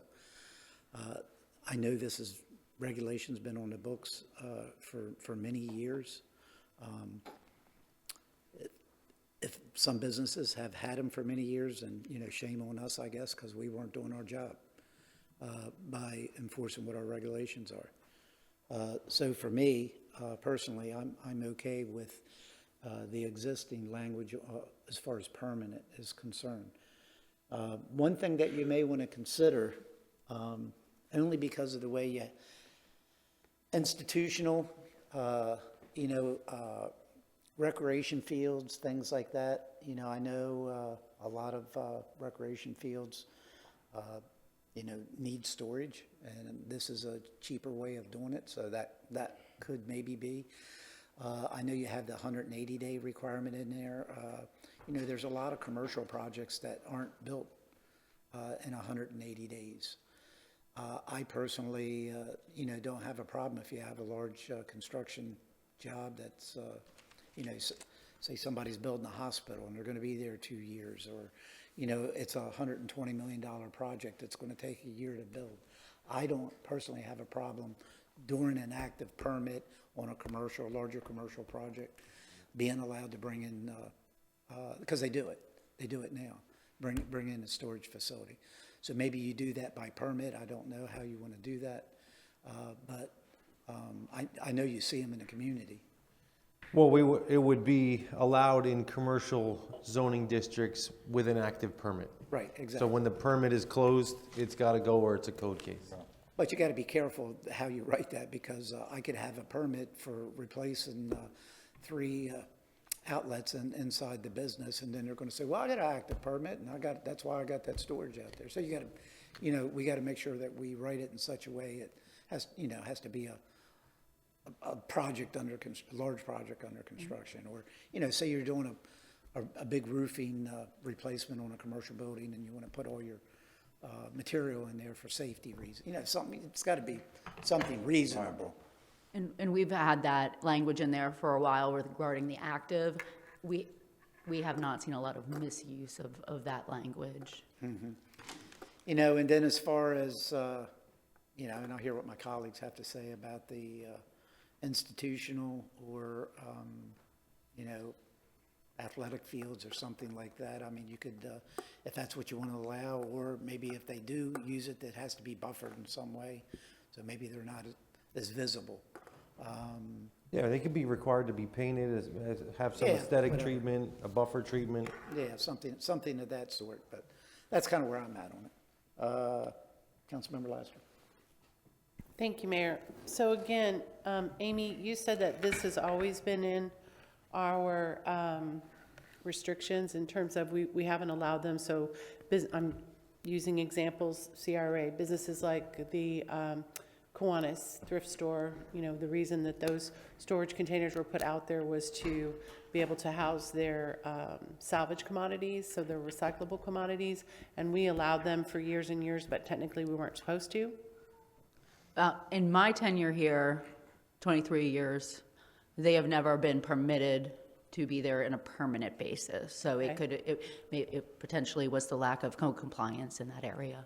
Okay, and so like I think about Goodwill Industries, they had the same thing in their fenced areas where they had, at one point, I know when I moved here in 2008, we even had a trailer back there from a semi, like a tractor trailer, to be able to house the salvage commodities because the space was too small inside.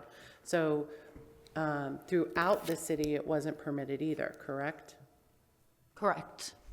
Okay. And then, Mr. City Manager, what about the examples that you gave me yesterday in our one-on-one where we talked about kind of the Bay Street Yard, downtown Fort Myers, that is all built out of storage containers? Thank you. Yeah, so I mean, Yeah, there's okay. some really unique and innovative Yes. concepts. Swimming pools And too. Over are being time, built. EDO, and I think even some council members have tried to bring potential investors that would like to do stuff like that, but our current code does not, we don't have a zoning district that allows them. So we've had to turn them away. It'd be like somebody coming and saying, I want to do a trailer park. We would say, no zoning allowed, not here. Some go, and so we've had to turn people away that want to do unique and innovative things. And look, there's more than just the obvious too. I mean, layaway at Christmas. A lot of retail merchants bring 40 storage containers and put them in behind the building and just stock up, sold goods that are waiting to be picked up. So there's a lot of nuances to this, but generally our code was and still is not allowed. So this actually brought an opportunity for us to have a discussion about what is appropriate and what might we want to consider, short-term basis, long-term basis, unique developments like Bay Street Yard or the Crate that we don't have today that might go on Pine Island Road or in the CRA. Yeah, I mean, I'm not a fan of just doing things because that's the way we've always done them. I prefer to have innovative ideas, and I think that these particular things are creating some pretty unique and innovative developments as close by as Fort Myers. I know that I've seen other places around the country where people have swimming pools built out of these. They've also got little tiny homes made out of these. So I just don't want to have a one check for all. I would prefer to welcome that type of a development into our city if it's appropriate, and if we have the appropriate restrictions, like you said, so we can allow it in commercial corridor, so that we could allow for something like a Bay Street to come to Cape Coral if they wanted to. I just wouldn't want to turn somebody away, for a one-size-fits-all ordinance. CRA, I understand. I mean, those alleys are tight. Where I know Kiwanis has their storage unit, Mr. Johnson has his behind his rug store. That's tight. I get that.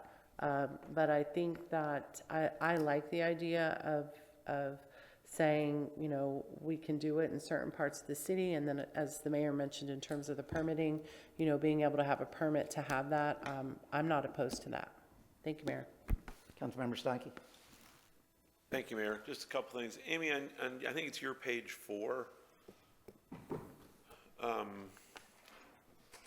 Should that asterisk also be on number 5 on the left? Because I think it's Yes, that's true, yeah. Okay. Yeah, that was more of just a formatting thing for me, but it applies because they can have it longer than 14 days as long as they have an active permit, Okay. correct? All right, cool. All right, so that helped with one thing. The other, when this was brought up in doing my research, I looked at some of the innovative uses that these are being used for, and for me, I'm the same way as Councilmember Laster, and that just as we haven't allowed them in the past, I don't think that should be the rule for why we don't consider using them now or in the future. But I think the major issue that most people have, and that I do as well, is health, safety, and welfare of people around them, and the other would be their visual appeal.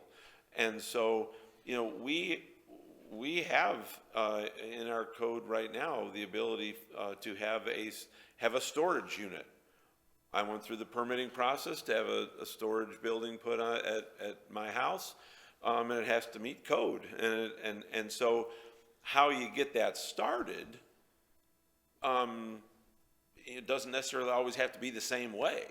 But at the end of the day, if it would meet code, and you started with that as a shell, well, then the visual appeal of it becomes the issue. And so what do you do on the exterior of the container? And so I think as we consider these things, and I think particularly about the schools, and so the football sleds are only being used a certain part of the year. So do you want them just sitting out in the weather, looking ugly and getting ruined? Or do you want to be able to put them in something? And if we're going to allow permanent, then maybe if we're going to keep that there for the storage of that equipment, then maybe we have a requirement that says that if that's what you're going to use to store this equipment, then it needs to look good from the outside, or some type of blockade or something. But for us just to say no, you can't use these.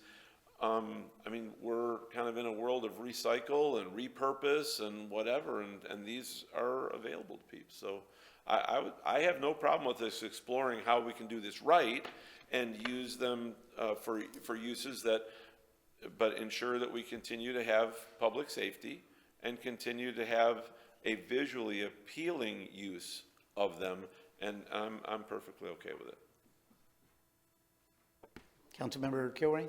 Yeah, I'm just to run down the list a little bit. From an institutional standpoint, I'm fine with athletic field, being able to use it for that, as long as it's buffered and maintained. So I'm pretty much on the same page with the mayor and Councilman Stanky. From a commercial standpoint, I think if the project's large enough and justifiable that they have a requirement for that and they're under permit and working the project, that's fine. You know, we're going to need them in here, and there's a far better way to store materials, preventing theft and keeping them out of the harm's way from a weather standpoint. It is very important. I had a special request. There's a gentleman here whose family has incorporated 2 containers for 35 years into his property. I'm just passing this along. He is going to be asking for a special provision to grandfather that in somehow.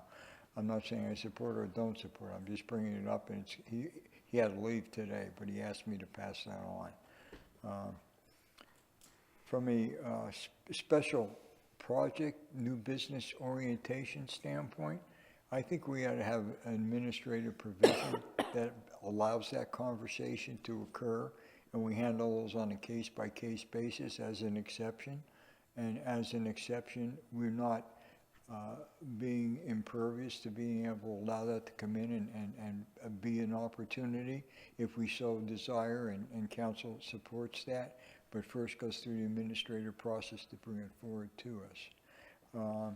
Residential and also on the other side of having 2 particular 14-day periods within a year. If 2 people move, it's by dwelling house number, right? So in other words, if one person moves and they have, you know, a storage unit there for 2 weeks, the second person comes in that same location, you're going to not prevent that. So I mean, it needs to be clear in the language you're going to allow a new individual to be able to do that. I will say that in some cases, it is common sense in some ways. Like if we have a family that's moving out, they sold their house, they had those in, and we have a new owner that's coming in, we're going to give them that permit. That without a doubt. Yeah, and I mean, that was just kind of silly, but you might want to clarify. The other thing that I've experienced is, and I'll tell you, right in Sandoval, during the Christmas season, UPS and brings in a drop box of materials that they leave there for like a month. It comes in like mid-November and doesn't leave until after Christmas. And they store items there routinely, and they just do drops within a day, so they don't have to do a lot of traveling. So they put a temporary crew on, and they manage it that way. Have you any provision in there to allow something like that? We don't currently that specific example, and it's the first I've heard of that type of system, but so it's probably something we could look at. Okay, I just want to mention that's there, and it occurs. So, you know, I would like to make sure that we're maintaining some decorum within the city on whatever we decide that's going to be the permanent basis, and make sure they're maintained and buffered. Just, I mean, I don't think we can just carte blanche not police this in any way. I think it has to be policed, and there has to be a enforcement level on it. So, thank you, Mayor.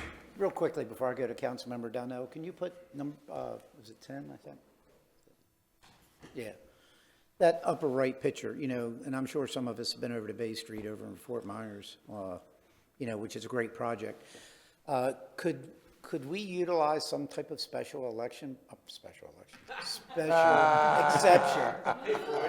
Yeah, special exception process for a project like that?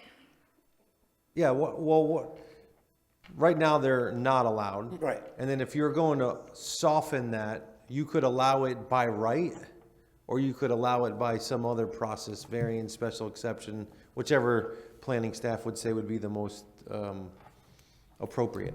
But you don't have to go all the way from no to yes in all situations. You can have a softer.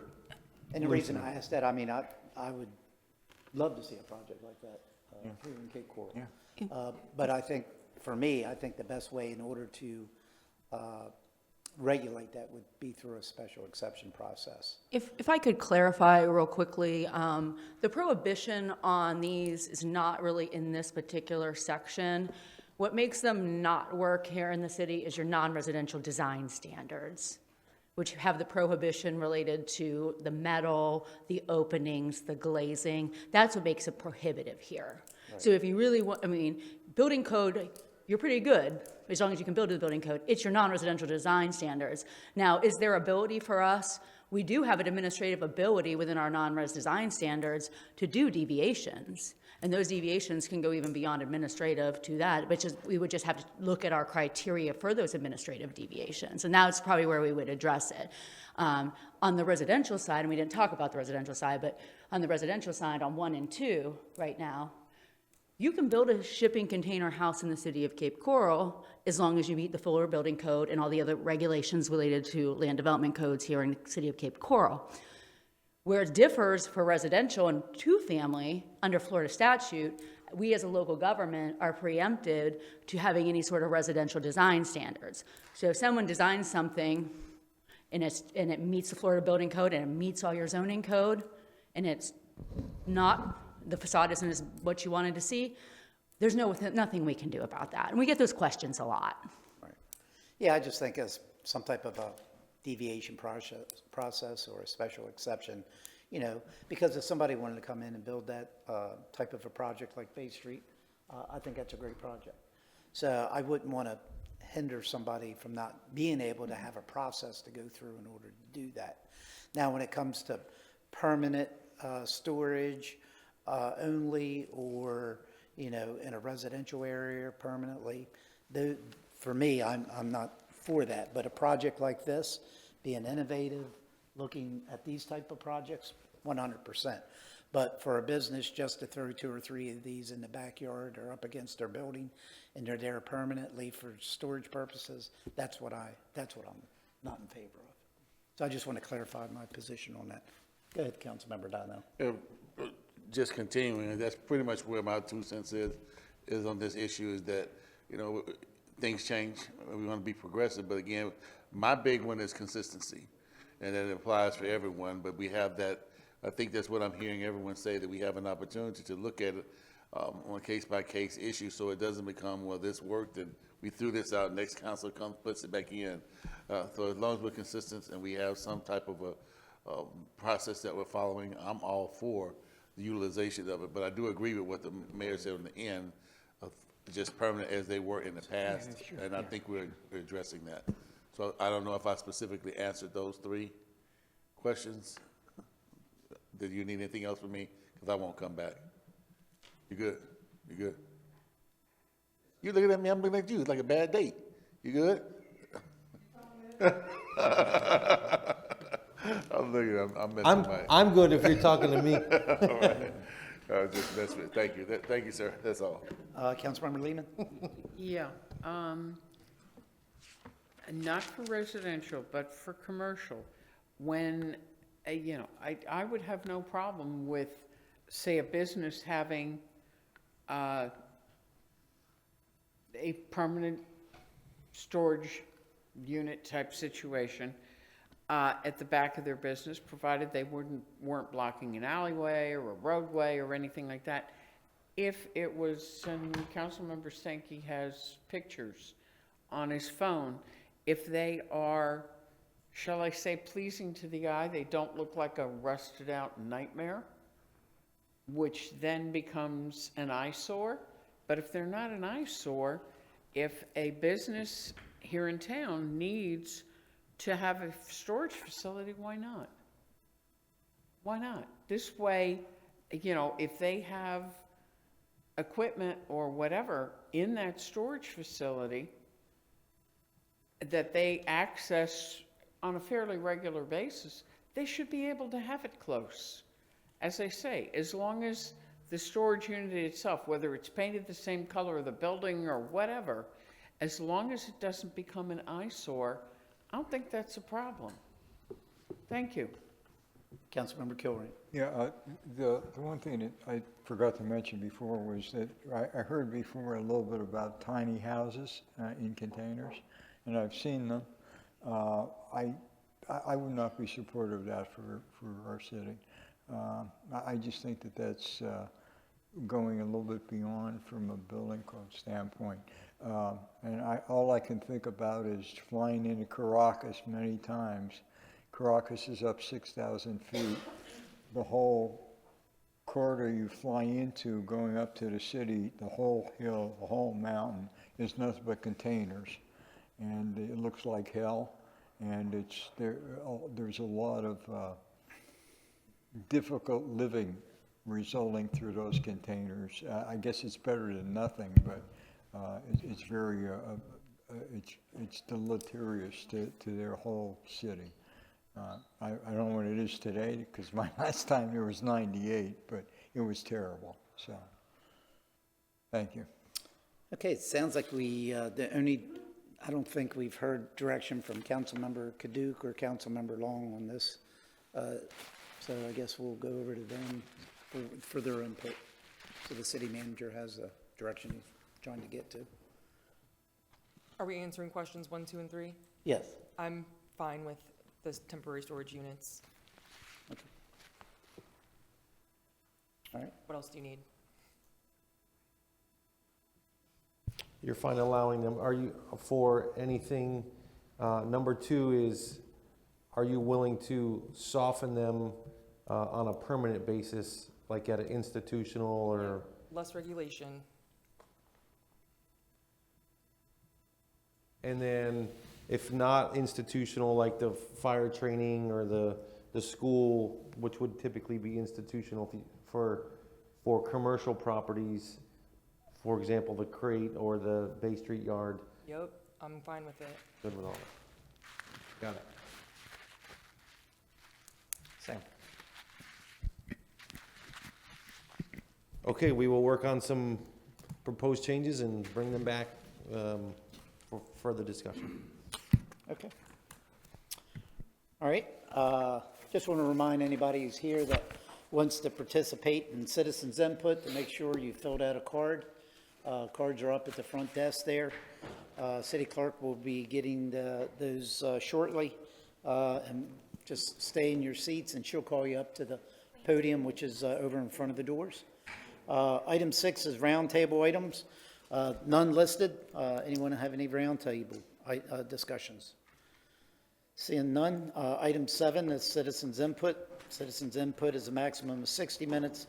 It's set for input on citizens on matters concerning city government, 3 minutes per individual. Please remember to state your name for the record. Madam City Clerk, if you go ahead and call up.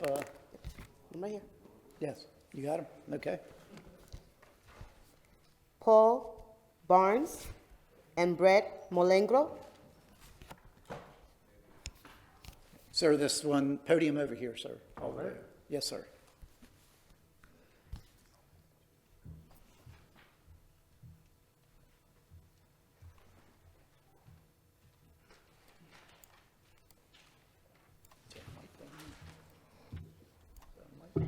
Just want to say thank you. My name is Paul Barnes, 36-year resident, Cape Coral. I hold 2 state licenses. I want to thank you for taking the time to listen to the subject of illegal contracting. I also want to thank Ms. Nelson Lasta for listening to me and bringing this to your attention, and also to City Manager Chisholm for being in support of our plight. I do think that you guys did miss the elephant in the room, though. The majority of the talk the city employees had was about homeowners pulling permits and hiring illegal contractors to do the work. That's not the real problem here. The real problem here is that the majority of homeowners either don't know they need to pull a permit, or told they don't need to pull a permit, or flat out don't pull a permit because of the excessive permit times it takes. Right now, the city of Cape Coral is 2 to 3 times further in getting a permit than any other municipality probably in the state of Florida.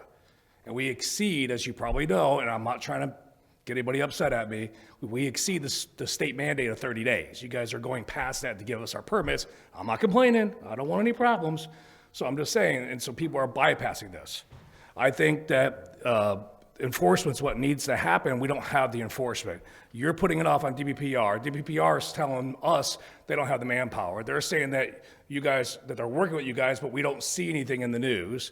And on top of that, we have over 100 code officers driving brand-new Maverick trucks with laptops that drive by all these jobs every day that could easily see a pile of trash and say, hey, looks like construction's going on. Let me check my laptop. It's public record. I don't see a permit for construction. There's guys carrying drywall in and out of the house. I mean, we need more enforcement. We need to catch these guys in the act, ask them for their license, ask them for their workman's comp, ask them for their general liability. I mean, we probably catch a lot of illegals. It's just a fact. And clean this city up. It's gotten worse since Ian, because all those guys came into town and stayed here. They're here. I mean, I get it. Some of us get in trouble for parking campers and boats and RVs in our driveways, when really the real crime is illegal contracting, because sooner or later, whether you like it or not, someone's going to end up possibly dying in a house fire in these illegal apartment garages, and then the news is going to come to all of us and say, hey, what did the city do about this? And I'm going to have hundreds of emails back and forth to the city over the years asking you guys to do something, and it's just going to be a PR nightmare. So I'd like to see you guys get out in front of this and do some real enforcement. Put the code officers who are sitting on the side of the road doing nothing to work. House Bill 735 doesn't mean that a handyman don't need a license. It means that they're allowed to do certain items. The state's pushing everyone to getting licenses. So it's all a misunderstanding of what House Bill 735 was all about. So I want to thank you for your time to look into this. I think it needs further discussion more than just a cow meeting. Thank you. Oh, and by the way, Home Pros Magazine, lots of guys in here with no licenses. Thank you. Thank you. Please no applause. Hello, I'm Brent Malingo with Hickox Brothers Marine, Mr. Cool, Boat Lifts and Canopies. So we basically, in marine industry, we have probably 12 legal dock builders around here. Right now, we probably have 12 illegal dock builders that pretty much take a job to 2 jobs a week from us every week. A lot of us are struggling out here, and there's nothing to do about it. The code representative that came out here earlier said that, you know, they follow up on this stuff, and they take the notes that when I call, I talked to a couple weeks ago, I called in a report about a legal contractor building a dock in the backyard. Talked to a code officer 2 weeks later, they had no report of me making that report to the person at the front desk, the phone call I made. So there is nobody following up on any of this stuff. So that's our biggest problem around here. There is nobody to follow up. DPBR, there's only one person in Southwest Florida to follow this whole area. And that's Fort Myers, Lee County, Cape Coral. One person. So we need our city to help us. And that's basically it. Thank you. Thank you. You guys have a good day. Nick Leckel and Jim Jensky. Yes, good afternoon. I'm Nick Leckel. I own Phoenix Marine Construction. I'm following some of what Brent stated on. I personally called in and had somebody who was building a dock illegally, called code enforcement. They did show up and do something about it. It led to threats to my life because you have to give your name, your address, you have to prove that you're a citizen. It was actually, I don't know if you guys remember Dylan Moon. Anybody remember that? Well, since he didn't do it direct threat to me, I called the PD. I was told since the threat wasn't to me, nothing could be done. It was third party here, third party there. So the oversight that I'm seeing is nobody seems to care about the marine construction industry. I see more care about people rowing boats than, getting a little flustered here. So for us to offload and load barges, there's nowhere for us to do it. We can't use empty lots. We can't do anything. Then I hear 2 lots are going to be donated to a rowing boat society. Where are we supposed to go? There's 400 miles of canals here, right? I think 3 or 4 of you may live on the water. Let me catch my breath here. It's a big subject for me. We've been in business 5 years, and as Brent stated, we lose so much work to illegal contracting. It's kind of breathtaking to where, you know, we're considering moving to Sarasota just to get away from all the illegal contracting. We're a small business. I'm, you know, not much bigger than them, or I'm not much smaller than them. Caprista here, same boat. So when we have to pay thousands of dollars a year for insurance, workman's comp, longshoreman's insurance, and then I get beat out by, just using it as an example, you know, a Tommy shows up, and he's gonna do the job $10,000 less than me because he has no overhead. There just seems to be a blanket of, well, it's not our problem, DRPB's problem, it's the state's problem, it's the county's problem. Nobody in this room seems to want to take the accountability for it. And that's where it leads us to, like, we're just kind of out here on our own, trying to support 400 miles of canals. And what I can't believe is Hodge isn't here, Stokes isn't here, and these are the guys that are really feeling it, you know, where they've got the $250,000 a week payrolls. We're nowhere near that. You know, these guys are struggling and you don't even know it. Maybe you do. Thank you. Thank you. Thank you, sir.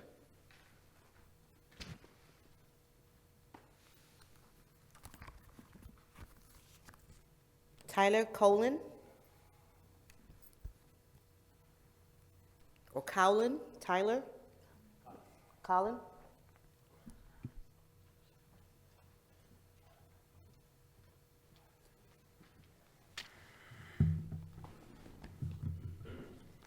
Good afternoon, Council. Thank you for taking the time. So I'm here today to bring to your attention, so the City of Cape Coral Permitting Services Division is implicated in violation of a couple Florida statutes here. So it was brought to my attention when I was trying to pull a permit. I was trying to help a homeowner pull a permit for a shed. And what's going on here is we have, we have a regulation on sheds and any frame construction for a engineered seal required. But this engineered seal is above and beyond the Florida Building Code requirements, and when a building administration issues regulations above and beyond the Florida Building Code, it requires a special ordinance from the council to be passed in order to enforce it. Now, this is being enforced without the ordinance, so it is ultra vires. It is beyond their authority. In addition to this, there's another law that's being broken, is that so any owner builder that applies for a permit needs to submit paper plans. And that is in direct violation of Florida statute that requires the option for any applicant to apply electronically. It is in the Florida Building Code, section 105.1, which is the administration chapter of the Florida Building Code. And it's in Florida statute 553.79, section 2, subsection B. So the following protocols are deemed an offense to the law citing, which is requiring the engineer seal on frame construction without recourse, that is, without any other way to get the permit, and requiring owner-builder presence and paper plans for the initial application and submissions. Now, the building official is allowed to require ID in person from the building, from the builder or the homeowner who would be building and is acting as owner-builder. And they do have a couple of other regulatory,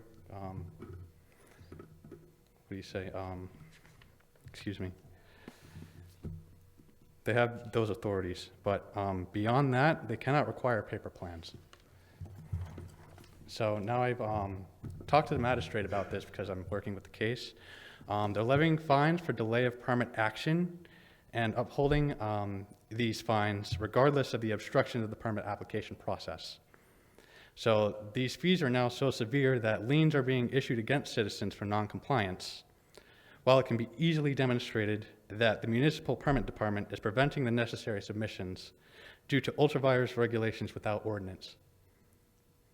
So in addition to what is stated in the letter, which I have here submitted to Kimberly Bruns on January 27th, over 2 weeks ago regarding this issue, I would like to request that, adjudication for the fees as well. Thank you, Thank you sir. so much. Your Honor, there are no more other cards. I'm sorry? There are no other cards. Okay. All right, I'll open up for any council discussion. Councilmember Donnell. For any citizens input discussion.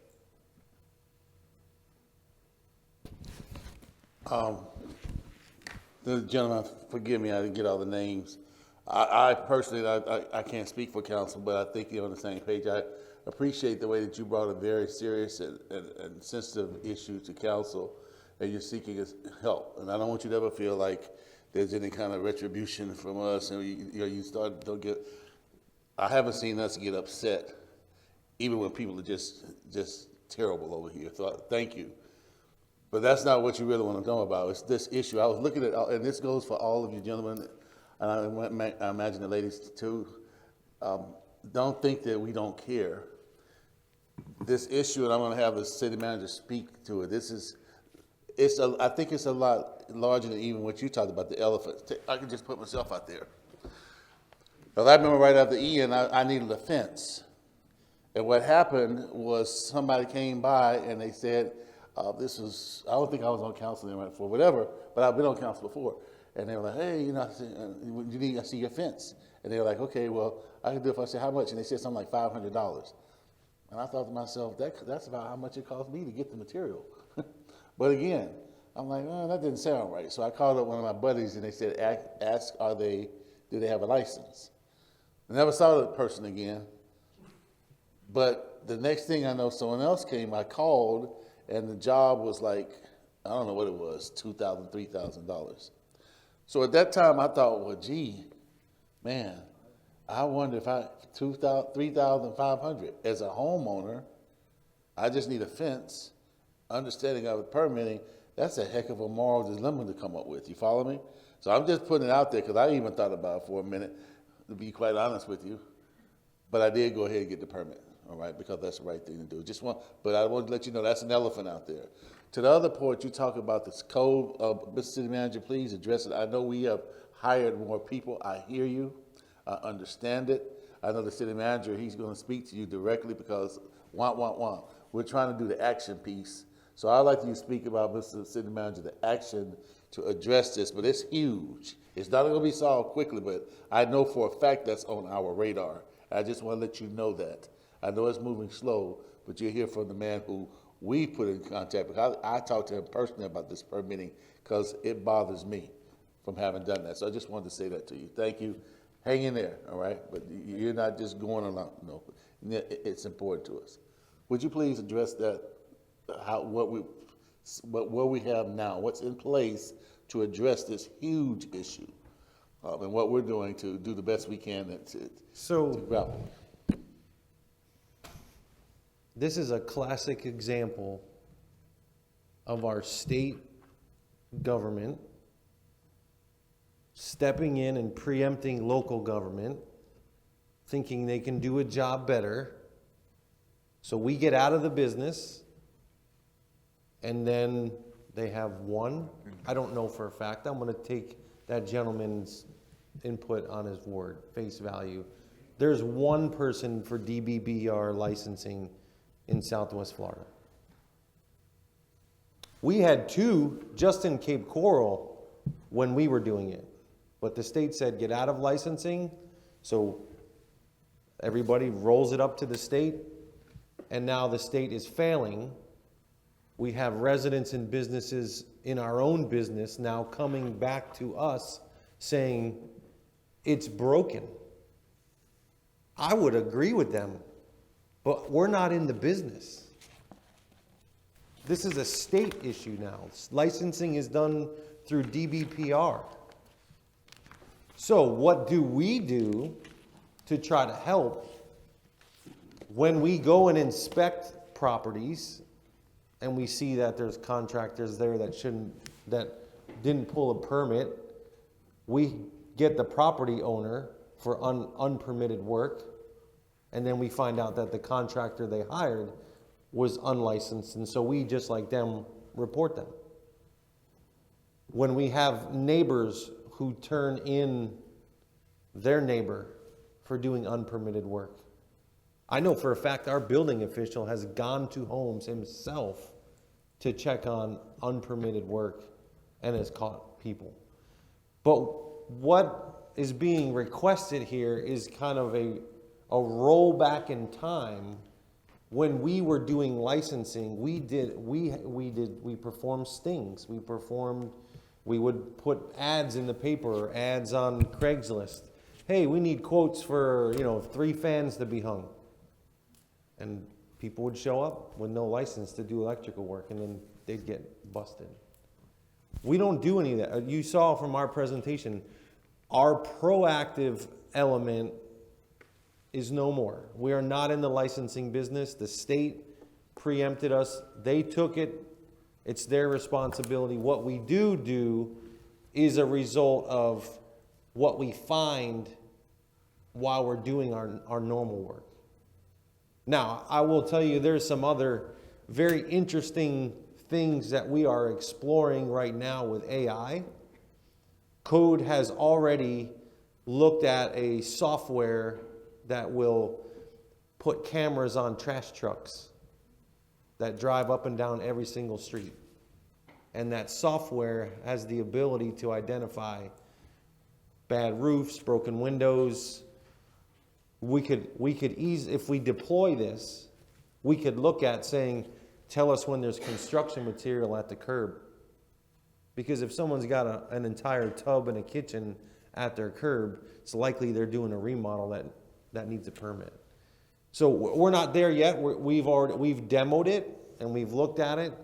The issue then becomes, well, what if we get 3,000 of them a week? Then we don't even have a manpower issue to resolve. So we're exploring how and to best deploy it, figuring out what the costs are. But there are some very unique and innovative AI software tools that are coming out to help code with some of these issues. What about like heftier fines on the people that are cut? Sir, we can have a conversation offline when we're done here shortly. I'd be more than happy to talk to you, but we can't get back and forth. We've talked about this many times, and nothing ever going to get resolved. Say, Thank you. so when you say that we are out of the business of licensing, when you say that we are out of the business of licensing, so what does that, does that mean that, we mean we're on, the residents like myself, I need more work, we're just on our own to figure out if the person that we get are licensed contractors?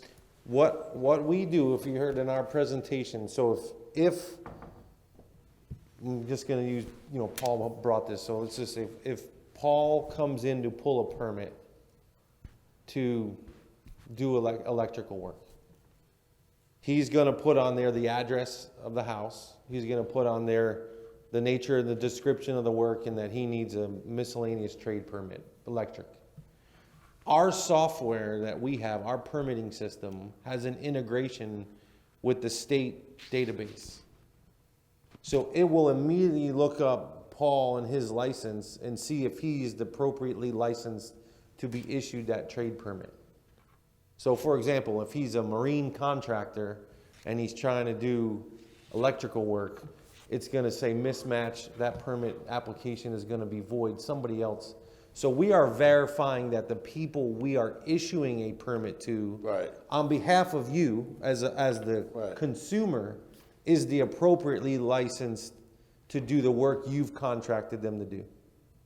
On that, so there's a check and balance in our system that makes sure now, if you contracted with them to do permit work and install, let's say fans, and also to do a fence and to do an addition on your house, and they only pull a permit for the fans, we can only check what we know, and that's why usually for us it's a result when we catch unlicensed contractors. It is usually because we got a report from a neighbor.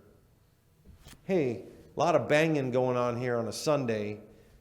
What's going on? No permit board in the front yard. And then we will send code or a building inspector that's has the appropriate credentials, and then we shut them down. We red tag the project, we identify the contractor, we report them. You heard, we have right now a pool contractor who did 40 pools in the city without a permit and no license. So we're not going to amplify all the things that we're catching, because then it would allow the unlicensed contractors to know what we're doing to do it. But to say we're doing nothing that's not accurate. Understood. But I will tell you that it is appropriate to say we are not doing stings and proactive operations that we used to do when we were the licensing body. Last thing, Mayor, sorry, council, but last thing, I promise. What you started with, but the elephant is, when you started, your example was when, I think you said Paul comes in. That's the issue. The guy was coming through my fence, he would never come in. So is there any stopgap for? Yeah, well, that's. Person, he ain't coming here to say, so you can look him up, you don't have one. So one of the biggest, and this is why we do quarterly education in social media, our on the move blasts, all the things we said we were doing. One of the biggest red flags for any homeowner who contracts with somebody is if the first thing they ask you to do is pull the permit, that's a red flag. Got you. Number one. So we, on the top of all of our education, if somebody you hire says, pull the permit, there's a problem. There's a reason they're asking you to pull the permit. But when they just go do the work, Because they're gonna fail our initial check right there, and then you're gonna know. Now, and a lot of them will, if you do it, it's gonna be a lot quicker than if we do it. They're doing unlicensed work, they're gonna find a way to get that money. So they'll make,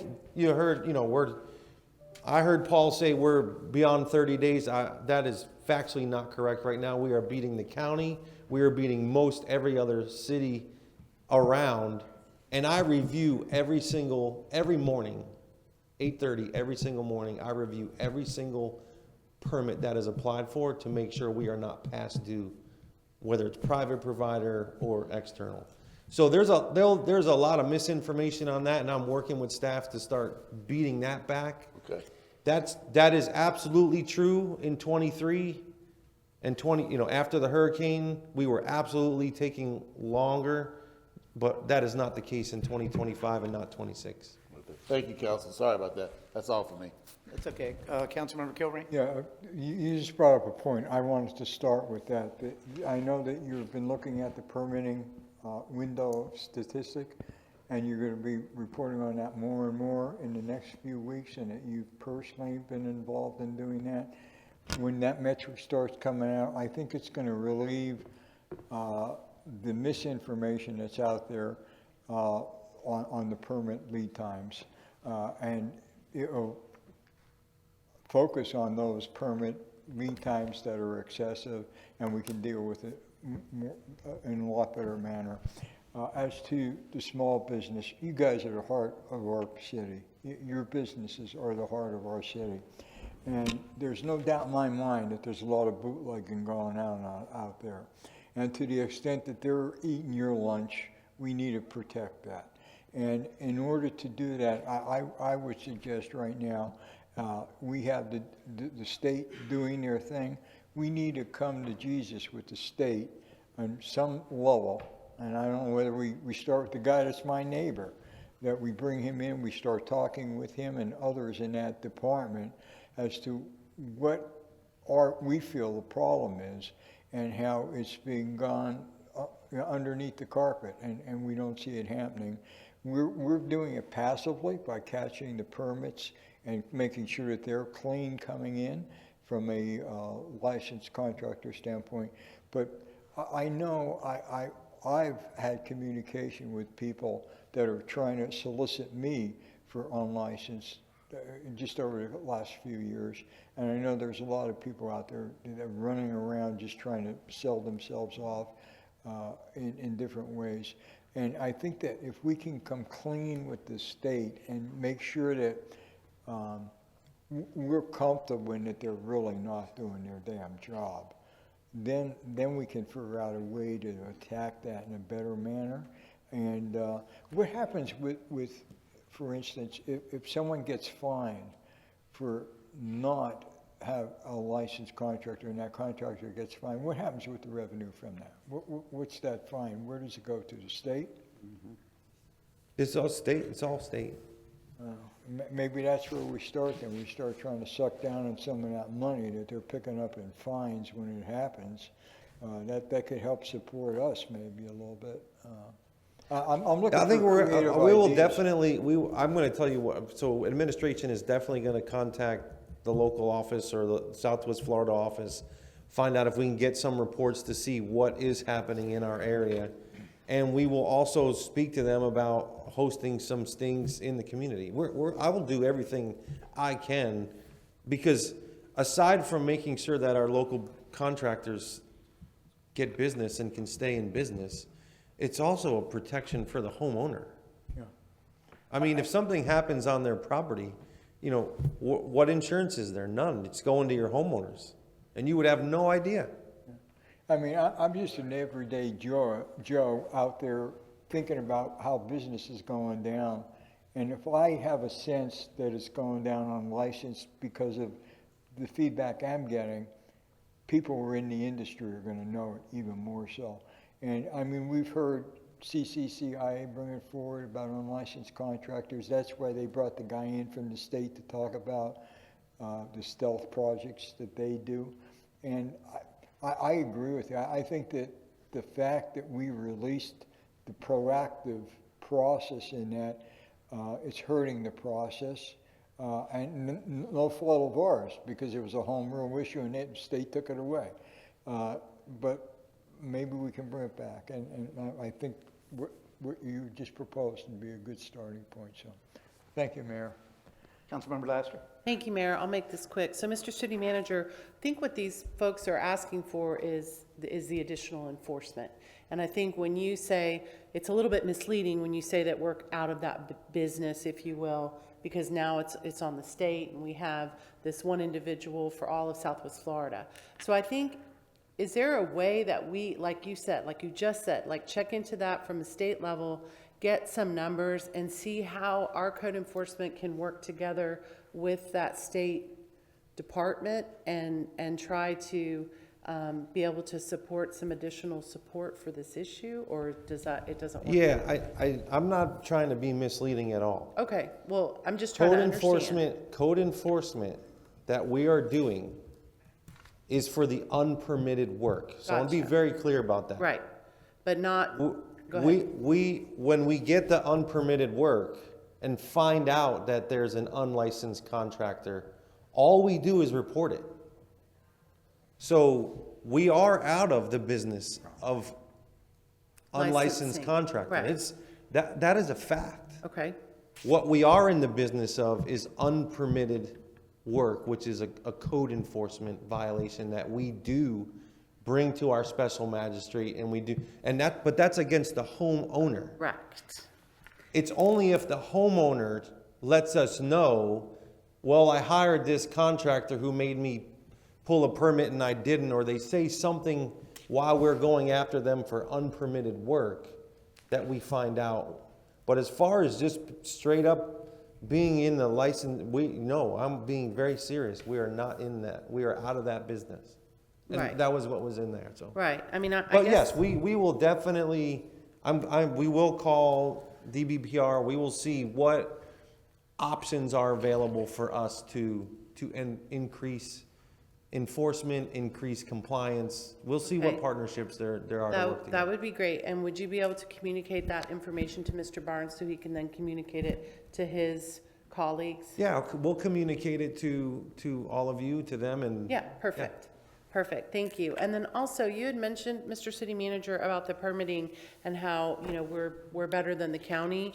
Are you able to share that report with us again? Are you able to show us that report? Yeah, right now, what I have staff working on right now that I'm waiting to get the data on is all of 2025, so from 1/1 through 12/31, what percentage of permits were reviewed within the 30-day statutory timeframe, and then I think it's 15 Issuance time. for private providers. Okay, Yes. that'd be good. So you know, if it's 99.9999, you know, fine.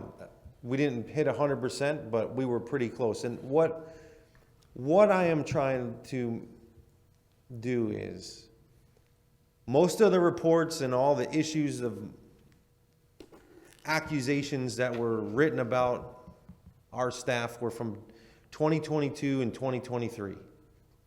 And most of the issues that I hear about are from 2022. Well, in all of 24, we spent thousands of hours implementing, and you had, those of you who were paying attention, we had Matt Grambo, our deputy director, would come up and say, we're implementing this change and this, and every month he would go through the report. And they were getting better. So much so that council at that time said, all right, we're clearly on the right path.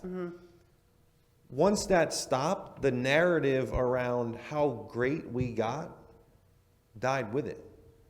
And so now it's incumbent upon me to show the community so that statements like that are over with. Sure. Because if you submit today, I can guarantee it's getting done within the review timeframe of the state statute.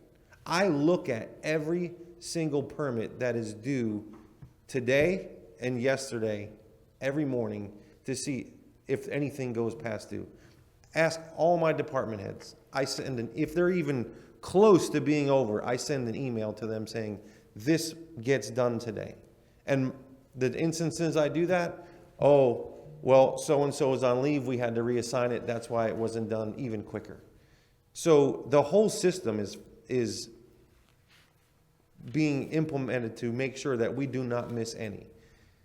The other thing that I think is an unknown, and it's unfortunate because it's worked against administration and my staff. We were pushing for a 5-day turnaround. So if you turned a permit in on Monday, then you would get it on a Friday. When the permitting started to slow down, rather than keep up that pressure to get to 5 days, the construction industry said we would be acceptable with a 30-day turnaround to keep the fees the same. So instead of buying up a faster level of service, what was communicated to us, and this is what I think is unfortunate because not everybody who pulls permits, like the people who spoke here, know that the industry told us 30 days is acceptable as long as we have the fees we have today. And so what we did was we laid off, not laid off, soft hiring freeze, all the positions that were open, cut overtime, and reduced the amount of external services that we were doing. All of those to keep the fees low, but the converse of that is instead of getting quicker than 12 days, which is where we were at, we were targeting 5, we've now went backwards to 30 days. And, that's our goal now. Our goal is to, with the fees we have, meet 30 days. If the industry wants a higher level of service, then we need to get to a point where what does that cost and what is the marginal amount of days we're buying?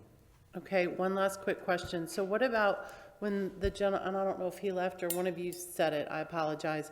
When they talk about the unlicensed contractor getting their work, they're meaning like handyman services, and we give those BTRs, we give those business license to those handyman services, and we don't have any control over what services they're going to offer without a permit, or that they're able to offer without a permit? Well, that's the issue, right? So a handyman can plant landscaping, can throw mulch, can, change a light bulb, paint. Right. All cosmetic stuff. The moment you have a handyman who's changing out your electrical outlets or adding a new light switch or running a new water line, plumbing, spigot on the side of your house, or, building you a dock in your backyard is what was explained. Right. That's over and beyond. That's unlicensed work. Okay, got it. And then lastly, young man in the back, I'm so sorry. Mr. Kittendorf, would you be able to speak to him after the meeting regarding what his comment was about violation of Florida Building Code? Would you? Thank you. Thank you, sir. At this point in time, I would Not? Request that does not happen. Oh, He's made okay. certain allegations, there's a code enforcement proceeding. Oh, I didn't know that. Yeah. Okay. My apologies. Sorry, sir. Because there's an open, a pending investigation, we're not able to speak with you about that at this time, correct, Mr. City Attorney? That's correct, based upon what he's alleged. Oh, gotcha. Okay. Thank you, Mayor. Councilmember Steinke. Thank you, Mayor. Just, since that was a topic, forget just that particular legal affair, so to speak. I know that one of the things that you've done as you've been here over the past 3 years, Mr. City Attorney, is taken a look at our land development code, our ordinances, and found some things where certain things didn't match up or something was missing or whatever. But is it possible that we have a more restrictive code and not a local ordinance that allows it? I mean, it's certainly possible, and that's something I could also delve into and identify. Okay, all right, cool, thank you. And then, Mick, you still here? I can tell you that no one cares about the marine industry here is false. I do. I interact pretty regularly with the construction industry, but specifically the marine industry, I am not privy to that lopsided situation that you find yourself in, where you have less licensed contractors than you have competing non-licensed contractors.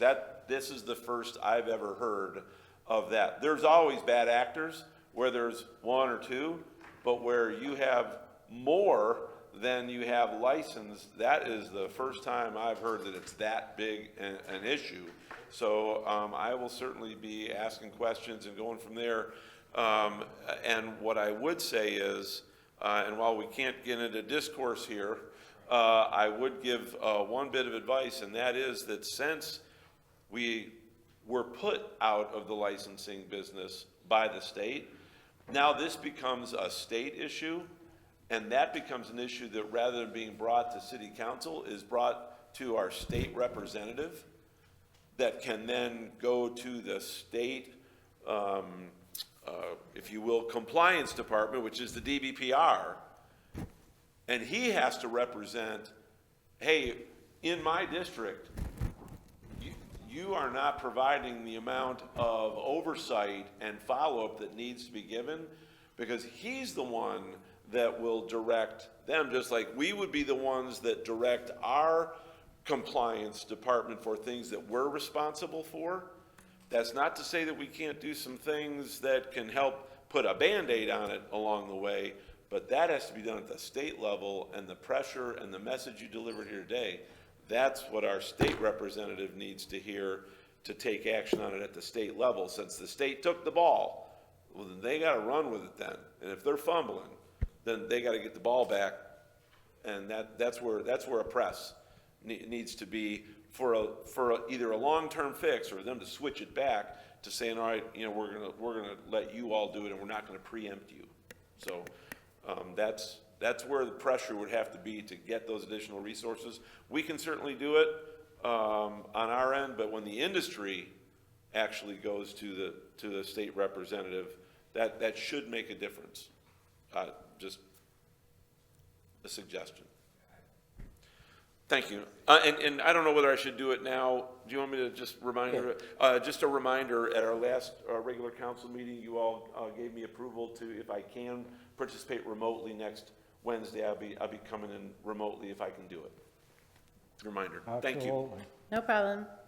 Councilmember Long? Thank you. Thank you, Mayor. Misleading.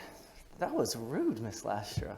Was it? That's my job. No, I think. What? Kindness is my brand, buddy. No, I had the same question, and I thought he clarified it, but maybe not. So we are out of the business, right? But I thought we were out of the business of licensing, and then to some degree the rest of it was voluntarily, as far as relinquishing our involvement in unlicensed contracting as far as enforcement. I believe that the statute allowed us to continue to enforce that outside of continuing with the licensing that we were doing previously. Do we know anything about that? I don't think it preempted the enforcement. I thought it preempted I don't know the the statute, but I can tell you that in those positions were eliminated. So Which positions? the code positions that, or the sting positions that we had. I don't. Yeah, but I don't- I will defer to the attorney. I've never looked at the licensing statute to know. I thought it was discretionary if we wanted to allow grandfathering, and we got out of it. My I understanding don't know that the to a full certain history. degree, we opted out voluntarily as it related to some of the things that we were doing that were preempted. So baby in the bathwater kind of deal, is my recollection. I don't believe it was a full sweep, and we were preempted completely from enforcement provision as well as the issuing and requiring the licenses. I'd have to And as a look- part of that discussion, we said, sure, since we're not allowed to do this because of the status, then let's get rid of the involvement. The statutory provision goes on to identify certain requirements and obligations. As I looked at it a while ago, I'd have to refresh my recollection, but it would require affirmative action of you all in order to commence the process of enforcing unlicensed contracting. Which would just be like an ordinance.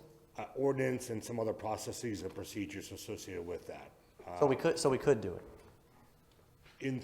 Yes. Yeah, in if you- theory, if right. you So wanted- if you we've wanted to go down that road. we you spent a hell of a lot of time today talking about being out of the business. But yeah, we're out of the business partially, but we still have an ability, as far as I understood it, and as far as I gather, and I know we'll need extra research or review. But I believe, based on my reading, and I'm not the city attorney, that we do retain certain capabilities.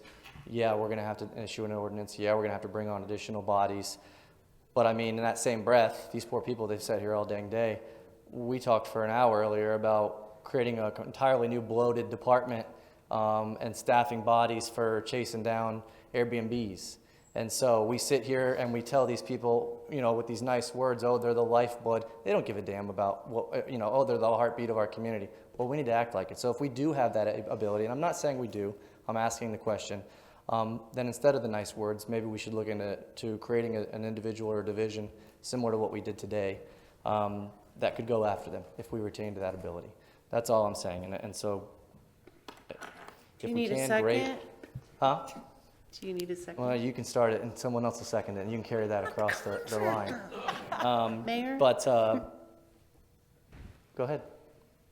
No, go ahead. I Oh, was no. saying, maybe And then I Mayor guess, will take it. so yeah, you guys take that and run with it if you'd like, but the misleading stories and the permit times, real quickly, I really don't care what data comes back. Any one of you guys, some of you, you know, pull out the yellow pages and call any contractor in the construction business in the entire city, any one of them, all of them, and every one of them will tell you it's unbelievable, the delay. The lead time is second to none. A lot of them don't come in. So at a certain part, when we see the data, and it'll probably look great, there's something that we're missing. Because if you talk to every single one of the people in the industry, every single one of them, they're going to have a different story. So if we sit here and we look at it, and then we pat ourselves on the back and say, oh, we did great, that doesn't do anything. I've been in this office 4 years. I still, just last night, was accosted about the delays and just the unreasonableness. Something's wrong. I don't know what the answer is, and I'm sure that we're working towards it. But to just say, hey, we're going to pull some data and show that we improved something, it's not improving in a real life scenario because I deal with it daily. Thank you. Yeah, I'll jump in real quick.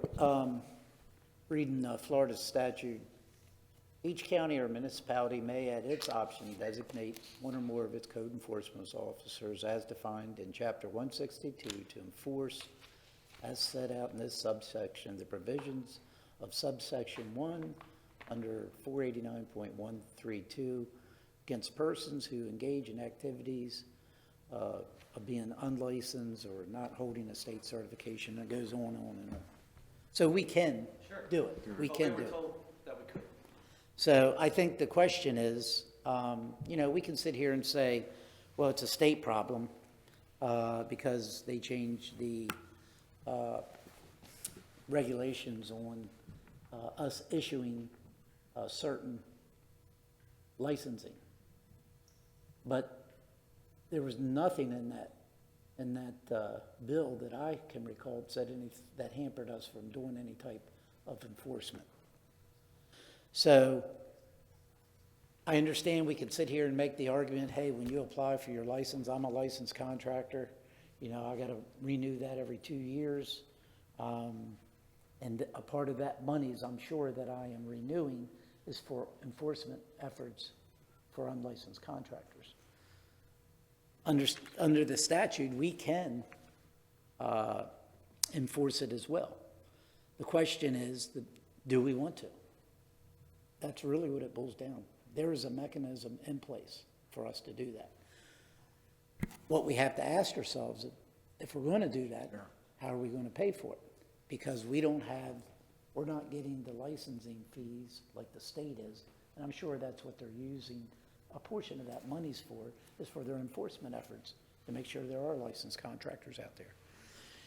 Councilmember Kilrain, boy, if we're going to sit here and wait for the state to give us some money, That ain't gonna happen. we're all going to die of old age first. Agree. So that's never going to happen. So I think, and just, just a suggestion, if this is a path that we want to go down, then we're going to have to look at a funding source in order to do that. I know as a licensed contractor, if I had to pay $5 extra for my permit that I pull, but I know that $5 goes directly to a restricted fund for enforcement of unlicensed contractors, I'll do that all day long. And I'm sure all the other contractors here in the city of Cape Coral would gladly pay that $5 extra if they knew that's where that monies was going to. If we pull 40,000 permits, 50,000, I know we were up to 60 at one time, I know we're down a little. But if we pull 40,000 permits a year, $5 is about 200 grand. That'll pay for probably two code enforcement officers. So that's the question we got to ask ourselves. Do we want to do that? To me, that's a simple fix. I'll pay the $5. I have no problem with that. As long as I know that $5 is going to making sure that there are not unlicensed contractors out there and we're out there enforcing that. And to me, that's a simple fix. So I would support something like that. This problem, I've been doing contracting work for 38 years. 38 years, this problem has always existed. I had to compete against the unlicensed contractors 30 years ago. I had a business, I had staff, I had insurance, I had license fees, all of those things. But the guy down the street that on the weekends does side job, I could never compete against that person because he doesn't have the license, he doesn't have the insurances, probably doing it without a permit. I can never, ever compete against that individual. And I think that's what these gentlemen are saying here today. So to me, this is a pretty simple fix. If that's what we want to do, I would support that. I'd be interested in seeing what my colleagues say. I'm on board with that. I think it's Yeah, a you great take idea. it, Mayor, you champion it, I'll give you the second. Great idea. What? You want it? Me? But I'm good. not- I'm good. You're good taking it?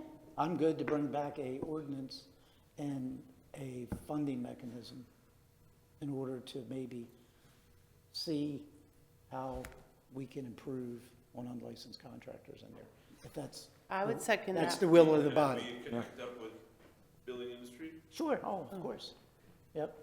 With any of the contractors that want to talk to me, Cape Coral Construction Industry. I was gonna say, you have the BIA, relationship. I'll be at both of their organizations tomorrow. And I have no problem mentioning that to their executive directors.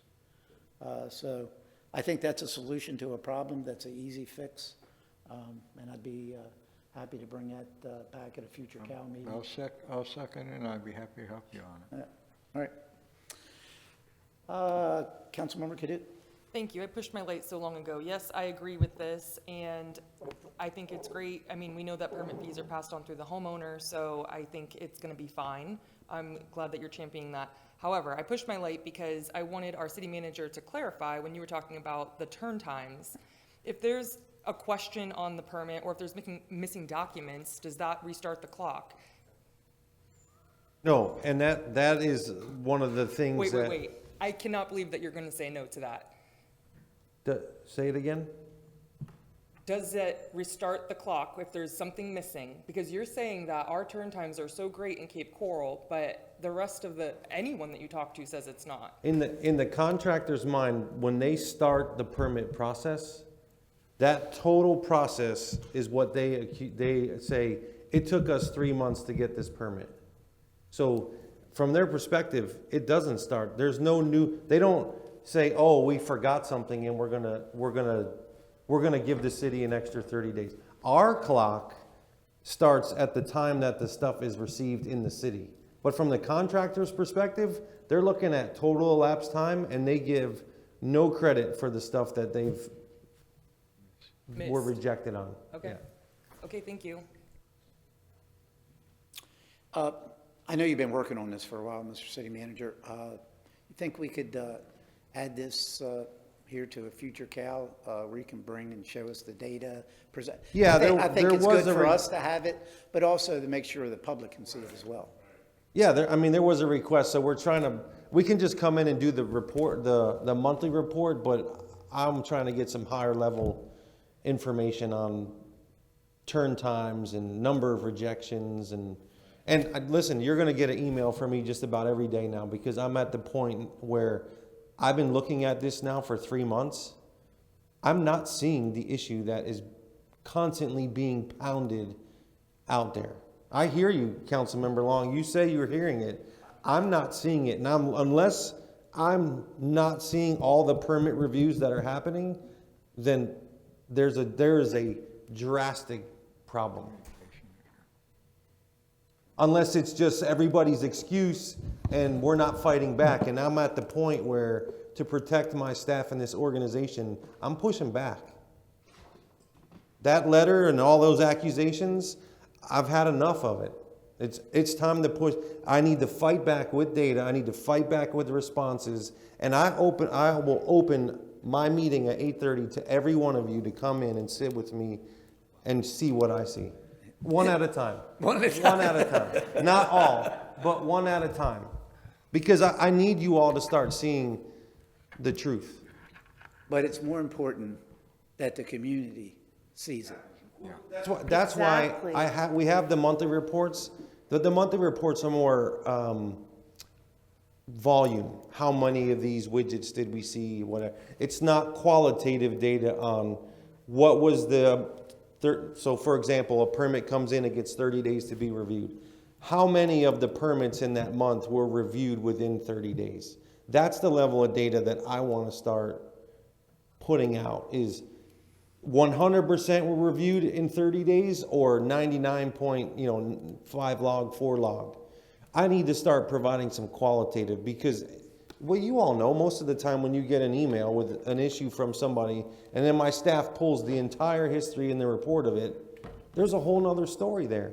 But we don't get any accolades for catching it. We just get beat for, well, it took 4 reviews or three things. But, at the end of the day, there's a reason that it failed. But the timeline, so to Councilwoman Kaduk's point, the timeline the contractor is going to say is, well, that took 4 months. Maybe it did, but there were 3 sets of things that failed. There it is, right there. Ed, do you think you could bring something back in our next Cal meeting with some data? Yeah, I'll try. We'll shoot for the March Cal. Mhm. Yeah. All right. Thank you. Council. Mayor, did you ever start the process of putting together an ordinance regarding the license contracting? Yes, you and I will work on that. Okay, just want to make sure. Yeah, so maybe we'll have a meeting first, kind of go over what our goals are and then go from there. Right. All right. Councilmember Lassiter. You actually already said it. I was going to say the same thing, just provide that data. I mean, like Councilmember Long says, that's the number one thing. I get called by contractors weekly. I'm not the contractor. I'm the nonprofit person, but I'm happy to help any resident. I oftentimes ask the mayor for guidance when I get these types of calls, or oftentimes I'll ask, can I send them to you? Matt Grambo has been great when there's permitting issues, Mr. City Manager, and I give him that number, and you're right, you know, sometimes we get one story from the contractor and then a whole different story from why it didn't pass. So I think communication is the key, just like the mayor said. It doesn't do any good if we can't give that data back to the people we report to. And that's the data that I'm working on, that we have a recurring metric that can be produced. So like right now, the monthly report just says 600 inspections, 200 reviews, 115 new construction. It's widget counting. What I need to get to the point of starting to change that narrative and that dialogue is, of all of those permit applications that came in, how many were reviewed on time? Right, and that Now, percentage. if it passed, it would have been issued. If it failed, it goes back to them. Another one I'm trying to look at, because again, the clock doesn't stop for us ever in the contractor's eyes.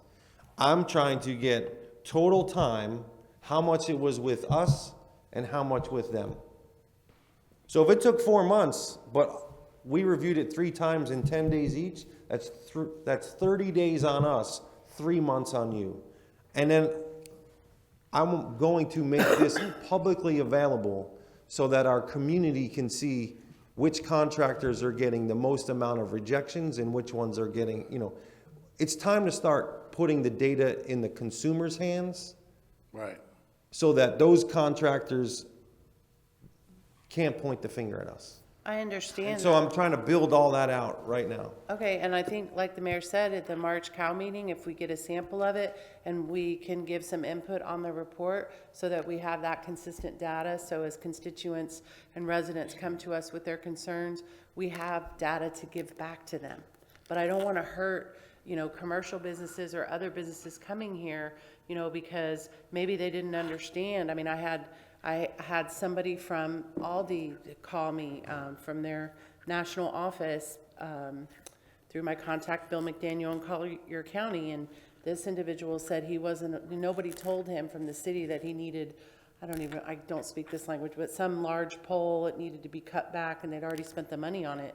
I mean, you know, that goes back to, you know, having step by step, somebody holding these folks' hands, if you will, step by step. And I know that happens on some See, level. that's a perfect example. Okay, It is not the city's responsibility to tell Aldi's corporation.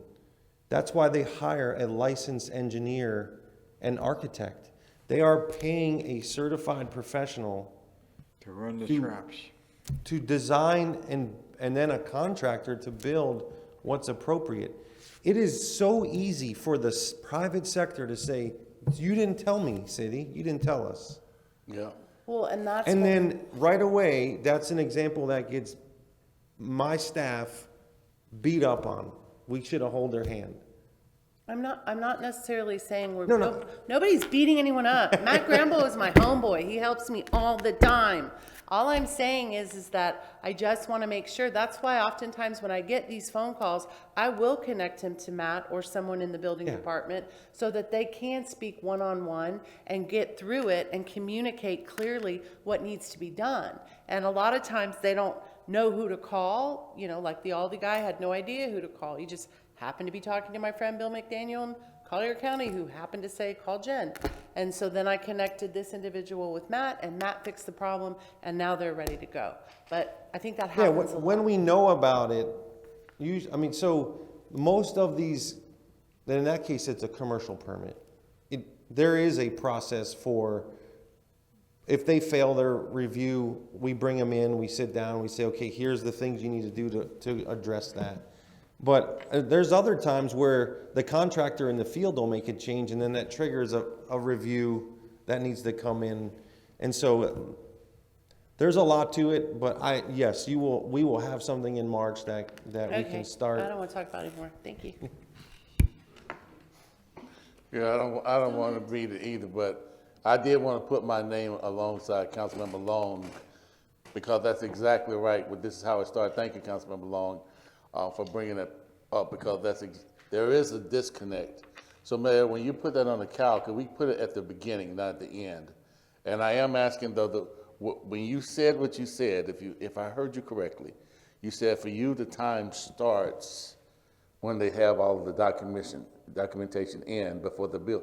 That's where it is. And the one I'm looking for to add to this report are the number of inspections that were failed.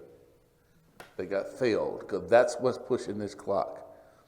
I don't want to go so far as to say there's a commonality in these pieces that take so long, the number of failures, that when inspectors go out and they get failed, what they got failed for, looking for that, because that's coming up. So anyway, I look forward to it. Don't confuse permit period with inspection period. Yeah. What's being talked about here is getting the permit to start to work. And so it's not a matter of inspections being done, it's a matter of the plans being presented and the application being presented, and the plans aren't correct. Review process. I understand that. Plans getting reviewed, there's no inspections being done. So Understood. If a plan gets submitted, an application for a permit goes in, and it goes through our department in 7 days. Understood. And it goes back and says, oh, you're missing this, this, and this. That doesn't And then start they it. don't get it back again for 30 days. Understood. We're on the same page. They get it done in 7 again, saying, man, you're still missing this and this. And they take another 30 days. Oh, I'm with you. I just wanted to put They that, had it 14 days, and they've had it for 60, and what gets communicated to the customer is, the city's holding us up on your permit. It's just, so to be able to segment where are the problems, is it on the initial review, is it the subsequent review, is it the amount of time that it takes to get it back after we've notified the shortcomings? I believe what he's trying to do is he's trying to identify where is the log jam. understood. And that has to be the number of days at each one of those segments of what's happening. And I know, you could add to this, I think private provider can be an issue if they don't know our local requirements. And so if the city does the review, the city knows exactly what the city wants. If a private provider provides, there's a chance of a mislink. Isn't that true? I sent you all a perfect example of this today. And like I said, as I'm digging through these things, I'm looking at what is causing the city not to meet its goal every day. And our goal right now is 30 days. Yep. 30 days. So what is causing us not to have a review either approved or rejected and sent back in 30 days? That's our goal. It At used to be business days? Business days. business day. No, I think we use, our goal in the system is calendar days. Okay, And that builds in a buffer for me and my staff on business days. okay. So the one that I sent you all, if you saw the email today, it was a private provider plan review. Okay? Private provider, the company hires a private provider, they do the plan review, they stamp it approved. Meets Florida Building Code. Yep. Sends it to us. Now we have to take it in and do all the review that we do that the private provider does not do. FEMA floodplain review, land development code, all the things that are not related to FBC, private provider. Our staff, who was doing the floodplain review, noticed that the garage was not at base flood elevation, and because of that, the garage needs flood vents. Doesn't have it. So here's a private provider plan review that is required by statute to be done quicker than everybody else that's not using that. So we have to meet that deadline. That deadline, I think, is 2 weeks. So we get that done in 14 days, rejected because it doesn't meet FEMA floodplain review, has to go back to the builder, back to the design engineer or the architect to redesign the house, back to the plan reviewer who was doing the private provide, back to us, round 2. It took 3 rounds to get that permit issued. Now, statutorily, 14 days, 3 rounds is a month and a half. But this, I think, was going on since October. That contractor, to Councilwoman Kaduke's question, that contractor is just gonna say, I've been fighting with the city since October to get this building permit issued. They're not gonna say to their client, oh, well, we made a mistake on the design of the house, and they're not gonna say, well, out of the, 45 days the city had, since October, the city only had it 45 days. We get dinged with the whole process. It took me, they're gonna say to the community and to you all, it took us 4 months to get a home through a private provider. That shouldn't be. So that's why I'm starting to push back with real facts and real cases to show you all what we're dealing with when these accusations are being made. And excellent, thank you, Mayor. So I consider you all to be a professional staff. I can't wait to see this. So the people that are reviewing it, whomever they're, I would imagine that they are licensed and astute and professionals in their area. It's going to be interesting to see the data when they review these plans and it gets kicked back twice. There has to be an ask. I'm going, what is it that would cause that when they always hear it's a lot quicker across the river? So I just leave you there. I look forward to this. I would look forward to actually having this discussion. And it's going to be one of the ones where I'm going to be in the weeds on, and I'll just leave it for now. So thank you, and thank you for that. That's all. Councilmember Kilrain. Yeah, just real quick to confirm, about 5 or 6 weeks ago, I'll share this with everyone on council now. Mike and I were talking permits. I got a call from John Bashaw. John was working with Mike to come up with the metrics that would be more meaningful and could really capture the permit process, what the issues are with it, what would be repeatable metrics to do that. And Mike and I have been talking over the last several weeks, and when he was ready to bring it forward, he was going to. This is going to accelerate that a little bit, but I think it's going to be ideal for what we're looking for here. It's going to be a good tool to be able to communicate with the public, because it's going to be done every month and be meaningful in that manner. So I think it's going to capture it pretty well. And someone like, I don't know if you guys are familiar with John Bashaw, but John is a real presence from an engineering data standpoint and making them communicated or communicable in a very easy, understandable way.